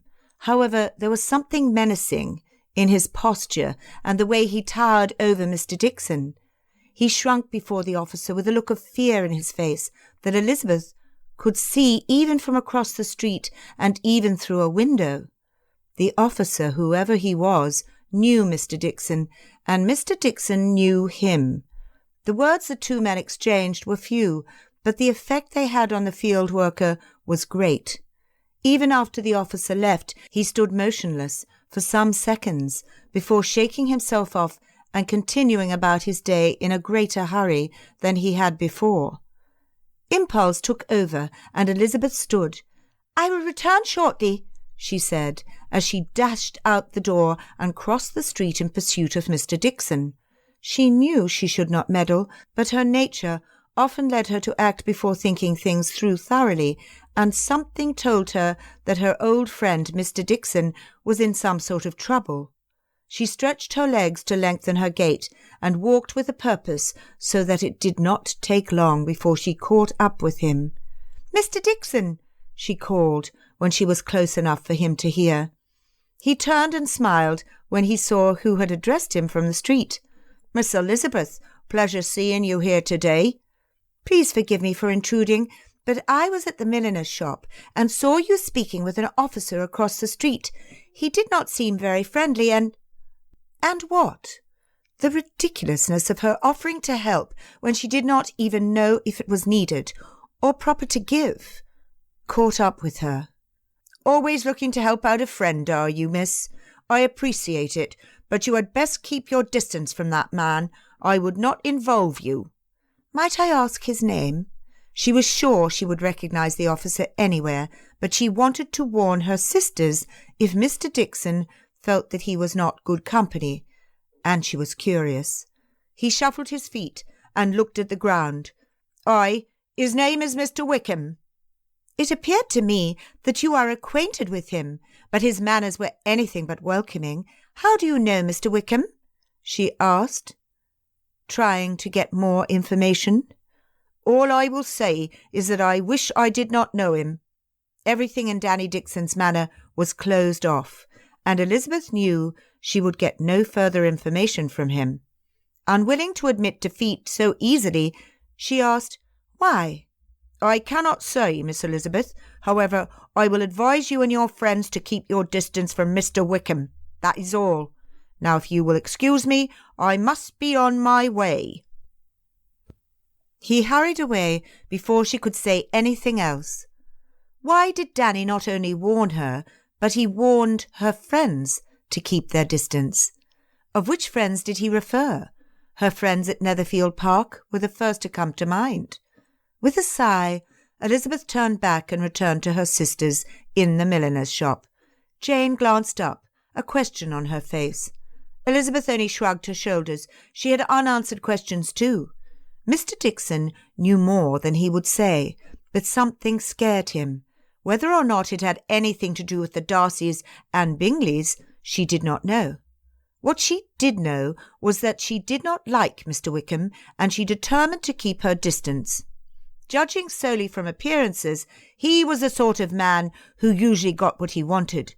No doubt he was exceptionally charming. His type always was. But she had seen the look he had given Mr. Dixon. Mr. Wickham was a bully. After an hour or so, Darcy and Bingley retrieved their horses from the stable, ready to turn back to Netherfield Park. That was when Darcy saw Wickham. He was laughing with a couple of other officers. His back was to the stable. Darcy had brought Georgiana to the very place Wickham was assigned to stay for the winter. He hoped to leave unnoticed so he might gather his thoughts and decide how best to proceed. They might need to leave Hertfordshire early. Disappointment enveloped him. He did not want to leave yet, but how else could he protect Georgiana? "Yoo-hoo! Mr. Bingley! Mr. Darcy!" said the shrill voice of Mrs. Bennet. She waved her white handkerchief in the air, doing her best to draw attention to herself and the gentleman she called. Her two youngest daughters were with her, bouncing and giggling at her side. Bingley, the good sport he was, walked over to converse for a moment. Darcy looked over to where Wickham stood as he walked over to join Bingley. Cold chills ran up his back and stood the hair of his arms on end at the sneer on Wickham's face. The conversation with the Bennet ladies was very short and consisted mostly of reminders about the ball Bingley had promised to have in his home. Darcy felt Wickham's eyes boring into the back of his head. He refused to give Wickham the satisfaction of turning around. Instead, he controlled his demeanour, pretending as if he could not care less. When it was time to leave, Darcy looked steadily at the man until his smirk went away. Darcy would play no games where his sister was concerned, and he needed to make this clear to Wickham. Darcy considered warning Bingley about Wickham, but how could he do so without giving away any details? Georgiana's reputation must not be put into question, and any mention of Ramsgate must be avoided. He decided to guard his silence. Bingley knew enough about Wickham's habits to prevent him from pursuing a friendship with him. On arriving to the house, Darcy sought out Georgiana. The unsettled feeling he got from Wickham's look had not faded in intensity since they had left the village. There had been something menacing in his eyes. He found her in the library scribbling in her journal, a novel nearby. She paused writing and looked up.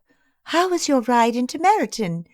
She had decided not to go into the village with everyone else. The sight of too many militiamen would only bring back painful memories. Darcy had thought her choice wise, and now he was grateful she had stayed behind. "I saw him, Georgie. He gave me such a look which puts me on edge. He means us ill will, and the more I think on it, the more I am convinced we should take our leave." She tapped her pencil against the paper and stared off into the corner of the room. When she came to, her chin was set and her gaze steady. "I want to stay. I cannot spend my life running away from him. I think that if I did, he would see it as a weakness and would use it against me. I refuse to live like that." Her answer took Darcy by surprise. It sounded like something Miss Elizabeth would say. "Your opinion of him has changed considerably." "It is not of my own doing, though I wish I could take the credit.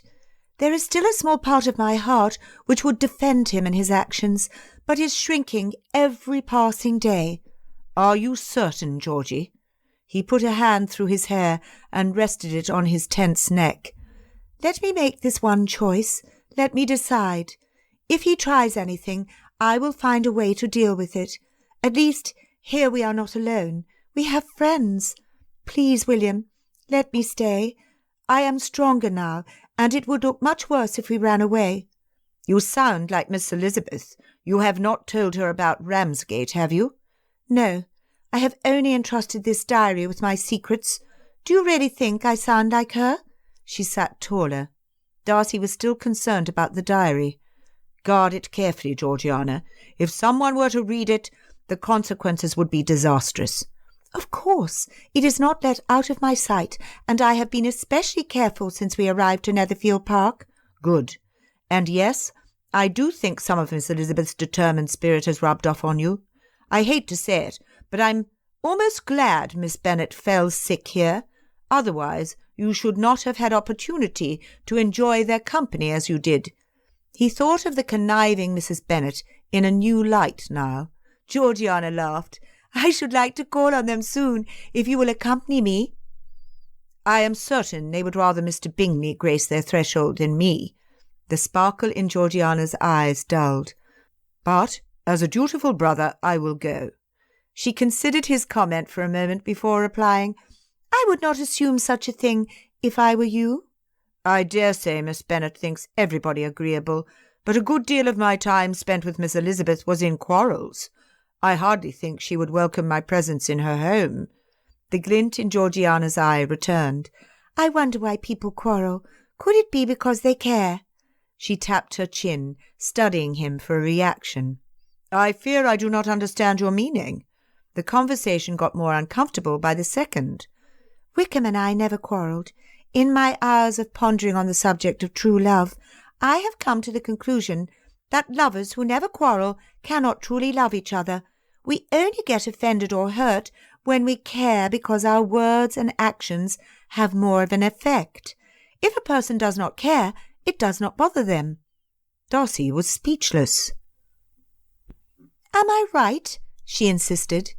If he admitted she was right, he would have to admit that his feelings for Miss Elizabeth were warmer than he was ready to allow.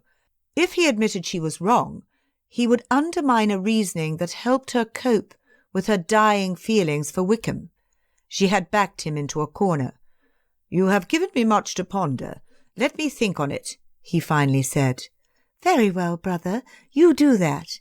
In the meantime, will you accompany me to the Bennets this afternoon?" Her smile was much too calculating for it to be sincere, and Darcy felt like she was up to something. Chapter 16. Mother received Mr. Bingley with a happy welcome into the Longbourn sitting-room. She received the Darcys with more apprehension. Elizabeth was pleasantly surprised to see Georgiana. She could not say the same of Mr. Darcy. She decided to do her best to ignore his comments and dedicated her conversation to Georgiana. He nettled her so. Mother ensured everyone was comfortable before creating some excuse for her and her younger daughters to leave the room. Elizabeth knew what she was about.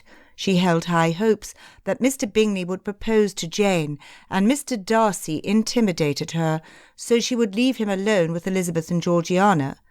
Mr. Bingley and Jane fell into conversation immediately, taking full advantage of the short time a proper call allowed them.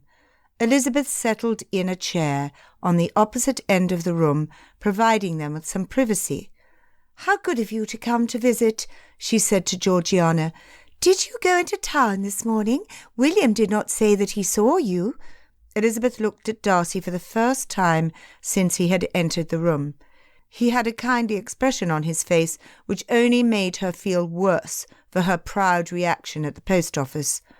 "That was because our meeting was so brief. I was only able to stand idly by as she helped another in need. It was most generous and gracefully handled under the circumstances. Had I been permitted, I would have done precisely the same thing. You, Mr. Darcy, would hardly be put in such a circumstance in the first place. Still, I thank you for the compliment. I know it was given in kindness." Georgiana looked between the two. "What happened? I do not understand a word you are saying." Darcy chuckled, and Elizabeth tried to think of how to present the events of the morning in such a way as not to bring shame on her family. "Miss Elizabeth saved a respectable young lady's reputation by covering a debt which has been made in her name. The young lady, of course, suspected nothing of these events, nor do I imagine she knows of them at present." Elizabeth had not told Jane. It would have embarrassed her too greatly. "How fortunate for the young lady to have you as her friend, Elizabeth. It takes so little to soil a lady's reputation. I'm sure she would be most grateful if she knew." "I know I would be," Georgiana said. "I did nothing I would not have done for any friend of mine. It was nothing. You would have done the same." That was as close to an apology as she could get, without revealing the identity of the friend she had helped. The look Mr. Darcy gave her assured her that he thought no less of her. They could still be friends.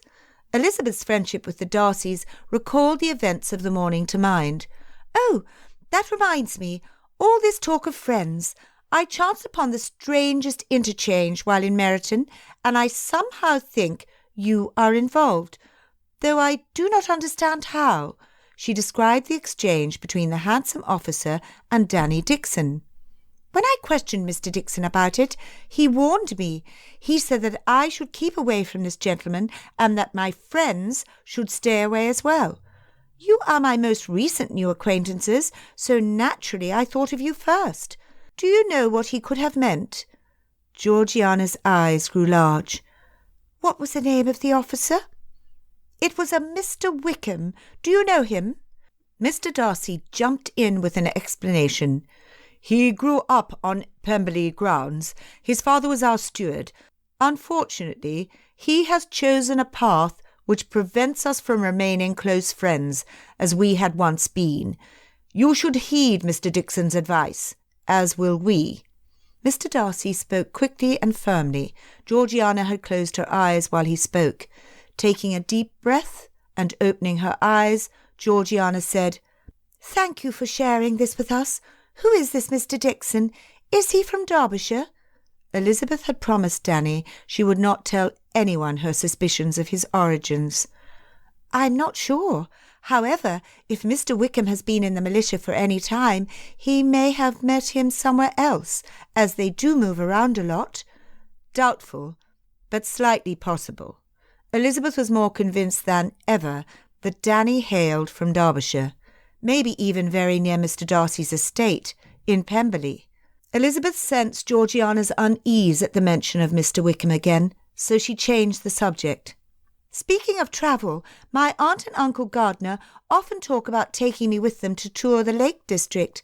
Aunt spent a good part of her youth in Lamberton as well, and wishes to visit her childhood friends. What do you suggest we see while there?" "When are you hoping to go? Lamberton is so close to our home. You must come for a visit. Imagine that, William. Perhaps Elizabeth's aunt knew mother and father." Georgiana, who had been subdued, brightened as she talked about her family home. Mr. Darcy did not object to the invitation, and Elizabeth took heart that her presence would not be unwelcome at Pemberley. This knowledge brightened her day considerably. A quarter hour quickly passed, and with Mr. Bingley and Darcy's departure came the arrival of Aunt Phillips. Elizabeth watched their carriages meet and pass each other within view of the front door. Aunt Phillips hurried inside, seeking Elizabeth. "Oh, dear Lizzie, I simply must unburden my mind now that I have remembered. It has been bothering me, and it will continue to do so until it is told." Elizabeth had no idea what she meant, so held her tongue until Aunt explained. "I finally remembered the name of the steward. It was Wickham. There was a son, and he was quite the hero in the whole thing. It was he who found the murderer, or murderess, I should say. It was a woman, but I already told you about that." She fluttered her hands in the air, gathering her thoughts. "Before the woman's trial, it was learned that one of her children had gone missing. Her being of little importance, not much was done about it. But young Mr. Wickham, who must only have been 15 years at the time, searched for the child until all efforts to recover him were called off. Such heroic behaviour and maturity for one so young." "The child was never found?" "No. Once the family was sent away, there really was no use continuing the pursuit. The only reason I am even remembering the child was because your mother was convinced he or she, being the offspring of a murderess, would travel all the way to Hertfordshire to murder us in our beds. Her fit of nerves lasted almost a week. Oh, I feel much better. Now I have some bits of news for your mother." She looked around her for the listeners she sought. Mother and the girls had found their way downstairs and received Aunt properly in the sitting-room, where a good amount of gossip was exchanged by both parties. With the militia in the village, there was more news to share than usual. Elizabeth was grateful for the incessant conversation. It gave her time to think, and it did not take her long to draw conclusions. Could Danny Dixon be the missing child? But why would he run away? And what did Mr. Wickham have to do with it? All of the occupants of the carriage returning to Netherfield Park were merry. Georgiana was the first to speak. "Oh, William, how lovely to have Miss Elizabeth for a visit at Pemberley." "I wonder what her aunt and uncle are like. She spoke highly of them. You do not perhaps know them, do you, Mr. Bingley?" To Georgiana, everyone in trade must know each other. She had so few acquaintances from the working class, she did not know how large that population was. "No, though I vaguely recall hearing of Mr. Gardiner. He is spoken of well. I am tempted to present my card next time I am in London." Darcy did not think a card necessary if he went with Miss Bennet as his wife. Georgiana apparently thought the same. She looked at Bingley with a crooked grin. When her eyes met with Darcy's, she shrugged her shoulders. Bingley had no idea why they started laughing, but he joined them all the same. They carried their happy mood back to Netherfield Park, where they found an agitated Miss Bingley pacing in the entry hall. "Charles, where have you been? There is something of great importance I wish to discuss with you. It is quite urgent, and will prove to be a special treat for our friends." She stretched her lips over her teeth into what must have been a smile, but it looked like it pained her to affect, and Darcy wished she would stop looking at him like that. Excusing himself, Bingley followed his sister to discuss whatever plans she had made. Darcy hoped she had not arranged for a party. The only people he would be interested in spending more time with were the very people she would refuse to invite. Left alone in the hall with Georgiana, she whispered, "She is going to hate it when Mr. Bingley proposes to Jane. Not only is Jane more handsome than she is, but she will make herself look bad when her cutting remarks and actions are only met with Jane's sweet forbearance. Bingley will have his hands full maintaining peace in this household. Any improvement in Miss Bingley's temperament would go fully to Miss Bennet, but I do hope she is not too soft and can put Miss Bingley in her proper place when she takes over as mistress of the house." "Oh, I have much to write about. I must go upstairs and get started." It pleased Darcy to know she had more to write about and ponder over than George Wickham. It was good Georgiana had decided to stay. Her character grew stronger each day. Something that could not have happened locked up and isolated from company at Pemberley. Darcy went upstairs to seek out Giles. Passing by Georgiana's bedchamber, he heard the sounds of confused chatter and moving furniture. "It is not here either, miss." Darcy knocked on Georgiana's door and peeked in. The desk was pulled away from the wall, and Georgiana was on the floor near the bed, searching for something. A sick feeling gripped his stomach and chilled his fingers. The maid busied herself with the desk, her back to him. When Georgiana finally looked up to see him standing in her doorway, her face confirmed his fear. "It's gone, William." Not even a deep breath calmed his thundering heart. Chapter 17. That evening at dinner, Bingley was subdued.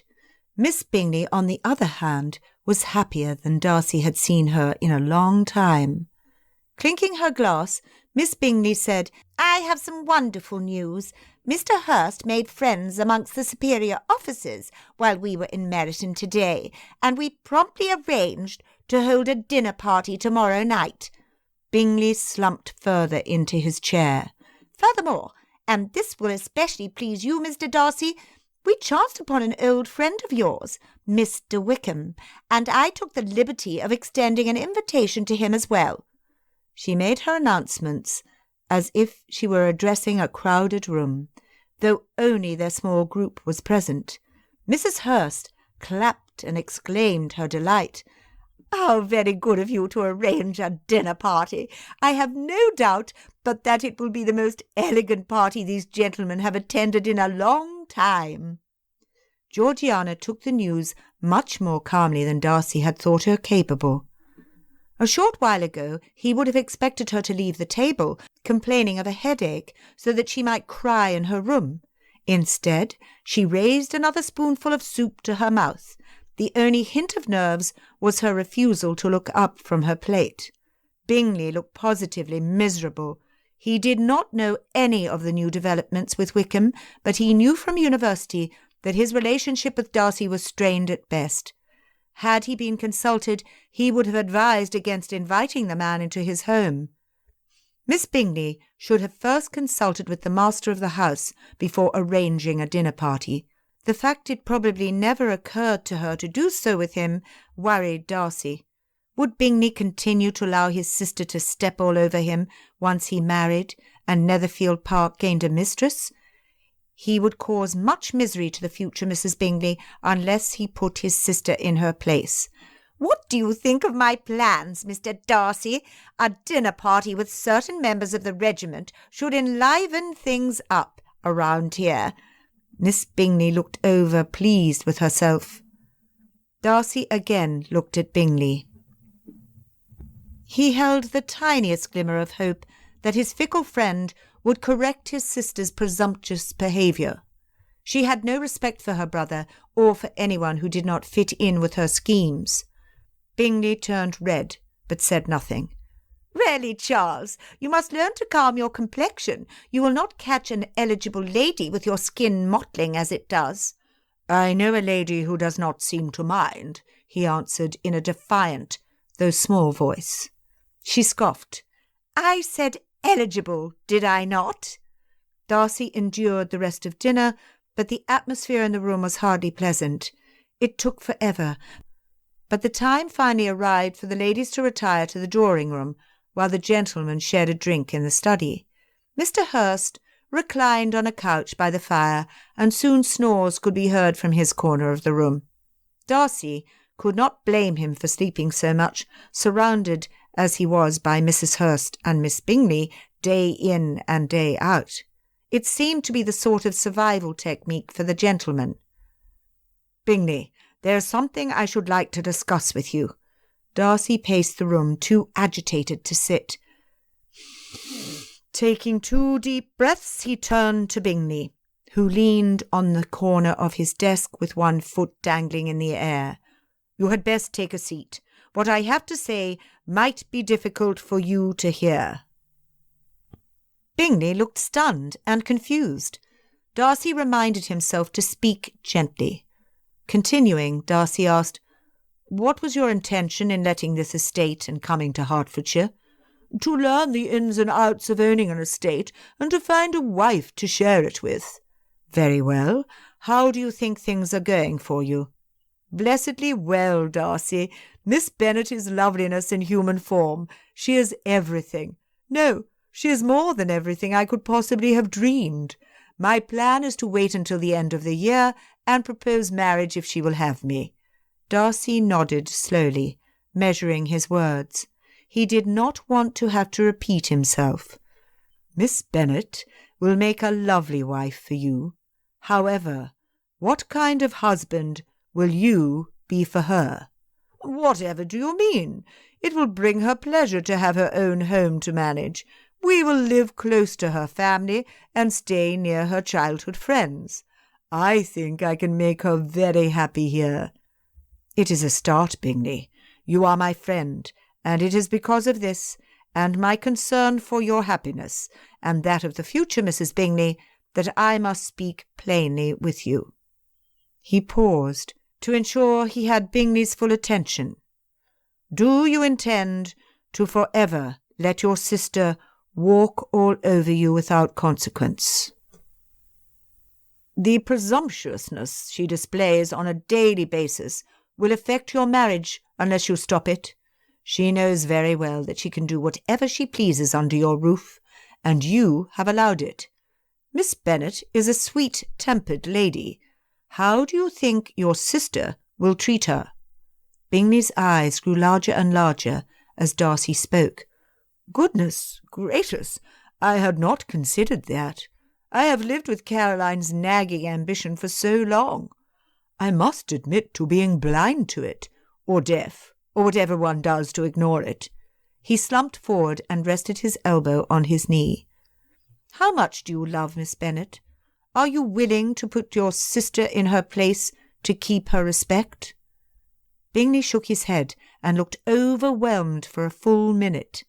Then his eyes focused, and he looked at Darcy.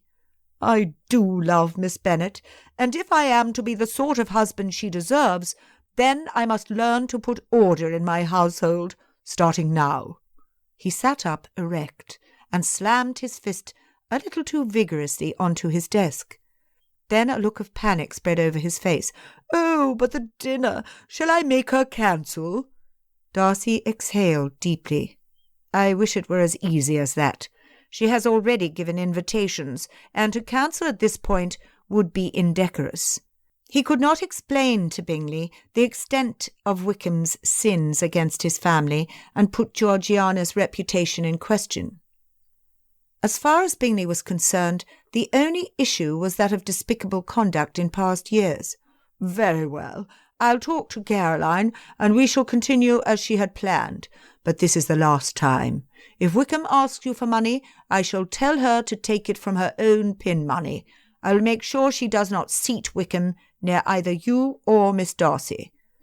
"You are going to be all right, Bingley." Darcy smacked him on the back, and they settled into their chairs with a carafe of brandy.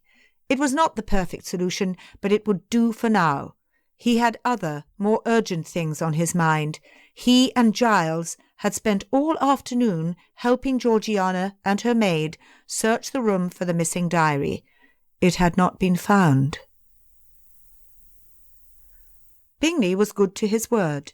Wickham was placed as far away from Darcy and Georgiana as possible, without disturbing the proper order of their titled officers of rank. Wickham had arrived to Netherfield with a possessive, self-assured manner, and greeted Miss Bingley and the Hursts with eager enthusiasm. Darcy wondered how they had become acquainted. Wickham was an officer with no special rank in the militia, and very little to offer in the way of fortune or future prospects unless he married an heiress. There were advantages to him in forming an alliance with Miss Bingley, but she was too astute and ambitious to allow such a thing to occur. For her to pursue his company only meant one thing. He could help her in some way. Did she think that befriending him would endear her to Darcy? He shivered at the thought, for there were few other people in the world he would less wish to spend time with than Miss Bingley or Wickham. By the end of the first course, when most of the gentlemen had consumed at least one glass of wine, much more the higher up the table one looked, tongues loosened, and talk of the war, along with postulations about Napoleon, took over the conversations of the table. Miss Bingley was praised for her insights, having the sagacity to paraphrase what the officers themselves said, repeating it in such a way that the idea sounded like her own.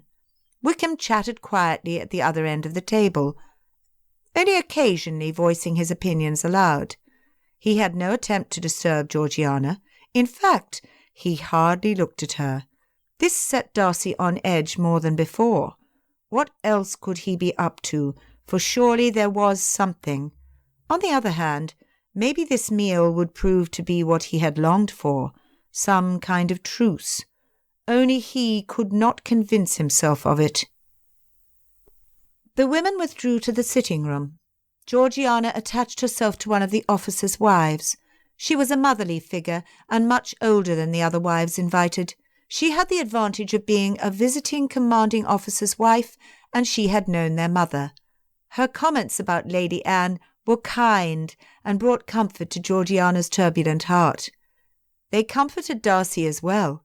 He relaxed somewhat, knowing his sister was in good company and away from Wickham for a short time. Some of the other men pulled out cigars, and drinks were served as the last lady disappeared through the dining-room door. Wickham moved closer and sat in the chair Georgiana had recently unoccupied. "I would like to have a word with you, Darcy." What Darcy had expected all evening finally came to pass. It was too good to hope that Wickham had come to his senses. "Can you not speak it here?"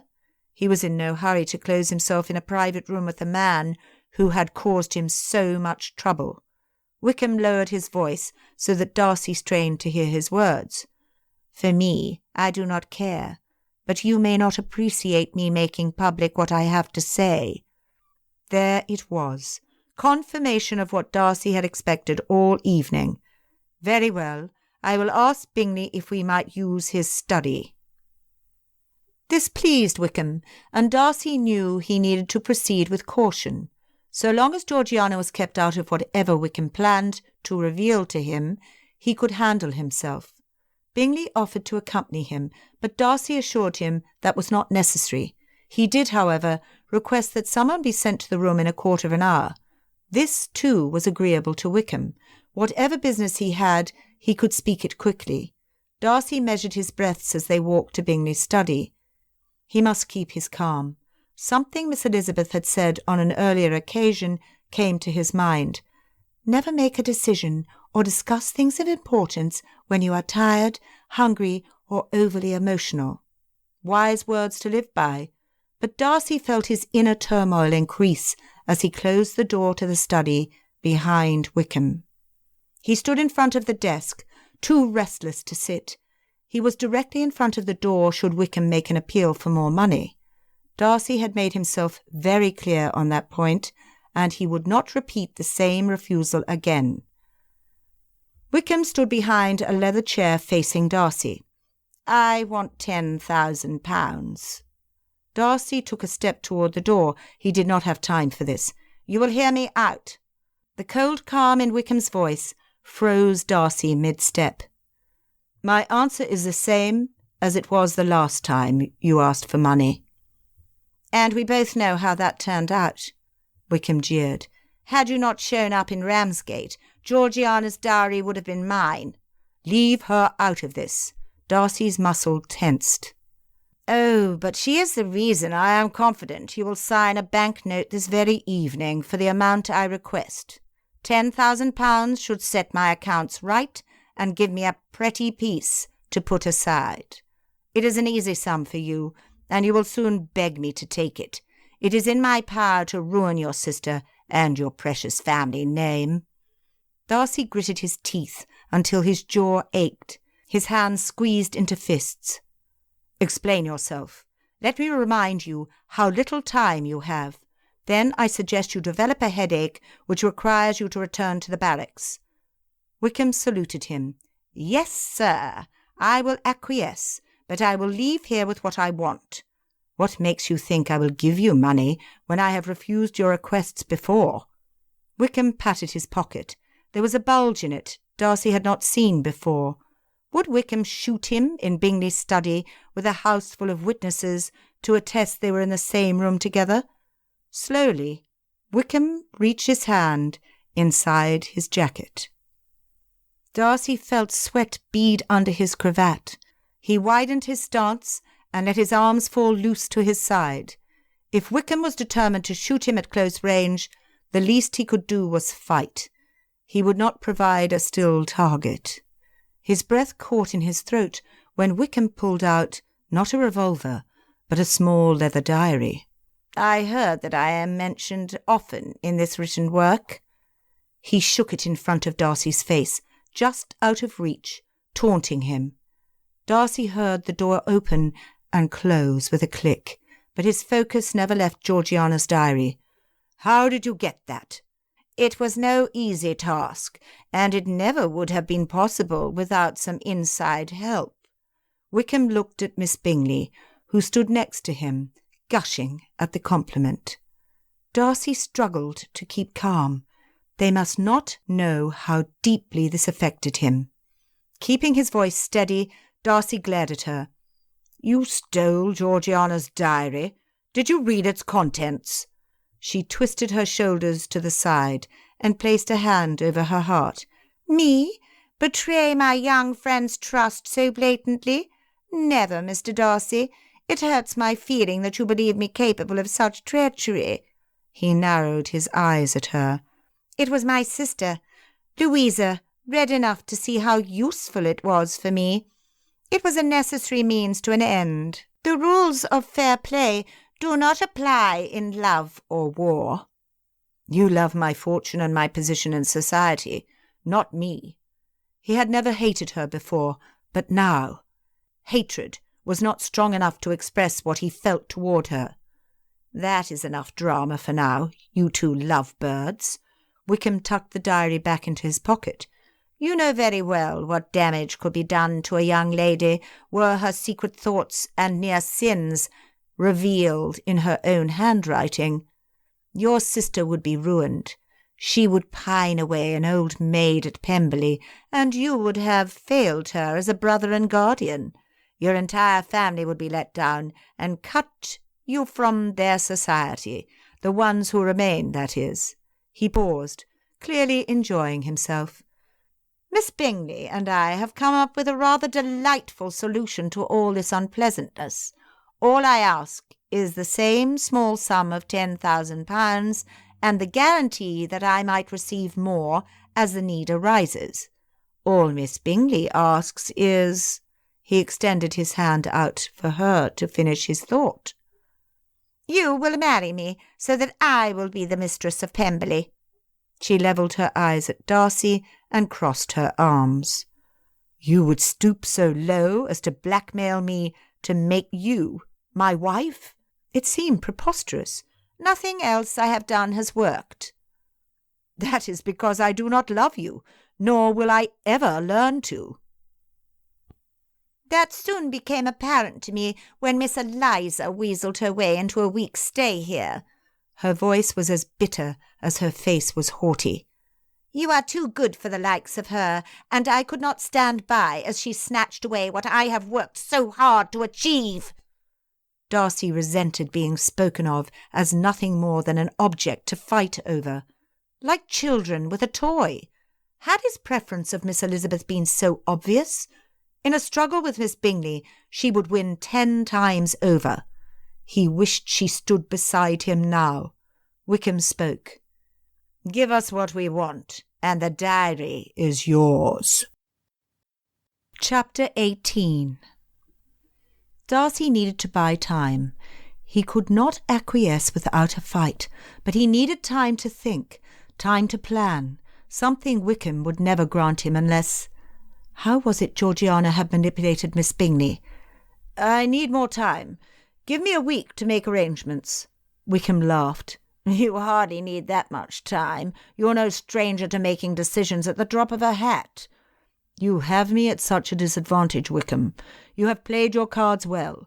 Give me more time. Your offer is to keep the Darcy name above reproach. How are we to do that if things appear to happen too quickly? If my family suffers, we have no deal." Wickham raised his chin and puffed his chest out. "So I am in charge, and you must do as I bid. What an agreeable change!" He revelled in his power. "Very well. Out of the goodness of my heart, I give you until tomorrow. I will call in the afternoon, and you had best have my money ready." "And a proposal. I want you to propose in front of your sister," said Miss Bingley. "I want her to know that she owes her loyalty to me." Darcy stiffened. "You will keep your silence. Georgiana is to be kept out of this." His words echoed the forcefulness he felt in his soul.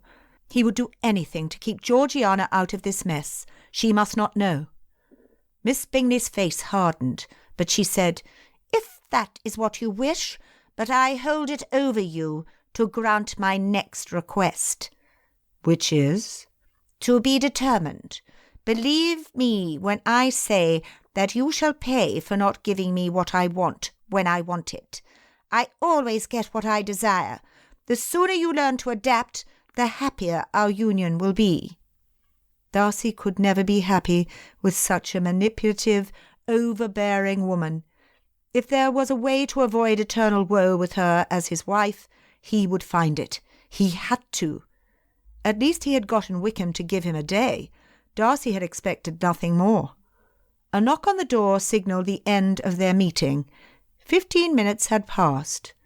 Miss Bingley left the room first, flouncing down the hall to join the ladies. Wickham turned to Darcy. "Until tomorrow, then. I believe I'll excuse myself from our little party. The company is too dull for my taste, and I would not want my association with you to taint my reputation.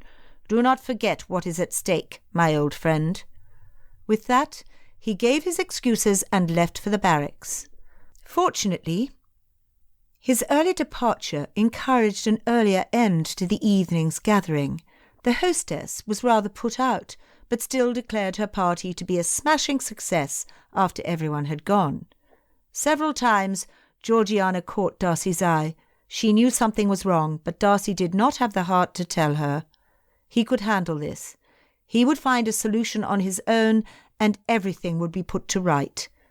The hours ticked slowly by, bringing Wickham's return to Netherfield Park closer with each passing second. No nightmares haunted Darcy that night. He would have had to sleep for that. As dawn approached the next morning, Darcy was running out of options and out of time. He was no closer to freeing himself and Georgiana of Wickham and Miss Bingley than the night before. Giles entered the room and stopped short when he saw his master. "Sir, did you not sleep at all? May I get you something?" Darcy rubbed his hands against his face and leaned back in the chair he occupied. "I find myself in a quandary, and it would appear there is no way out. Pardon me for intruding where I do not belong, sir, but has this anything to do with Miss Darcy's missing diary? I realise how detrimental it would be if it fell into the wrong hands." Giles knew first-hand about Wickham. Darcy decided it would not hurt to tell him what had happened the night before. "Miss Bingley and Wickham are using it against me. Wickham has it in his possession." "How do you aim to fight back, sir? I assume you would rather perish than give in to their wishes." "You sound like my cousin Richard. I wish he was here." "Sir, is there anything I can do to help?" "No, Giles. This is something I must face alone." Giles shuffled his feet. His eyebrows bunched together. Master Darcy?" he asked, just as he used to when Darcy's father had been alive. "May I speak plainly?" "Of course. Even the greatest generals need the help of their soldiers in a war. Battles are not won by a single man. Could it be that, just maybe, you need help lightening the burden you carry?" "What do you suggest?" Giles stepped forward, his hands out in appeal. "It is Miss Darcy's actions which has caused the problem. Perhaps you could trust her to help you." "Whatever Mr. Wickham and Miss Bingley plan against you will certainly affect her. Let her help you fight." "I fear it would be too much for her to bear." "Until you test her out, you will never know what she is capable of enduring. Neither will she. It could just be that she could save you, but you will not know unless you communicate with her exactly what you are up against. At least you would not be alone." "Thank you, Giles. I will consider your advice." An hour later, Darcy had made no more progress on a plan that he had during the long night. He laid aside his natural inclination and walked down the hall to knock on Georgiana's door. She was awake and dressed, having slept poorly as well. "William, how glad I am to see you. I could not sleep all night, knowing that something is dreadfully wrong. Please tell me what happened." After dismissing the maid, Darcy grabbed her hands and led her over to the couch in front of the window. "Mrs. Hurst read enough of your diary to understand how much we would want its contents kept secret. She gave it to Wickham, who is using it to demand money." "He shall not extort you. Give him nothing, William." Her nostrils flared and her cheeks darkened. "That is not all. Mrs. Hurst has arranged it so that I must marry Miss Bingley or they will talk." The high colour in Georgiana's face paled. "Oh, they would use me to ruin your life?" Darcy's heart hurt for her. It was what he had hoped to avoid. "I do not want to involve you, but I have no idea what to do to get out of this situation." That had been difficult to say. Georgiana pursed her lips together and narrowed her eyes. "We must not give up. I think I know how to handle Caroline, but you must talk to Mr. Bingley."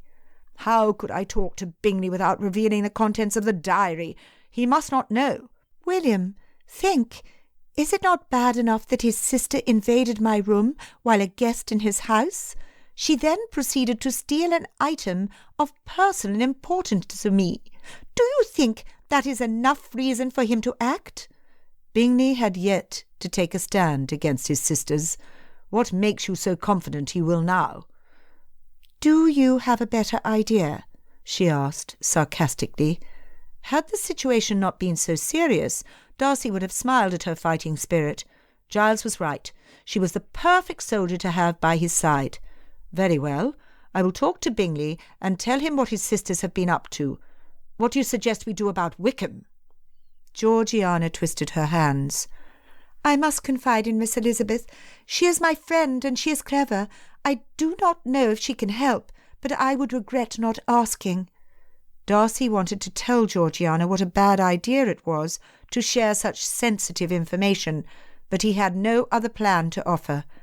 "I see it in your face, William. You do not want me to tell her. Do you not believe her trustworthy?"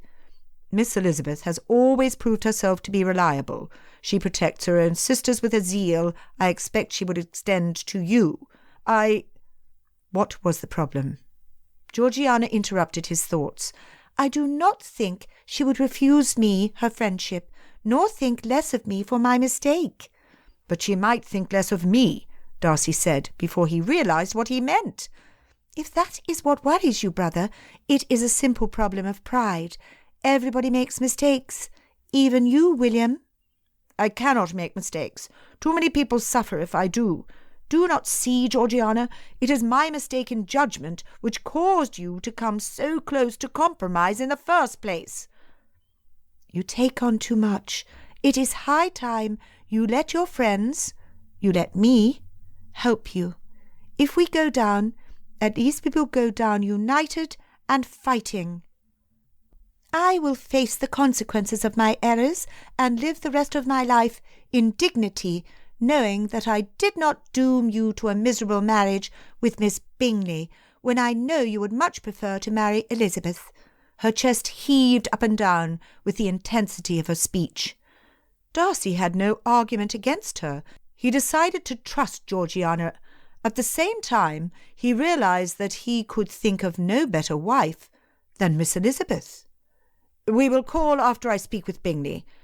There is no time to lose." "I am coming with you. This is every bit my problem as it is yours." Darcy stood, extending his hand out to Georgiana.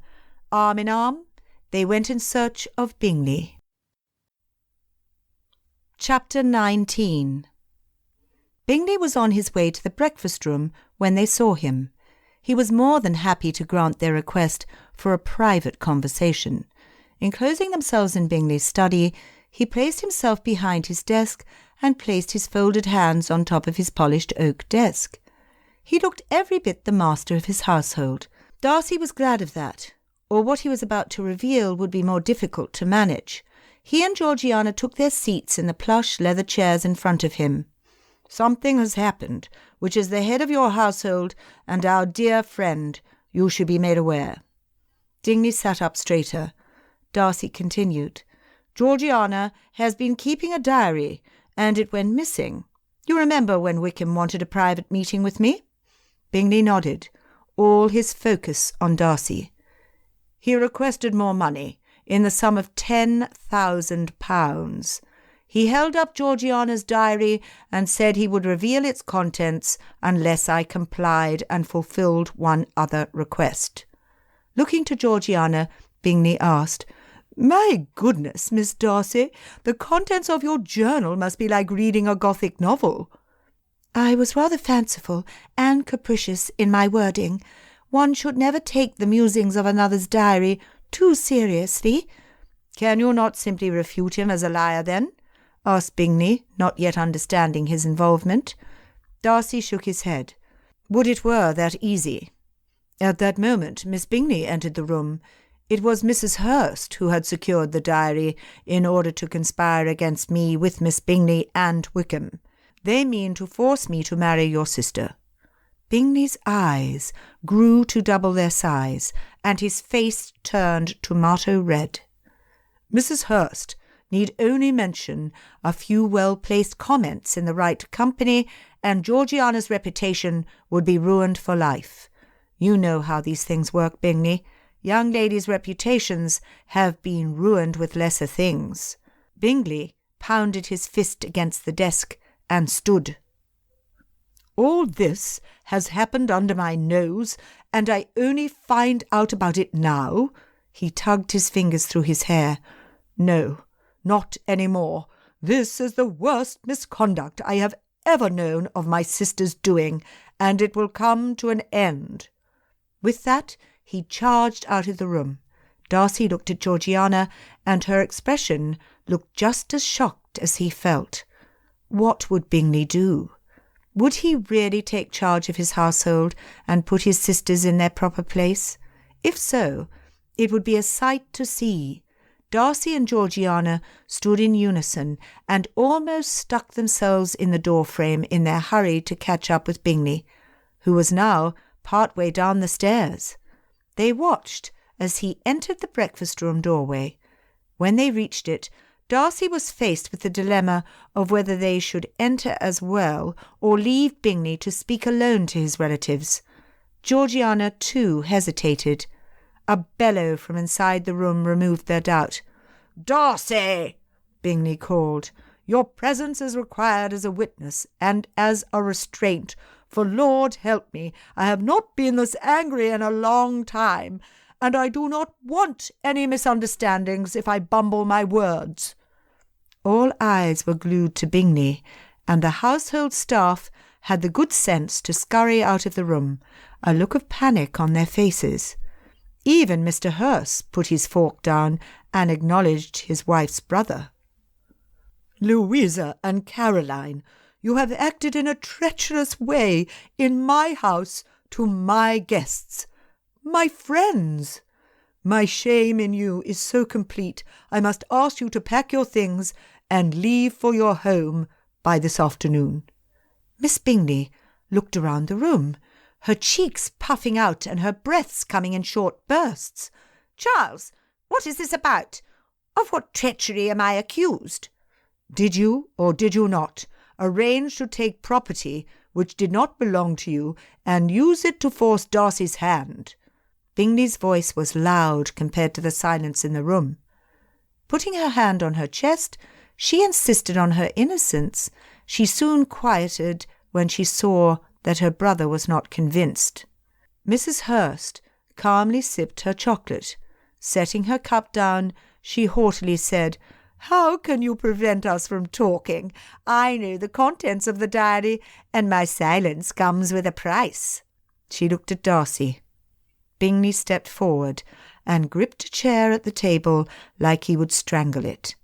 "I will have no more threats issued in my house, Louisa." Standing up to his full height, he added, "How is this for guarding your silence? If you issue so much as a whisper to your most confident friend, I will cut Caroline off completely and send her to live with you permanently." He crossed his arms and raised his chin. Mrs. Hurst gasped, and Mr. Hurst choked on his own spit.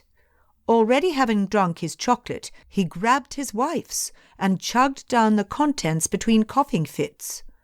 Finding her tongue first, Mrs. Hurst objected.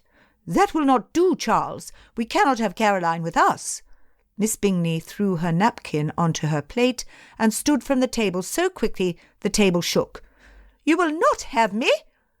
Mrs. Hurst whipped her head around to look at Miss Bingley, standing beside her. "No, we will not have you. My one goal in life is to see you married, so that I can be rid of your company. You are an ambitious, selfish woman, very near to being shelved as an old maid because of your insistence on marrying the one man out of your reach. I took matters into my own hands and tried to help you, Caroline, but now you are on your own." Miss Bingley opened her mouth to speak, but only a squeak came out. She slowly sat back down, doing her best to appear unaffected. Georgiana reached over and looped her arm through Darcy's. When he looked down into her face, her eyes fairly bounced with excitement. Some horror was there too, but even Darcy had to admit to himself that Bingley had gone over and beyond what he had known him capable of. "Do I have your promise of silence?" Bingley asked the ladies at the table. Two subdued voices said, "Yes." "Good. You may begin packing your things. If you behave yourself, Caroline, I will allow you to continue residence with me after the militia has quit Meryton. But I think I shall afford you two enough time to fully convince yourselves of the value of keeping your silence." Miss Bingley and Mrs. Hurst looked at each other in disappointment and disgust. They filed out of the room. Mr. Hurst paused in front of Bingley. He grabbed Bingley's hand, shaking it vigorously. Then Mr. Hurst bunched his chin and nodded in approval before continuing out of the breakfast-room. Darcy breathed for what he felt like the first time since Bingley called them in as witnesses. He was free from Miss Bingley. He could marry whom he wished. Dancing brown eyes and soft brown curls flashed before his mind's eye. Bingley paced about the room, tugging his hair and grinning. "I did it! I really did it!" Pumping his arms in the air and flexing his muscles, he said, "I am the master of my house." Georgiana laughed, and Darcy beamed. Not only was he happy to have part of the threat removed, he was sublimely happy for his friend. "You did well, Bingley. Nobody could have done better." Growing more serious, Bingley said, "I did it for her, you know. I did it for Jane. I have never wanted to please anyone more than I want to please her. No offence to you, of course, Darcy, but our friendship can hardly compare to the love of my heart." Darcy laughed and raised his hands up. "No offence taken. You should feel proud, knowing that you have worked to deserve her. I applaud you." Bingley puffed his chest out like a peacock. Flexing his authority, Bingley then wished to have a few words with his butler and housekeeper. He was ready to take complete charge, and he would have to, with Miss Bingley gone, and no one left to manage the house for him. Her mind full of questions and possibilities, Elizabeth set out to walk. She knew she should not involve herself, but curiosity and a desire to help her friends, if indeed they needed help, turned her feet toward Netherfield Park. She would not attempt to call until the afternoon, lest she plummet even deeper into Miss Bingley's disfavour. For Jane's sake, she would irritate the lady as little as possible. The sun occasionally peeked through the clouds, melting her concerns and slowing her pace, so that she might enjoy the warm, untroubled sensation. Extending her arms out and looking up into the sky, she let the sun's rays soak into her face and the dark fabric of her morning dress. Her skin would be brown, but it felt too delicious to resist. Twirling, feeling the length of her skirts, poof around her legs, she spun round and round until she grew dizzy. At peace in her mind, she focused her gaze on the path widening in front of her and concentrated her attention on her friends and Mr. Dixon's warning. The uneasy feeling she had before returned, but the fresh air and sunlight had cleared her mind, and she felt better. Coming toward her from Netherfield Park were two figures. They were too far away to see clearly, but Elizabeth had no difficulties identifying Mr. Darcy. His gait, like his personality, was firm and resolute. Georgiana was with him. She walked with all the grace of a proper lady, and she carried herself tall and erect, like the confident woman she was becoming. Elizabeth picked up her pace to meet them. "Walking alone again, I see," Mr. Darcy said, after exchanging greetings. His crooked smile tempered the sternness in his voice. "I am glad of it, William," said Georgiana. Turning to Elizabeth, she said, "We were on our way to Longbourn to call on you, and the fewer ears around to hear, the better." Intrigued, Elizabeth looked for the cluster of trees where she knew there was a fallen log to sit on.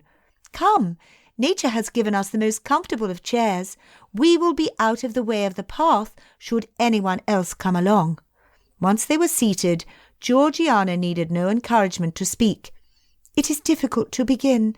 I realise now how rash my conduct was, and I am ashamed. Is there a circumstance where you would cease to be my friend?" Elizabeth leaned forward, placing her hand over Georgiana's. "You are my friend.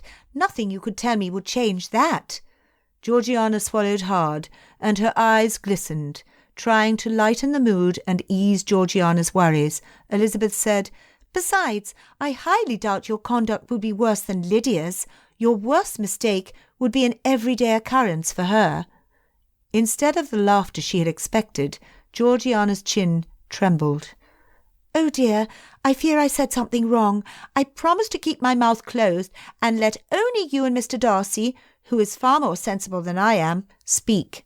She clamped her lips shut to prove her point. Her action did not provoke a laugh, but it got a small smile and a more relaxed girl.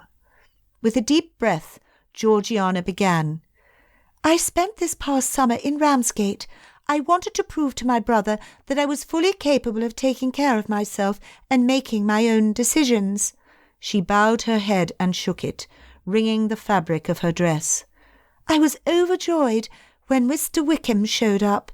He had been like an older brother to me, and my trust in him was implicit.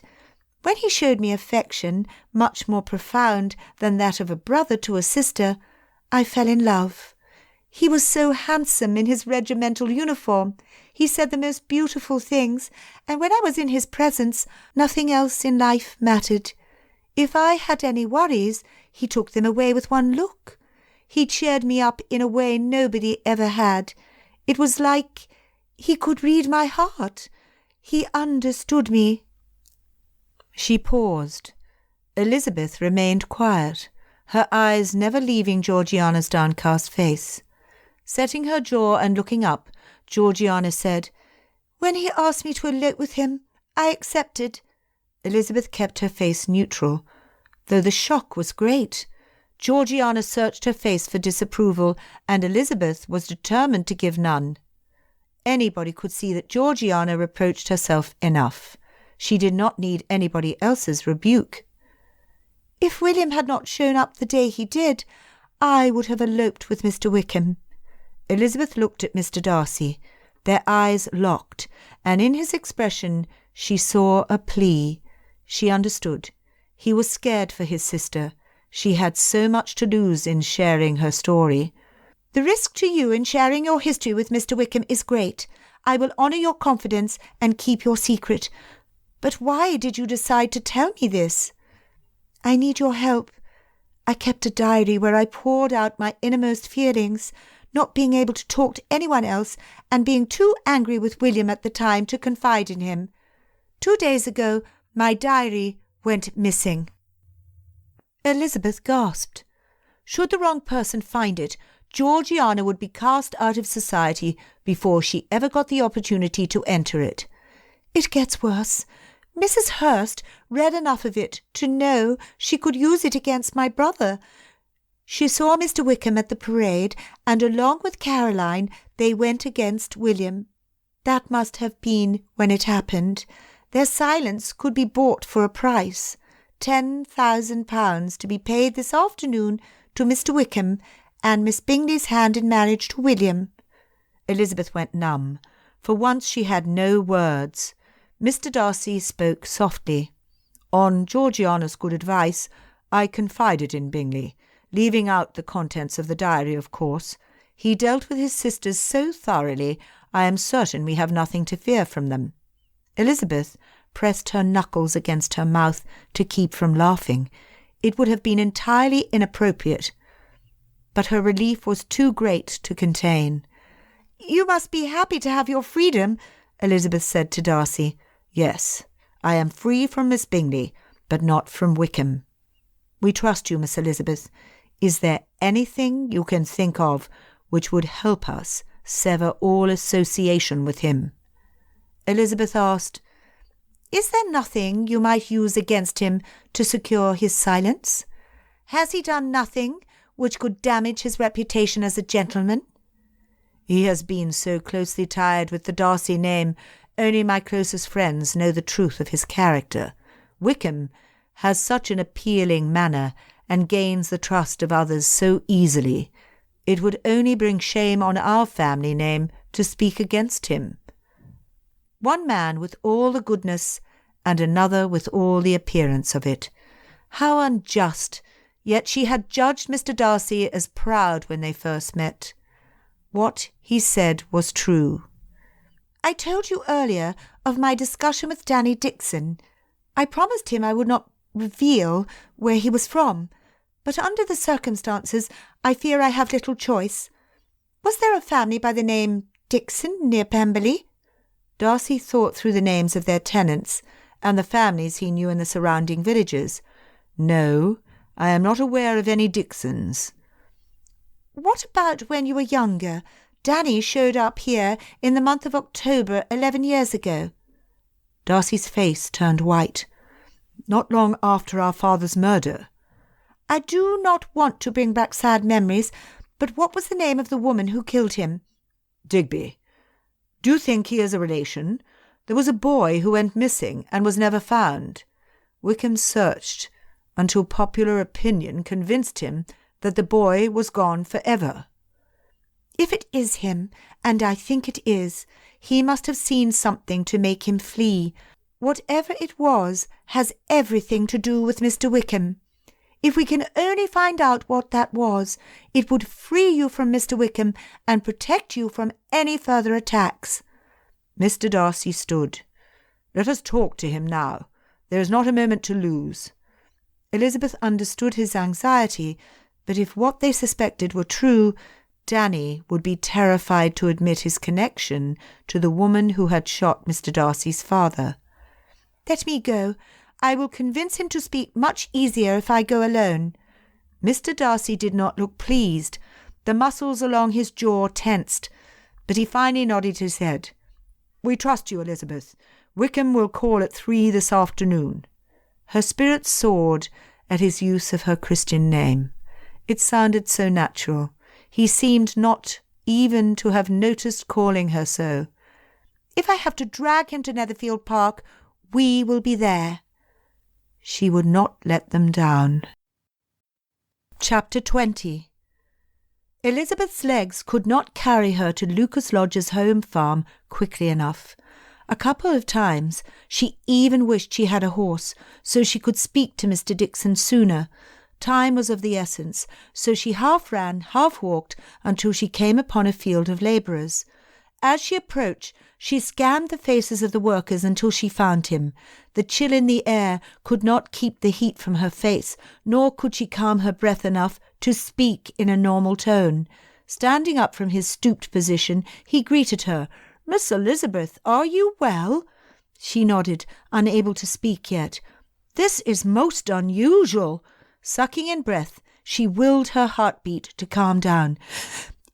It is at that, but something has happened, and I came here in hopes of securing your assistance. Can we talk?" "I think so. It is the least I can do to show my gratitude for your help in securing work for me here. Sir William is a kind master." Sir William had found a family among his tenants who were willing to receive the boy the very day Elizabeth and Jane found him in their barn. They walked a short distance so that they might remain visible but unheard. "I come to you seeking help for a dear friend. It is a matter of great delicacy, and I can only hope that my suspicions are well founded. You mentioned when we first met that you are from the north. Where exactly are you from?" Mr. Dixon shuffled his feet. It would take more to get him to talk. "Mr. Dixon, I realise that for some reason, which I am sure is wholly justified, you hesitate to speak of your past. Mr. Wickham has dealt treacherously with the Darcys, and now he seeks to destroy Miss Darcy's reputation and force Mr. Darcy to serve his beck and call unless we can find a way to silence him. If you will not tell me where you are from, perhaps you can tell me something more about Mr. Wickham. Do you know anything about Mr. Wickham?" Mr. Dixon's eyes flashed in anger. "He is the worst sort of man.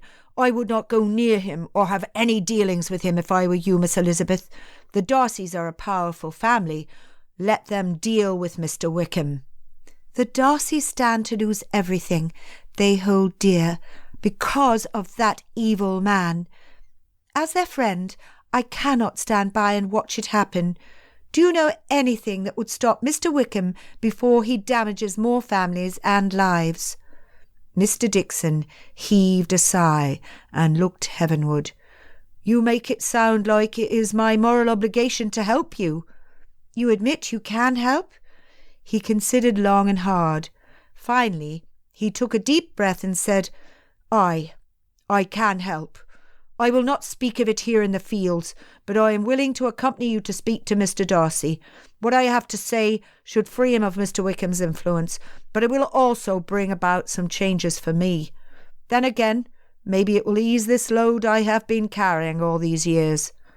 "Thank you, Mr. Dixon.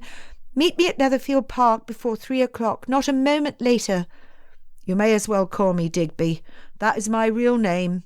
He hung his head in shame. Darcy and Georgiana waited in the library, having nothing at their disposal to distract themselves, whilst the time passed. Wickham would make his appearance in an hour, the longest hour of their lives. Their brief triumph had eased Darcy's worries, but it had not erased their problem completely. "I hope Elizabeth is right," Georgiana said. "Me too." Darcy realised how easily— no, that was not quite the right word, but it would do. He had placed his confidence in her. She had made no promises beyond what she could keep. But he knew she would make the rocks cry out if Mr. Digby would not speak. Digby, Dixon. Of course. They had seen him the day they arrived at Meryton. Darcy had not caught sight of him since then, and he had forgotten about the familiar face. Hope surged through his veins. Daniel Digby must have witnessed something for him to have run away so young. Elizabeth's description of his reaction to Wickham implied that he had seen something disturbing enough for him to keep his distance from the Darcys and hide his identity. But what? Clinging to his faith that things would work out in the end, he wondered how he would endure the time until Elizabeth returned with the final piece of the puzzle that would forever liberate him and Georgiana from Wickham. Bingley entered the book-room. He had grown taller since they had seen him only hours before. To say he looked happy would not have done sufficient justice to the man standing before them. "I must ask her today, Darcy. I cannot wait any longer. Now tell me honestly, do you think she will have me?" His question, sincerely asked, tempered his euphoria and made Darcy smile. "She would be a fool to refuse you, and we all know that Miss Bennet is not a fool." "She makes me want to be a better man. I would do anything to please her." Georgiana smiled. "That is how it should be, Mr. Bingley. I wish you all the happiness in the world." Darcy, too, was content for Bingley, content and maybe a bit envious. "I only have to see my sisters and Mr. Hurst into Meryton. Then I will return in time to call on Jane and ask for her hand. The last of their trunks is being loaded as we speak." The timing was perfect. Wickham would come and go by the time Bingley got back, if all went well. Only 40 minutes remained until the miscreant would call. Mr. Hurst entered the room, followed closely by his wife and sister-in-law. He cleared his throat. "There is something the ladies wish to say to Mr. Darcy before we depart." He stepped aside so his wife and her sister might enter into the room more fully. Mrs. Hurst and Miss Bingley both had their hands clasped together and their eyes on the floor. When they did not step forward soon enough for Mr. Hurst's liking, he cleared his throat again and glared at them. Mrs. Hurst kept her head bowed, but looked up with her eyes to see Georgiana. "I'm sorry, Miss Darcy. I now realise that what I did was unforgivable, and I only want to reassure you that I shall never speak of the subject which has brought me such a bitter outcome." She grimaced at the pouting sister beside her. "I trust that you will keep your silence. You know how adversely the consequences will affect you." The icy tone in Georgiana's voice did nothing to placate the repentant woman in front of her. It was how it needed to be. After elongated silence, Mr. Hurst spoke. "Caroline, do you not have anything you wish to say?" She lifted her chin and tilted her head to the side, a scowl on her face. "Caroline, need I remind you of what we discussed?" Mr. Hurst insisted. Rolling her eyes, she said, "There is no need to make a fuss. I am no threat to you. It was not I who read your diary." She glared at her sister, who gasped. Mrs. Hurst countered. "You lay the blame so easily on me now, but you thought it was a brilliant idea at the time. How very clever of you, Louisa, you said. What a wonderful sister you are, you said." Miss Bingley waved her off. "Louisa never told me exactly what she had read. Only that it was scandalous. I am clever and have guessed what it was about, but you need not worry that I will use my knowledge against you." Mr. Hurst waved his arms and stepped between the sisters. "I am afraid that is the best apology she can manage, but she knows very well that if she speaks a word against you, I could reveal how she attempted to blackmail a respected gentleman to marry her, because she could not get him to propose by honest means." Darcy was impressed at the turnaround in the men before him. He knew Bingley was capable of taking charge. He had seen glimpses of decisiveness at university and in business dealings. But Mr. Hurst was a pleasant surprise. Perhaps he would now spend more of his days awake. They left without further conversation, there being nothing left to say. Bingley followed their carriage on his horse. The clock chimed that another half-hour had passed. Only 15 minutes more to wait. Darcy had every confidence Wickham would arrive on time. There was money involved, after all. Chapter 21. The butler opened the front door to admit a visitor just as the clock chimed the top of the hour. Wickham. Elizabeth had yet to appear. Darcy left instructions with the butler to see her to the library as soon as she arrived. Darcy gripped the sides of his chair as he heard Wickham's steps draw nearer. He looked at Georgiana.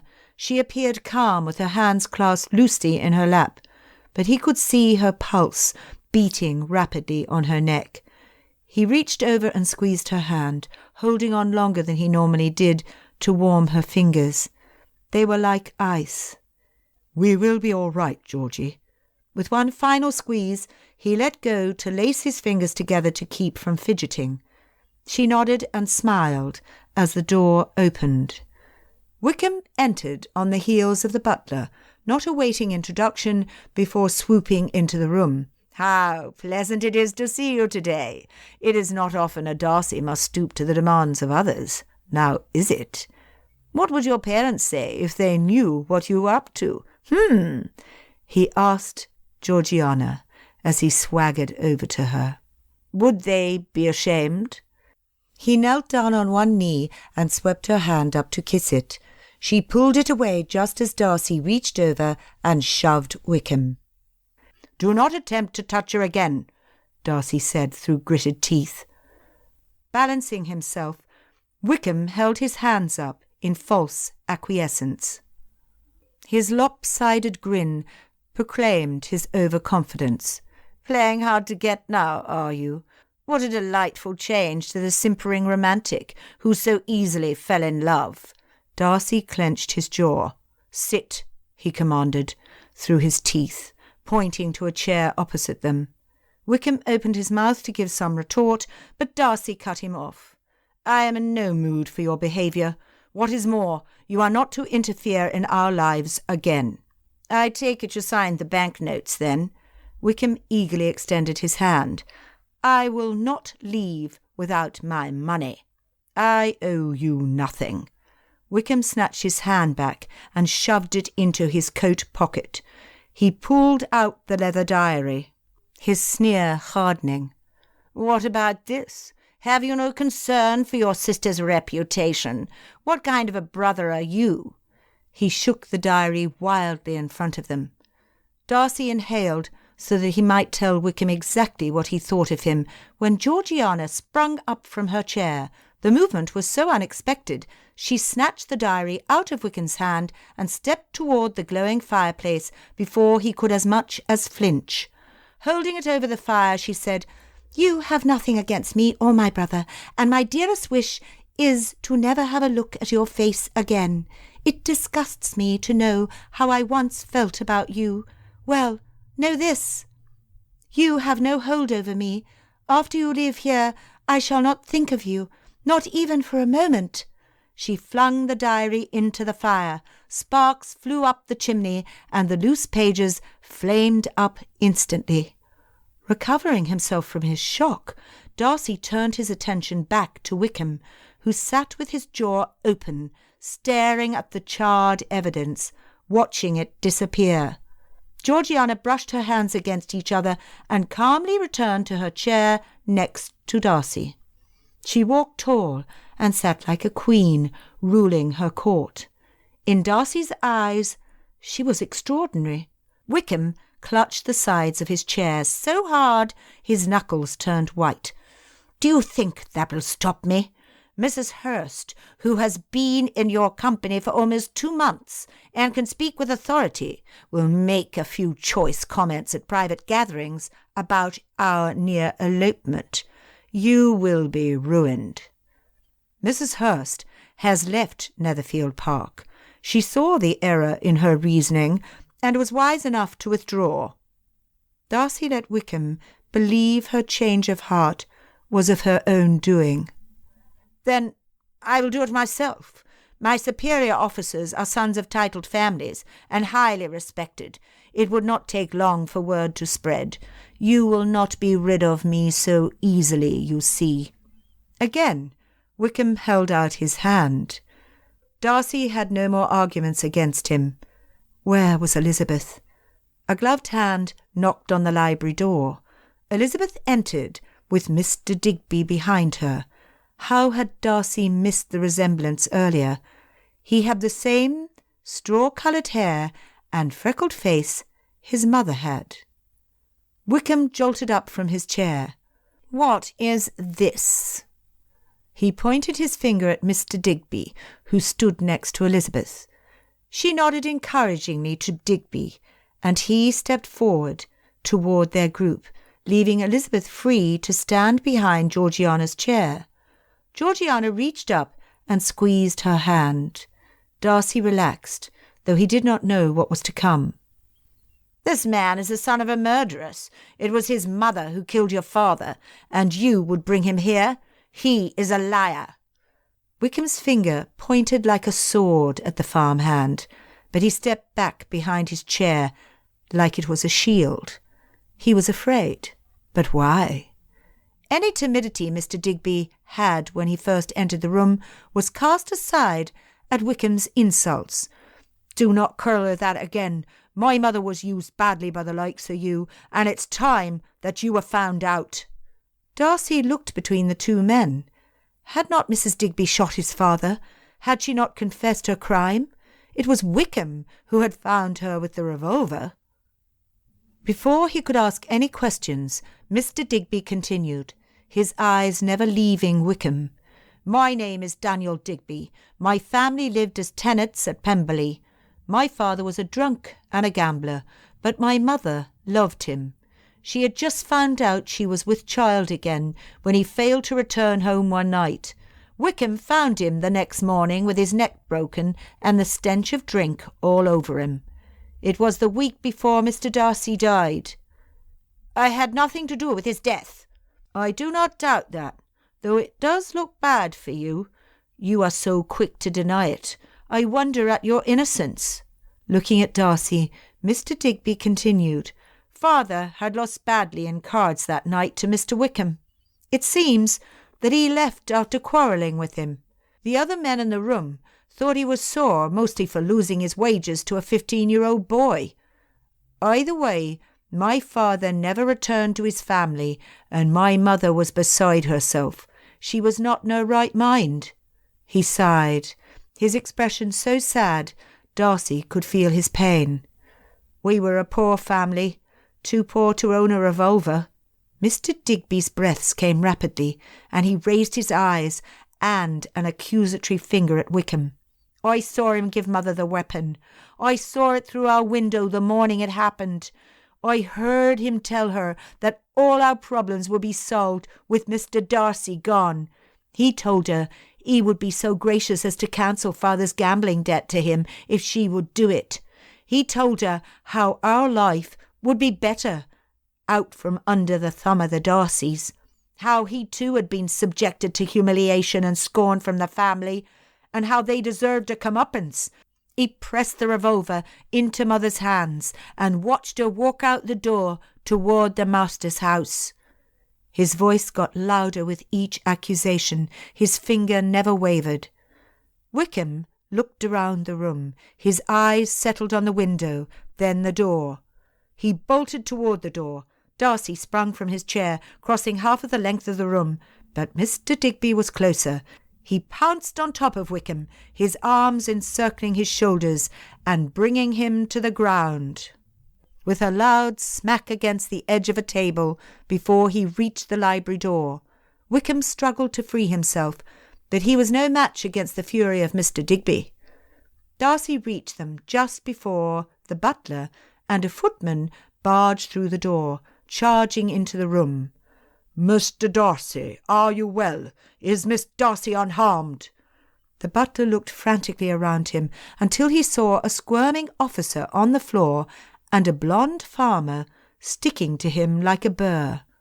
"Do not let this man move," instructed Darcy. He nodded his forehead towards Wickham. Another footman entered the room, and the 3 household servants surrounded him. "Wait!" Georgiana hurried over, untying the sash around her dress. "Use this."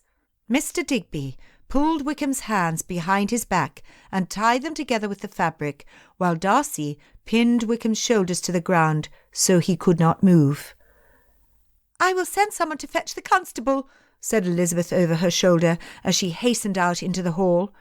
Thousands of questions milled through Darcy's mind. He would get answers from Wickham later. Returning his attention to Mr. Digby, he asked, "Were you the child who ran away?" "Yes." "Why did you run?" The servants sat Wickham up and pushed him into a nearby chair, one hand on each of his shoulders to prevent any further attempts of escape. "He was a coward. That was why he ran. He was a coward then, and he is a coward now." Wickham's bitterness seethed through every word. "Quiet. The sound of your voice will not be heard until the constable arrives. Do you understand?" Darcy got no answer, but Wickham seemed to lose some of his outspokenness. Mr. Digby faltered, his hands moving to cover his face as he let out a sob. "He is right. I was a coward. He saw me through the window and came after me. He knew I would talk to protect my mother. If only I had been brave enough, I could have saved her." His shoulders shook and his head bowed. Georgiana stood and walked over to him. Gently touching Mr. Digby's shoulder, she asked, "You do not know what happened to your mother?" He shook his head, tears running down his calloused hands. Looking at Darcy, she said in horror, "He thinks we sent her to the gallows." Turning back to Mr. Digby, she added, "Mr. Digby, your mother did not hang for her crime. She was sent away with your brothers and sisters to the new land." Mr. Digby let out a sound Darcy would never forget. Grief gave way to joy, and Mr. Digby's legs gave out from under him. He melted onto his knees, his hands on his cheeks. "She is alive! She really is alive!" he repeated. "I assure you she left England in good health," Darcy said. "My brothers, my sisters, they all went with her?" "Yes, only you were missing. We searched for you until their ship left." Mr. Digby sniffed and raised his head. I set out running as fast as my legs could carry me until I reached Miss Elizabeth's barn." "You travelled by foot the whole distance? However did you survive?" Georgiana was appalled. "I did what I had to, miss. By the time I reached Longbourn, I was a sad sight. It was no wonder Miss Elizabeth held a pitchfork up to me and called me smelly." Georgiana giggled. "I can only imagine." Mr. Digby grinned. "She thought I was a pirate." Darcy chuckled. It felt odd to smile or laugh with Wickham bound in a chair in front of him, and Mr. Digby standing beside him and Georgiana. Elizabeth returned to the room and stood by Georgiana. She smelled of fresh rain and lavender. Strands of wavy hair had escaped her pins, and Darcy wanted very badly to reach out and see if they were as soft as they looked. He restrained himself. "She is alive?" Elizabeth asked Mr. Digby. He beamed back at her. "She is. I shall never see my family again, but it brings me comfort to know my mother left here with her head in place. All those years I believed her dead." "I did not think a Darcy capable of sending a woman with children to her death. They are much too honourable and take themselves far too seriously to carry out such a sentence." She smiled at Darcy, her eyes glinting. Darcy revelled in the compliment, for a compliment it was. His mother would have loved Elizabeth, but not so much as he did. Taking a step toward her, he reached out and grasped hold of her hands. "Thank you." A squeal of delight cut him short from the open doorway. He looked up to see Mrs. Bennet and her gaggle of daughters. "Oh, Mr. Darcy, you have made me the happiest of all mothers. Imagine me, with a son-in-law with such a high name and deep pockets. Chapter 22. Darcy felt Elizabeth pull her hands away, but he held fast. He was not ashamed of what Mrs. Bennet implied, nor did he think it disagreeable by any means, nor, he hoped, did she. Elizabeth avoided his eyes, attempting to snatch her fingers away. When Darcy did not let go, she finally looked up. "Mr. Darcy, do you not realise what you are doing?" she whispered, a blush covering her cheeks and brightening her eyes. He knew exactly what he was doing. He only needed reassurance from the woman standing in front of him. "Does the lady have any objections?" he asked with a smile. Elizabeth bit her lips, but they curled up at the sides. When she opened her mouth to speak, Darcy noticed how her lips had darkened to a red the colour of strawberries. He wondered if they would taste as sumptuous as they looked. "I hardly know how to answer, sir, but I find that I cannot refuse you." She squeezed his hands back. "However, you must let me go. Do not forget that we have a prisoner in the room." Darcy released his hands, only to turn around and ensure that Wickham still sat tied up in the chair. With 3 men surrounding him, standing guard, it would have been a difficult thing for him to escape. Mr. Digby also stood between Wickham and the door. The prisoner was secure. "You are right, but not for the reason you give. I would never force my hand on you, Elizabeth, but know that my heart is yours if you wish to keep it. Tell me, please, do I have any reason to hope?" Interrupting, Mrs. Bennet chimed in. "Of course you have reason to hope. Who in their right mind would refuse you?" Ignoring her mother's remark, Elizabeth said, "You may hope all you want, William, for I shall dream of this moment for the rest of my days." He stepped forward, ready to wrap his arms around her and nestle his chin against her silky hair. If only Mrs. Bennet had not squeezed herself into the small space between them. "Now that is settled, we would expect you to call tomorrow to speak with Mr. Bennet. You may come in the morning. These things must be done properly, you know." Of all the times the woman would insist on propriety, she chose that moment. Coming to terms with his empty arms, Darcy folded them in front of his chest. Choosing not to be cross, he saw the ridiculousness in the situation and chuckled. It was what Elizabeth would do. Georgiana hugged Elizabeth, the largest smile he had ever seen adorning her face.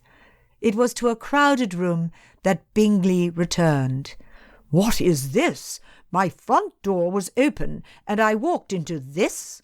He looked around him, and the surprise in his face grew to one of shock when he saw Wickham tied in a chair, with his butler and 2 footmen surrounding him, a dirt-stained farmer, and the entire female portion of the Bennet family surrounding a chuckling Darcy, and his contented sister in his library. Darcy needed to explain. Bingley folded his arms and said, "You know, Darcy, you really should consult me before arranging a party in my home. You know how it went with Caroline when she tried the same." He looked toward Miss Bennet, and Darcy recognised the opportunity he had been given. "Your sisters and brother-in-law are safely off to London, then. It is a shame they chose not to live by the rules of your household, but peace will soon be restored here. Well done, Bingley." "You mean you kicked them out?" asked Mrs. Bennet, her eyes as large as saucers. Bingley stretched himself up to his full height. "I will not allow anyone to disrupt the tranquillity of my home, nor disrespect those whom I have chosen as my closest friends." Mrs. Bennet plopped her hands on her hips. "Well, now, I am impressed. I expect you to call in the morning along with Mr. Darcy. Mr. Bennet will be ready for you as well." Her business was done. Her attention was caught by Lydia, who attempted to get Wickham's attention by prancing in front of him. "Whatever are you doing, girl?" "He is so handsome, mamma. Would he not make a dashing beau?" Wickham sat so still in his chair, it was like he hoped nobody would see him if he did not move or speak. Mrs. Bennet huffed. "Not that one. He looks like trouble to me." It was the first sensible thing Darcy had ever heard her say. "Very true, Mrs. Bennet. This man is awaiting the arrival of the constable for his involvement in the death of my father." Gasps sounded around the room, the loudest from Bingley. Elizabeth looked at Darcy. "We should leave. There has been too much excitement this afternoon, and you still have much to see to." Darcy nodded. He wanted to give Elizabeth the attention and proposal she deserved. To do that, he needed to clear his mind of all his worries and ensure that Wickham was put away for good. "I will call tomorrow morning." They smiled at each other. "I do not suppose you need me here, do you, Darcy?" Bingley's gaze followed the Bennet ladies as they took their leave and filed out of the door of his library. "Go, Bingley. You have more important matters to attend to, and I wish you the best." Bingley ran after the Bennets. Darcy heard him ask if they required the use of his coach, and they decided their travel would be much more comfortable if they divided their group between the two carriages. Greetings were given to some newcomers, and Darcy heard the sound of heavy footsteps on the marble floors leading to them. The constable had arrived, bringing Wickham's superior officer, Colonel Forster, with him. Darcy recognised the constable. He was the same man who had set them in front of the fire and served them tea in his inn when they had first arrived to Meryton.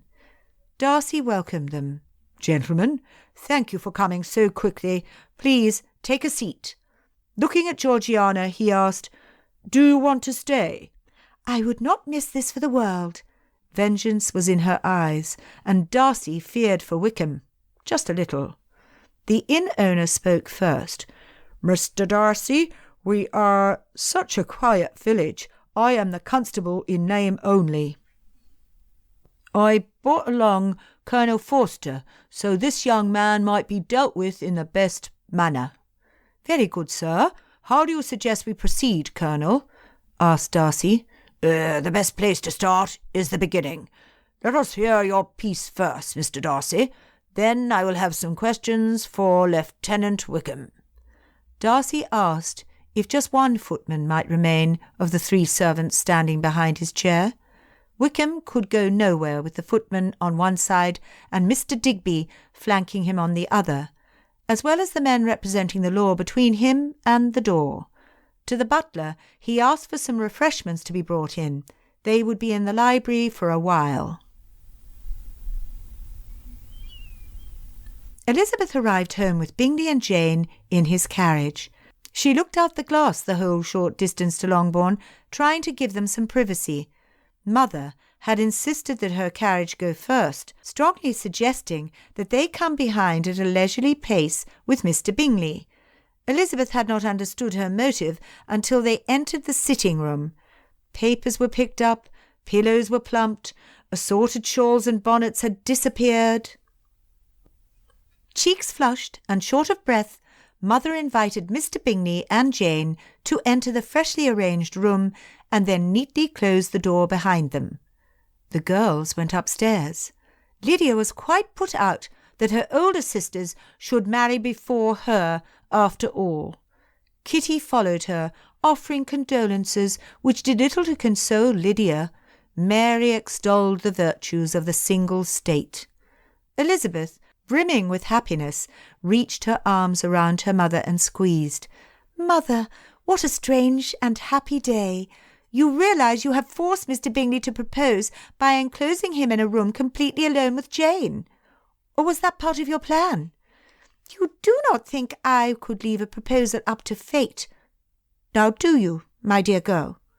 "No, I know he has every intention of proposing, but this closed door guarantees it." "You got what you wanted in the end." "Yes. You will be no different once you marry and have children of your own, though perhaps you will be wiser about it than your old mamma is. I am glad that Mr. Bingley is kind. He is a good match for Jane, and Mr. Darcy seems agreeable on further acquaintance." She arched one eyebrow and looked expectantly at Elizabeth. "Yes, he is." She could spend hours enumerating his appealing qualities, but Mother reached up to pat Elizabeth's cheeks, bringing an end to her thoughts. Very good. I am especially glad to hear that, because we are expecting your father's cousin, Mr. Collins, here in a fortnight. Your father despised his father and doubts that Mr. Collins is any better. The timing of these proposals will save me much grief. Why is Mr. Collins coming here? He aims to propose to one of my girls, of course, and now you and Jane are safe. He is to inherit Longbourn, so it is only logical that he would want to marry into the family. Would you have made one of us marry him? Elizabeth stepped back, the tender moment with her mother gone. Let us not think of the unpleasant man, Lizzie. We will not worry ourselves about him anyway, with Jane engaged and Mr. Darcy to call tomorrow. How advantageous that we decided to call on Mr. Bingley when we did. We would have arrived earlier, but I made Jane wear her best dress, you know, her white muslin. Then we had to search for the rose-pink ribbons, and eventually they were found in the trunk, in Lydia's room. Ah, well, it all worked out. Elizabeth could only hope that with mother's eldest daughters advantageously married, she would dedicate more time to the improvement of her younger daughters. Elizabeth had no doubt that if mother decided on it, she would find a way to turn Mary, Kitty, and Lydia into gracious ladies who would do the Bennet name honour. It was a lot to hope for, but today was a day of joyful events, and she indulged herself in the dream. With nothing else to do but wait, Elizabeth went to the room she shared with Jane upstairs. It took 10 minutes, but Jane joined her soon enough. Elizabeth stood when the door opened. So? Jane nodded, unable to speak. Happy tears poured down her cheeks. Oh, Jane, how happy I am for you! They sat next to each other, clasping hands. When she could speak, Jane said, It is almost too much. My heart feels like it might burst with joy. Oh, Lizzie, I wish this for you. It is a pity you must wait until tomorrow. Longbourn could not stand so much delight in one room. This is your day. You should enjoy it just as I expect to enjoy mine tomorrow. How strange that I should marry someone so similar to my character. And you would marry someone so opposite to yours. Pondering for a moment, Elizabeth said, On first impression, William is serious and overly proper. I think that the tragedies he experienced naturally encouraged a solemn outlook on life, but I see something in him that craves happiness and freedom. I wish to make him laugh at least once a day. If anybody can do such a thing, it is you. We shall be happy, Jane. If there is one thing I have learned from mother, it is this. If you decide on something to be, and tenaciously stick to it, there is a good chance of it happening. Chapter 23. Darcy told Colonel Forster and the constable the events leading up to his father's death. He told about the many requests for money made during and after their university years, all a consequence of the debauched life Wickham had chosen. He told about Wickham's bitter reaction when Darcy refused to give him funds, which led to his attempt to gain possession of Georgiana's dowry. The more he told, the more he remembered, until it was so painfully obvious who had caused Darcy's unease all these years. All along, it had been Wickham. Georgiana, hearing the depth of Wickham's wrongs against her family, squeezed her hands so tightly together her fingers turned white. She looked like a volcano ready to erupt with her clenched hands and reddening face. Darcy braced himself to witness a verbal attack. He was unprepared when she turned to face him, instead of the originator of all this malice. "He did all of this, and you did not think to tell me?" she accused, completely ignoring the presence of the other gentlemen in the room. "I wanted to protect you. I could not in good discretion speak of such things to my little sister." Georgiana's nostrils flared, and she breathed heavily out of them. "You and your discretion. Had I known, I never would have—" She stopped herself, now mindful of the two men in the room, who knew nothing of her near elopement. "I never would have allowed such a despicable man near. Had you been less discreet and more honest with me, William, you should have trusted me." She was right. Had he only shared some of the burdens he carried, instead of assuming that she was too young and weak to handle them, they could have helped each other, and Georgiana's reputation never would have been placed in peril. I am sorry. I did not want to worry you. Not worry me. This lack of communication has caused more harm than good, exposing me to unnecessary danger and you to unnecessary anxiety. Wickham snickered from his chair. Georgiana snapped her attention to Wickham. Hush! You are the pox! She hissed at him. The whole room fell silent at her command, though she had intended it only for Wickham. Darcy wanted to applaud her outspokenness. Her timidity and easy nature had a limit, and it would serve her well in the months to come when she came out in society, for now she needed his reassurance. Georgie, you have every reason to be upset with me. I am sorry. I promise to include you in the decisions and concerns which affect our family. It is something I have learned the necessity of only recently, and I do mean to continue trusting you by confiding in you. She relaxed her hands, but her eyes scrutinized him. He held his gaze steady in his sincerity. Finally she lifted her chin and said, "Good. Elizabeth would never put up with you otherwise."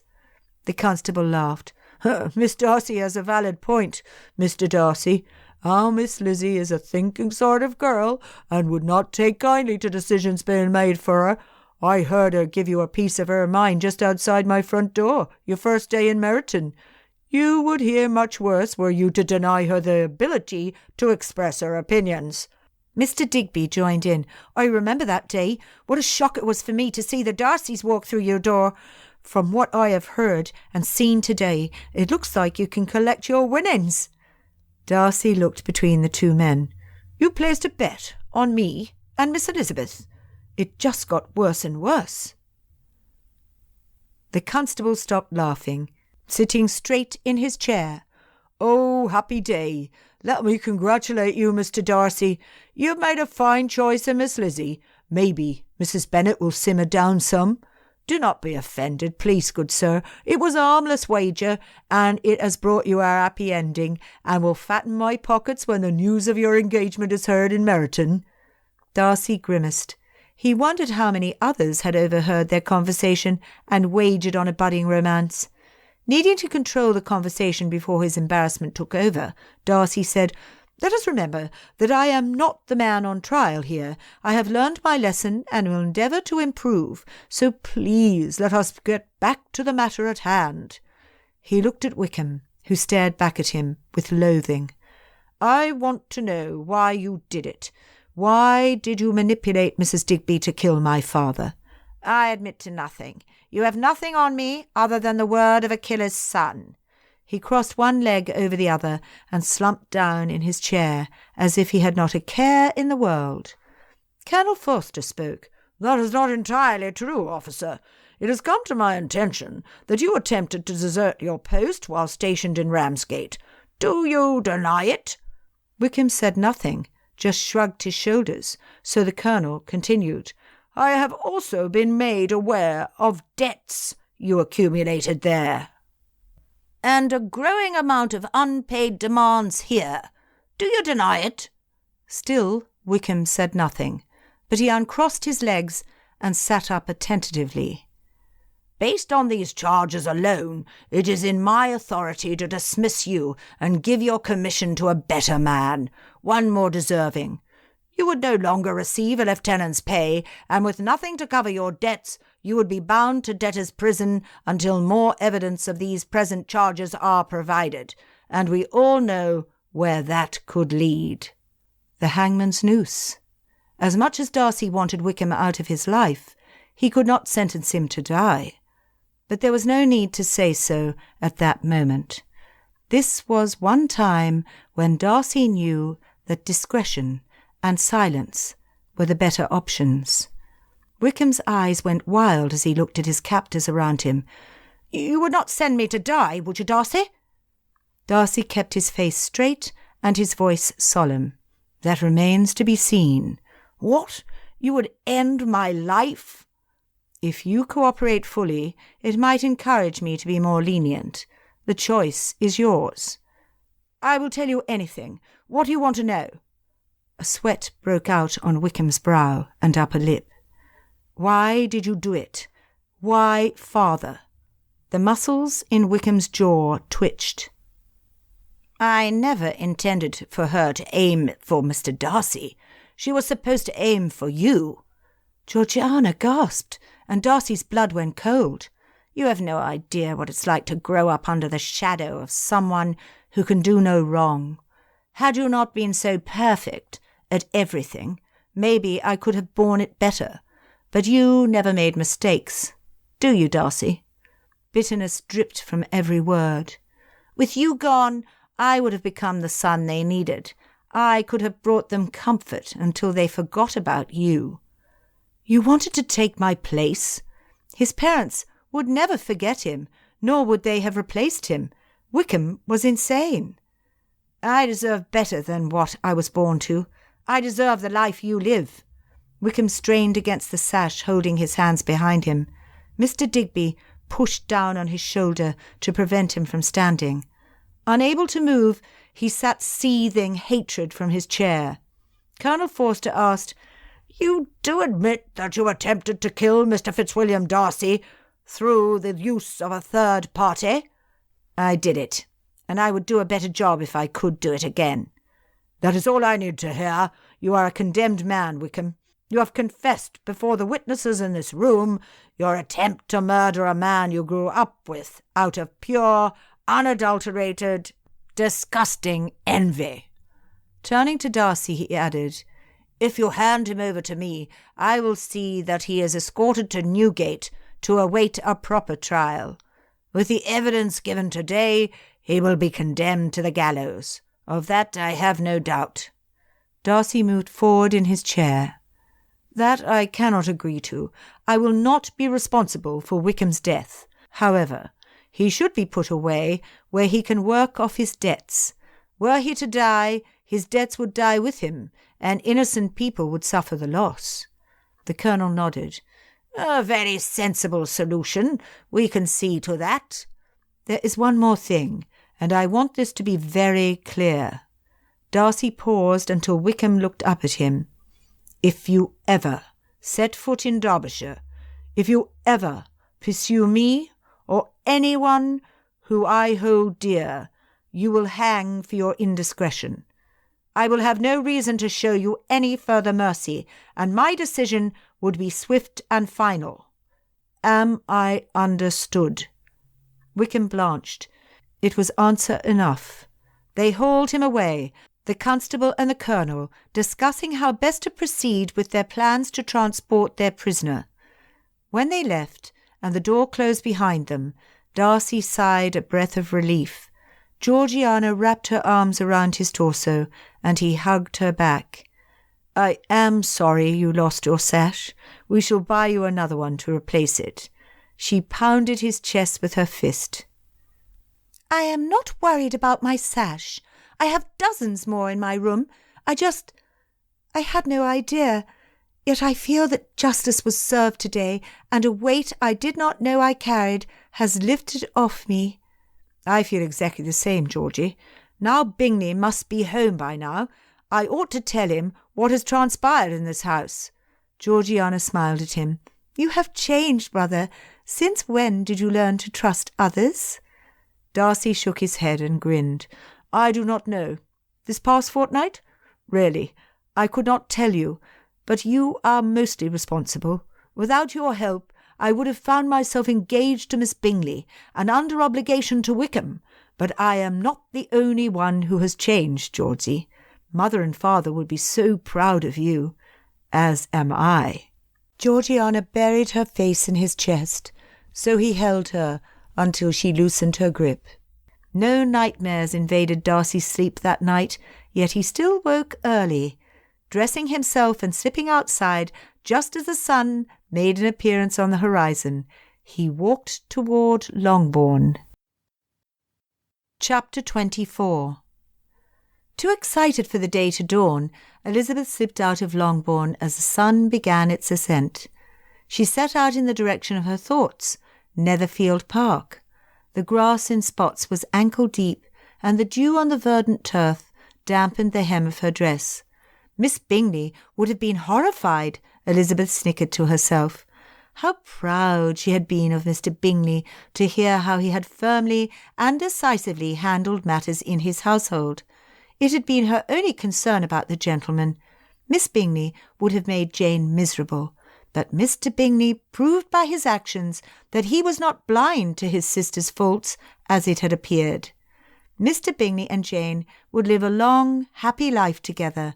Of that Elizabeth was certain. Smiling to herself, Elizabeth closed her eyes and raised her palms up to the sky. She allowed her senses to take over, feeling the caress of the chilly wind weaving through her fingers and ruffling her loose hair. Birds sang, announcing the arrival of a new day, with a melody that touched her heart and lifted it up so that her spirits soared. She sensed him before she saw him. His presence enveloped her with warmth and comfort like a favourite blanket. Slowly, lowering her hands, she placed her palms facing forward and waited, not wanting to open her eyes. He touched her fingertips, laying his bare hands against hers. Such a sensation of weakness overwhelmed her, but with it a strength as soft as velvet, yet as powerful as iron. "Elizabeth," spoke William in his soft baritone. "William," she smiled contentedly and finally opened her eyes. His face was so close to hers, all she had to do was tilt her head back ever so slightly, and their lips would meet. She knew his discretion would prevent him from making advances before they were married, and she decided to make it her life's mission to tempt him as much as possible once she became Mrs. Darcy. She stepped back, shocked at the intensity of her thoughts. William cleared his throat and stepped back too, but he held on to one hand still. "You are dangerous," he said. "And you are the epitome of steadiness. However do you think we will manage?" He smiled. "I do not know, but it will be diverting to figure it out. There is one thing I am certain of. Life with you will never be dull." Turning around her and leaning forward so that they were nearly eye level, he gave her a look which made her knees wobble. "Miss Elizabeth Bennet, I am not very good with words or with speaking the thoughts of my heart. Please, let me tell you in the best way I can how deeply, no, how ardently I love you. I would not part from your side unless you wished it, and even then every heartbeat would beat for you, would long for you." Kneeling down, his hands holding hers, he asked, "Would you do me the honour of becoming my wife?" Elizabeth ran her hands through his curly brown hair and rested them on either side of his face. "I am as much yours as you are mine. Yes, I will marry you." Standing up, he lifted her up with him, and together they spun in the middle of a field, with nothing but birds and insects as eyewitnesses. She was dizzy when he set her down, but it gave her a good excuse to lean against his arm. Laughing in her astonishment, she said, "I certainly did not expect that from you. What a pleasant surprise!" "The first of many to come, I hope." He straightened up and tensed. "Still, the sooner I speak to Mr. Bennet, the better. I have become a firm believer in short engagements." "Since when?" "Since right now." "Then by all means, let us return to Longbourn. Father will be in his study at this hour, and you can speak to him without interference." Mother would not wake for a few more hours. "He will not think me too forward." Morning calls were exclusive to the closest of friends and family.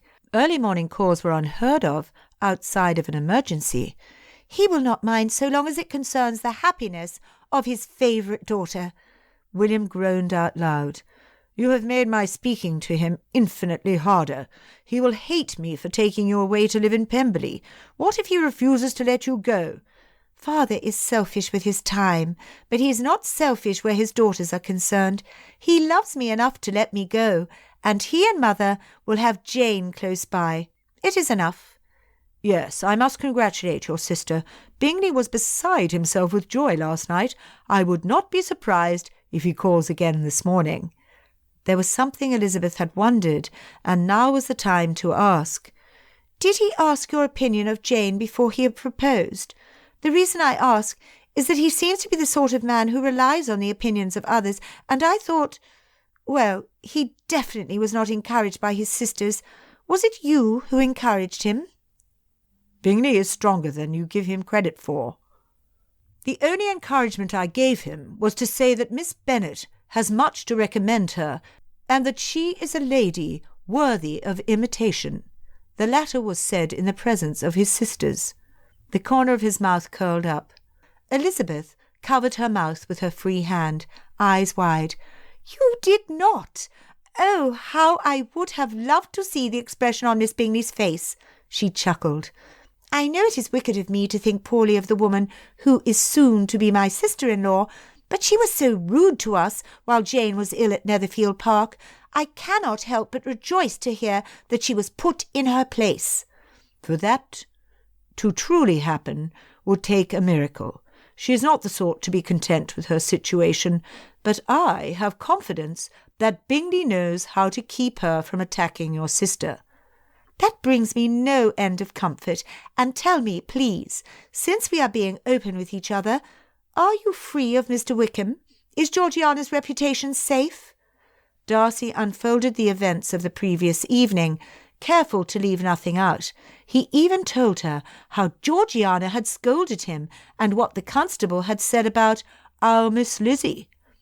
"You are well liked by the villagers," he commented. "I have lived here my whole life. Do you think the people at Pemberley will take to me?" The thought of running such an immense household intimidated her, though she knew she would rise to the challenge. She loved a good challenge. Perhaps that was what drew her to Fitzwilliam Darcy at first. There was nothing simple about him. "They will love you." The soft grass led them to a wider dirt path, which they followed to the front door at Longbourn. Elizabeth left William in the sitting-room while she entered father's study.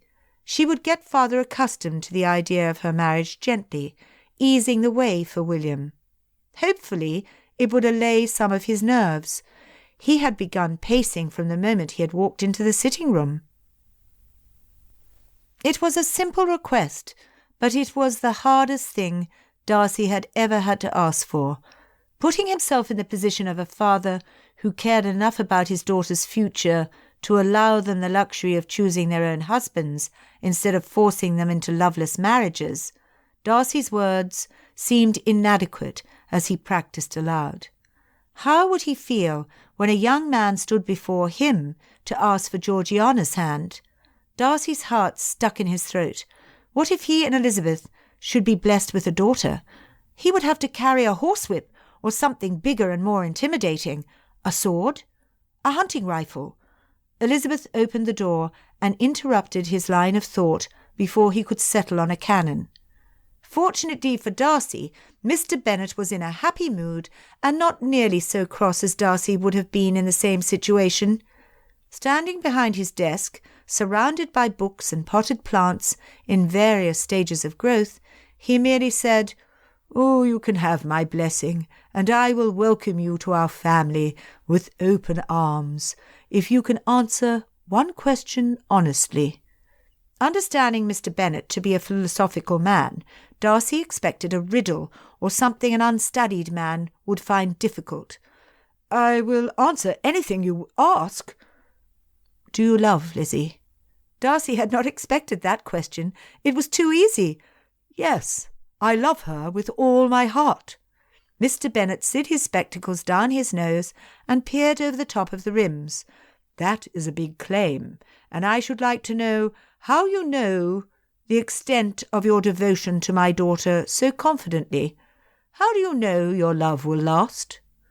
That was a more difficult question, but one Darcy had asked himself many times since meeting Elizabeth. I believe in the kind of love that grows over time, the kind of love that becomes so profound between a man and a woman that it becomes impossible to separate one from the other.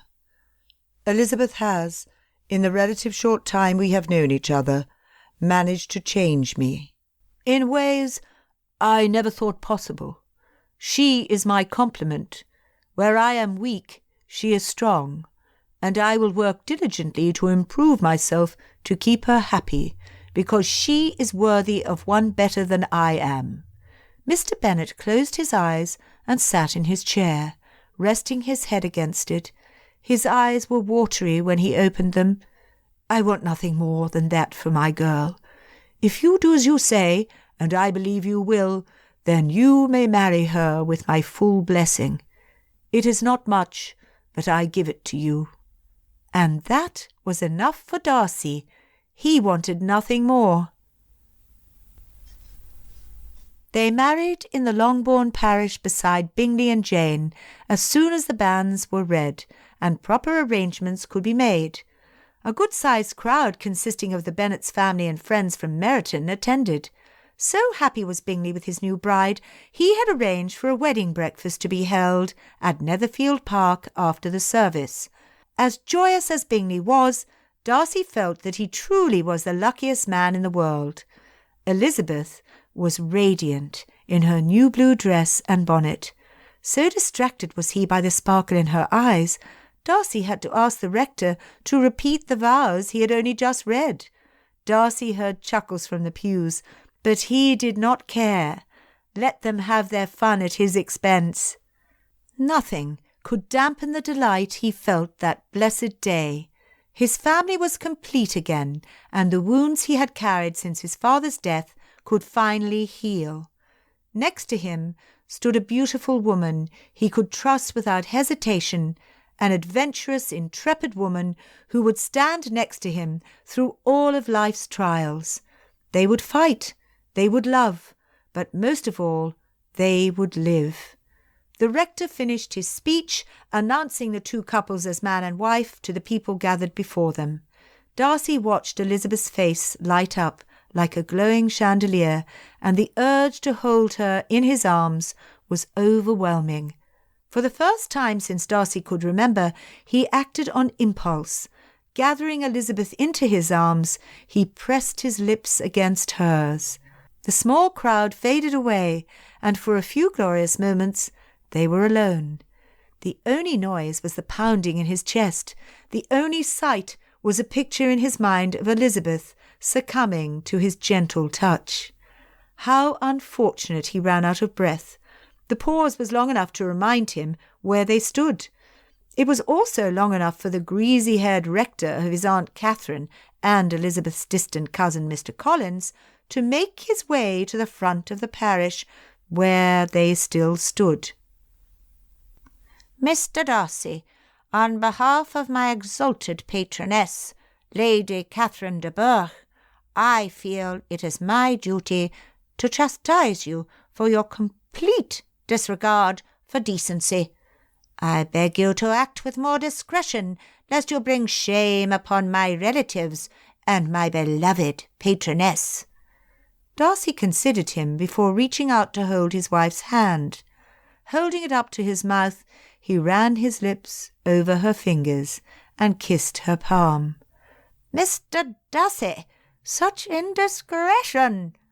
Moving past the disapproving man to join the others on their way to Netherfield Park, with his wife's hand firmly tucked in his arm, Darcy said, "Discretion be hanged." Epilogue. Pemberley, 1 year later. Darcy heard his bedchamber door open and something drag itself across the carpet. He cracked his eyelids open. Daylight lit up the edges of the closed curtains. Another glorious night of rest, and he could think of no better way to wake up. Giles would be standing in the doorway, discreetly keeping his distance, knowing that Mrs. Darcy was in the room. Since baby Thomas had learned to crawl, this had been Giles' preferred method of getting his master out of bed. When Darcy had asked him about it, Giles had shrugged and said, "In the words of your father, It's better than poking you with a stick, sir." Elizabeth untangled her legs from Darcy and rose to put on a robe. "Thank you, Giles. You may come in." Darcy knelt down on the soft carpet, encouraging his son. Walking around the crawling baby, Giles opened the curtains to let the sunshine in. Darcy crawled forward and scooped up the tiny boy who had advanced part way across the large rug. He loved to wake in the early morning and disturb his parents' restful slumber. Not that Darcy minded too much. Plopping a kiss on Thomas's chubby cheek, he cradled his son in his arms and spun in the centre of the room until Thomas giggled, showing the dimples in his cheeks. "Good morning, my precious one. I trust you slept well." Babble and squeals confirmed that indeed he had slept well. Nurse, the sweet woman mother also called Mrs. Pratt, had changed him into clean clothes, and Giles had flirted with her while stacking blocks, which he had promptly knocked over. Giles liked the new nurse very much, and she seemed to like him back. All of this Darcy interpreted from the gibberish of his son. "How is Mrs. Pratt this morning, Giles?"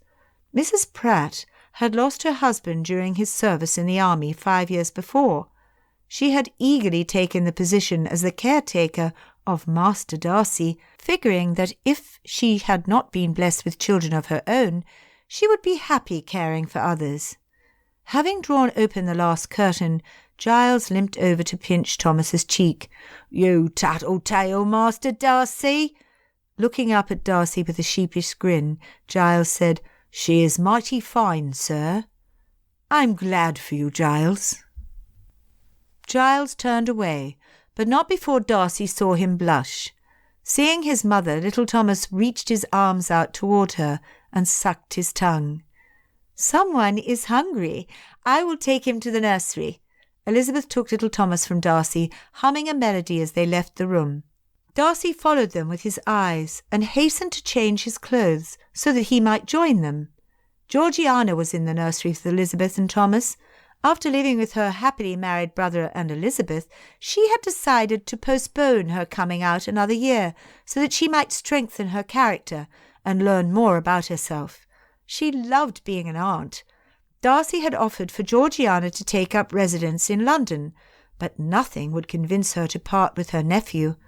The feeling was mutual. Thomas looked at her through his large blue eyes with adoration. "William," Georgiana said, "when can we go to Hertfordshire?" The excited spark in Elizabeth's eyes at the mention of her home was enough for him to decide. "Name the day, and we will go." "I would love to see Jane and her little girl.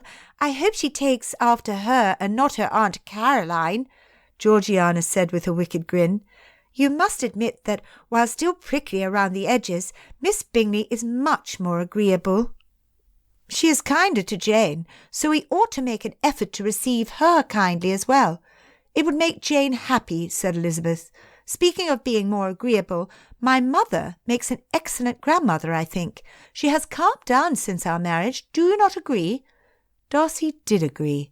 "I will not mind being in her company all winter if you wish it.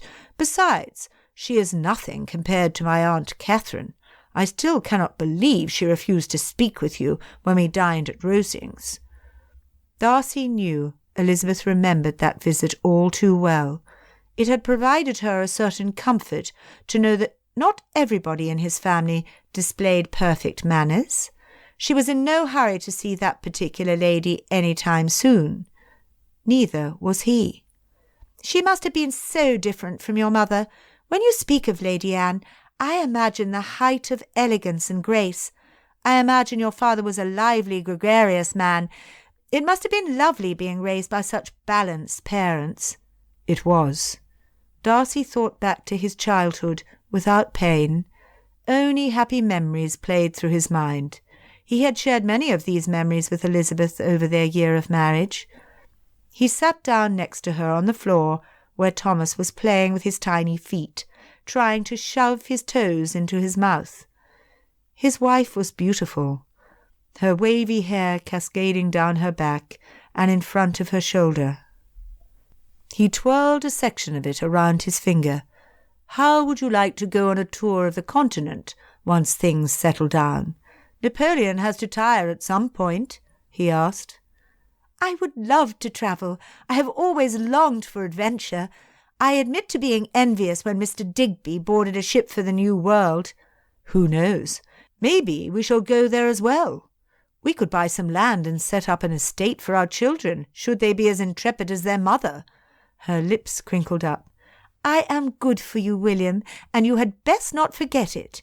Before me, you never would have thought of such a scheme.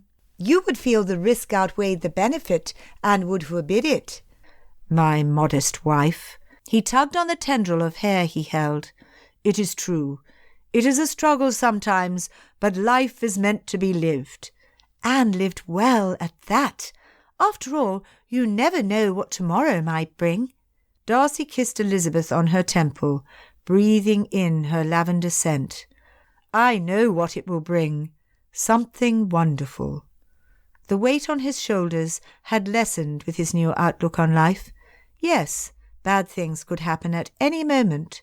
One did the best one could to prevent them, but life's joys and sorrows were intensified and appeased by allowing oneself to be vulnerable with those you loved and trusted. Darcy had learned a thing or two over the past year, and a whole new world opened up to him as he saw it through Elizabeth and Thomas's eyes. This has been Earning Darcy's Trust, a Pride and Prejudice variation, written by Jennifer Joy, narrated by Nano Nagle. Copyright 2015 by Jennifer Joy. Production copyright 2015 by Jennifer Joy. Thank you for listening to Earning Darcy's Trust. I hope you enjoyed it. Earning Darcy's Trust was my third novel, and it was my first crack at writing a mystery, another one of my favorite genres. But where did that idea come from? You see, in Pride and Prejudice, Mr. Darcy writes in his letter to Elizabeth that his father had died 5 years before. Now, how that happened is not said. His letter had enough revelations without going into those painful details. But for a mystery lover like me, I saw possibilities. And you got a Pride and Prejudice variation with a heavy mystery twist. The first of several mysteries, as it turned out. If you've read my Mysteries in Matrimony series or the Meryton Mystery series, then you know what I'm talking about. Earning Darcy's Trust was also my first book where Georgiana plays a more important role in the story. I've always sympathized with her. I'm an only child, and in many ways, Georgiana might have felt like an only child too. I mean, her brother was over a decade older than her and would have been away at school most of the time or away on business for the estate. Add to that the loss of her mother when she was little and then her father when she was still quite young, and you have the perfect recipe for a lonely girl. Now, where would a girl with intense feelings and nobody to talk to about them turn? Well, we know that she turned to George Wickham there for a while, and that turned out terribly. But after that, I gave her a journal. It seemed like a much safer option, at least until it went missing and got into the wrong hands. Now, journaling has always been an important part of my life. My first journal had a picture of a dachshund puppy on it. It was a gift from my grandma. She gave it to me when I was 9 years old. And that's when I got bitten by the writing bug. Now, what would a 9-year-old aspiring author write about? Let's just say that my career in poetry died before it even began, and if Wickham ever found that journal and held it for ransom, he would be more than welcome to all of the terrible limericks that it contains. If you enjoy my audiobooks, then I hope you like this video, and please subscribe to my channel so you don't miss any new videos. Did you have a favorite scene? I would love to hear about it in the comments, so please write that below. Until the next audiobook, bye!